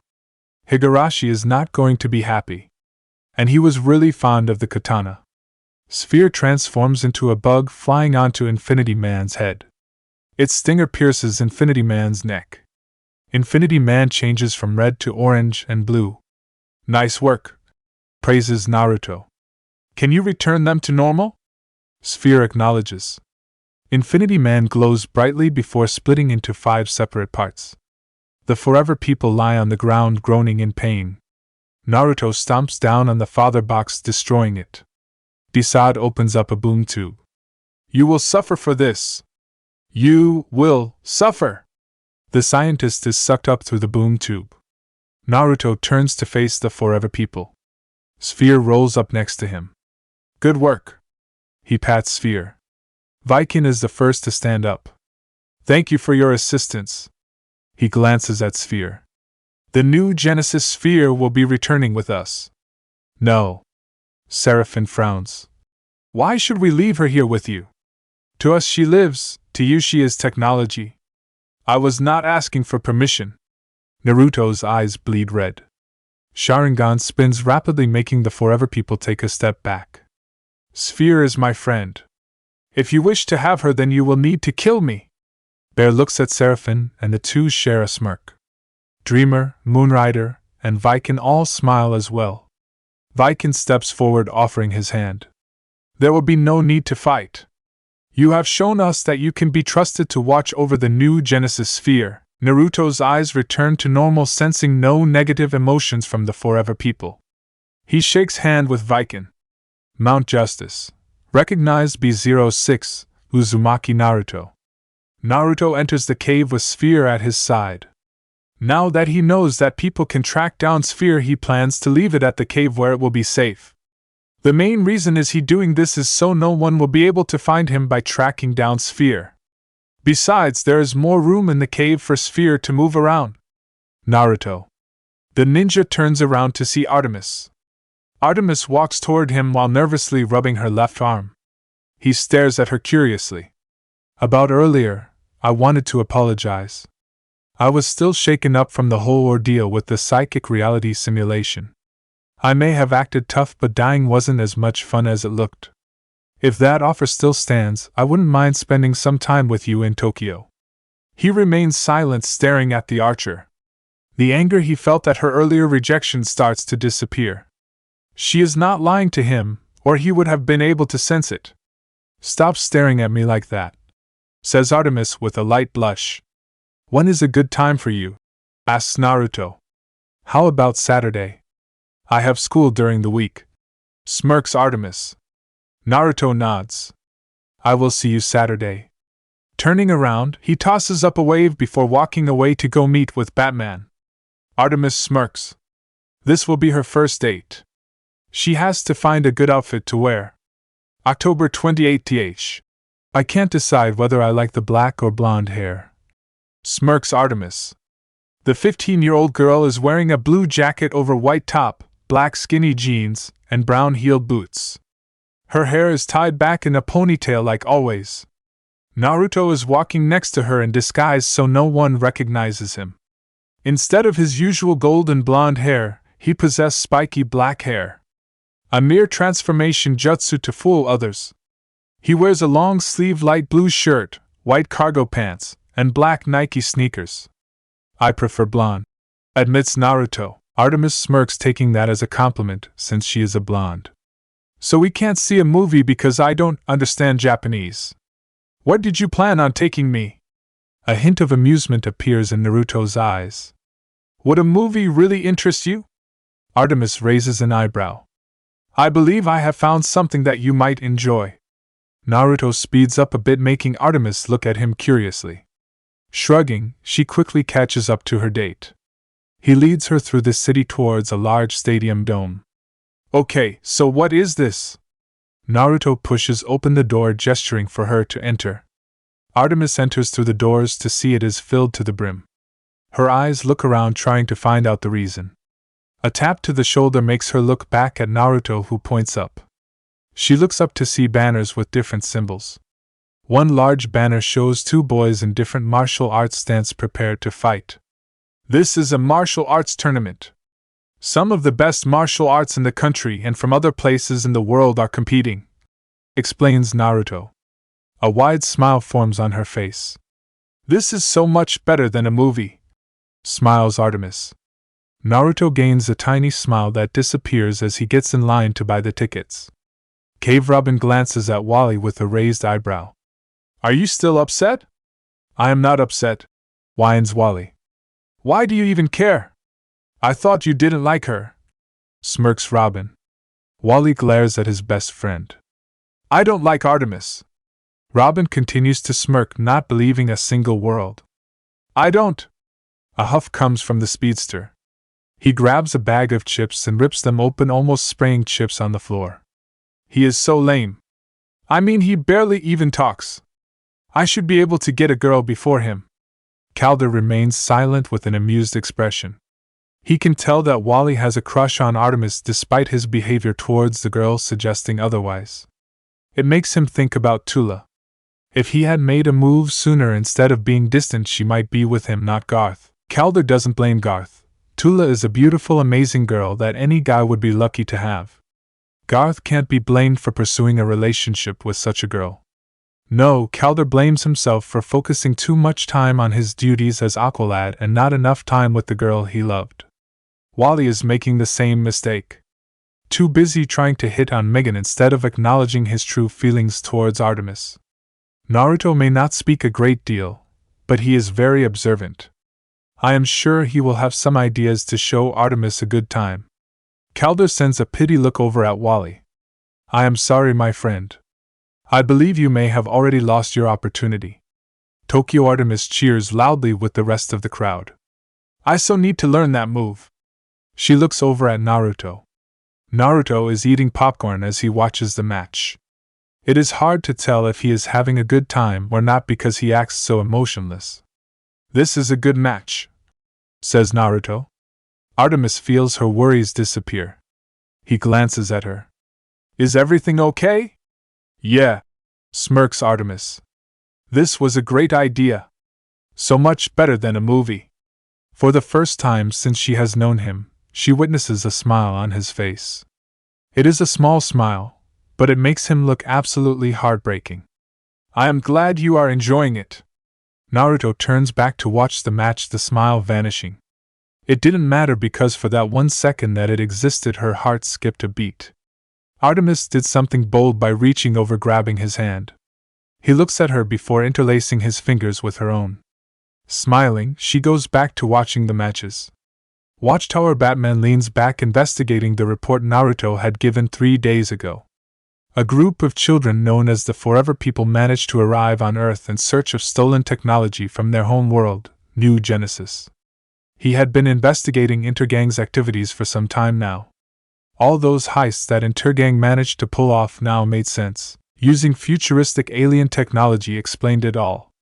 Yet at the same time it left him with many questions. Canary entered into the chambers. We ran a full diagnostic scan on Sphere. It comes up clean. The machine refuses to open up to us. She walks over to Batman. What are you hoping to find? Anything, admits Batman. The sphere and these forever people require further investigation. Well, one thing you have to give to the brat is that he gives very detailed reports. Almost better than the ones you do, smirks Canary. Batman shows no emotion to her comment. Tokyo evening. So you are Vietnamese? Yeah, on my mom's side, nods Artemis. She pokes at her noodles. I wish I wasn't related to that man at all. Naruto swallows the rest of the dumpling. I come from a village of killers, so I am not one to judge one's lineage. Artemis gains a small smile. But if you like, I can cripple him next time I see him. Laughter comes from the girl. Thanks, but I would rather do it myself, smirks Artemis. Using her chopsticks, she eats some of the delicious hot noodles. It is almost as good as her mother's cooking. People would be surprised to learn that the former villainous huntress was an excellent cook. Were you born with superpowers like Superman? A shake of the head comes from Naruto.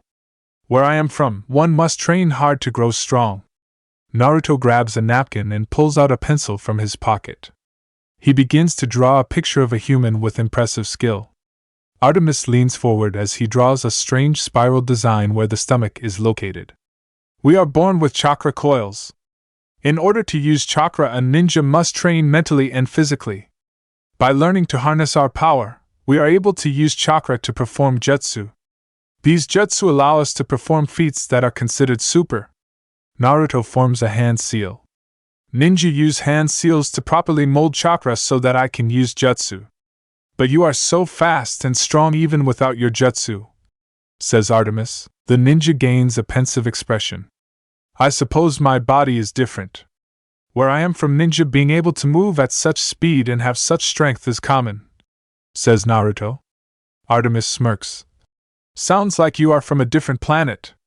Dimension, he corrects. Are you serious? But I thought you said village. I do come from a village that is located in a different dimension, says Naruto. I have my own secrets. She gains a curious look. Why tell me? I like you? Artemis smiles with a light blush. Naruto stares deep into her eyes. Plus, I know your secrets, so I thought it fair. How did you get here? Naruto stares down at his plate. He already told her so much. Ninja usually keeps secrets close to the heart, but Canary had told him that talking about issues helps one feel better. It does feel nice to share with Artemis instead of always hiding it. Besides, he knows that she is not going to go running to the League with all this information. She has her own secrets, so he sincerely doubts that she will go blabbing about his. A powerful jutsu. In my world, I was a missing ninja. I was not lying when I said that I grew up on the streets. I ran away from my village when I was 6. My village has strict rules and sent ANBU to hunt me down. ANBU are ninja that specialize in black ops. Assassination, kidnapping, etc. Artemis listens intently. I learned to use the shadows and avoid fights. Artemis speaks softly. Why did you run away? When I was born, a demon was sealed inside me. A demon that had attacked the village and killed many people. In order to save the village, a powerful ninja sealed the demon inside a child. I was that child. The village saw me as the demon, so I grew tired of the hatred and ran away. Still, the demon is a being of pure chakra, and as such the village couldn't let someone else get their hands on it, so I was hunted down. Naruto balances the chopstick on the tip of his finger. He is using chakra to make it stick so as not to fall. It didn't help that I stole several jutsu scrolls from a powerful clan. Artemis smiles in amusement. And I thought my life was tough, smirks Artemis. Sorry that your village treated you like that. A shrug comes from the former missing ninja. I learned to survive and I grew strong. In the end, I was able to find a way to get to this dimension, so everything turned out fine, says Naruto. Yeah, you are like the most popular person in Japan. There are pictures of you everywhere. I decided to stop hiding in the shadows. No code name, no masks, I am Uzumaki Naruto. Either people accept me or they don't, but no more running. He is so hot when he talks like that, thinks Artemis. Naruto is unlike any other boy she ever met. He is not afraid of anything, especially when it comes to speaking his mind. Her eyes look through the window, noticing that it is getting late. I'd better head home. My mom will start to get worried and I will need a day to get my sleep schedule right. Naruto nods in understanding. He signals the waitress and pays the cash up front, leaving a generous tip. Both leave the restaurant. As the two walk down the sidewalk towards the Zeta portal, Naruto glances at Artemis. I had a good time. Do you think we can hang out again? Artemis smiles. Yes, but you have to ask me out properly. I don't want to hang out, I want to go out on dates. Is there a difference? Hanging out is between friends. Dating is for a couple, explains Artemis. As much as I enjoy being friends, I like you and want to be more than friends. The ninja gives a small smile that makes Artemis blush. I see. Very well, would you like to go on another date with me? Next time I can come visit you in your city, says Naruto. He was not sure about his feelings towards Artemis at the start, but after this date he could honestly say that he had grown to like her in a romantic sense. These feelings are virtually unknown to him, and he wants to pursue them further by going on future dates with Artemis. Definitely. Artemis surprises Naruto by reaching over, grabbing the front of his shirt. She leans forward, pulling him into a kiss. It is the first kiss for each of them. Awkward at first, the two soon start to get in the rhythm of it. A moan comes from Artemis as Naruto is an extremely fast learner. The two break apart, staring into each other's eyes. Okay, we are going to do that more often, smirks Artemis. Naruto cracks a small smile, silently agreeing with her.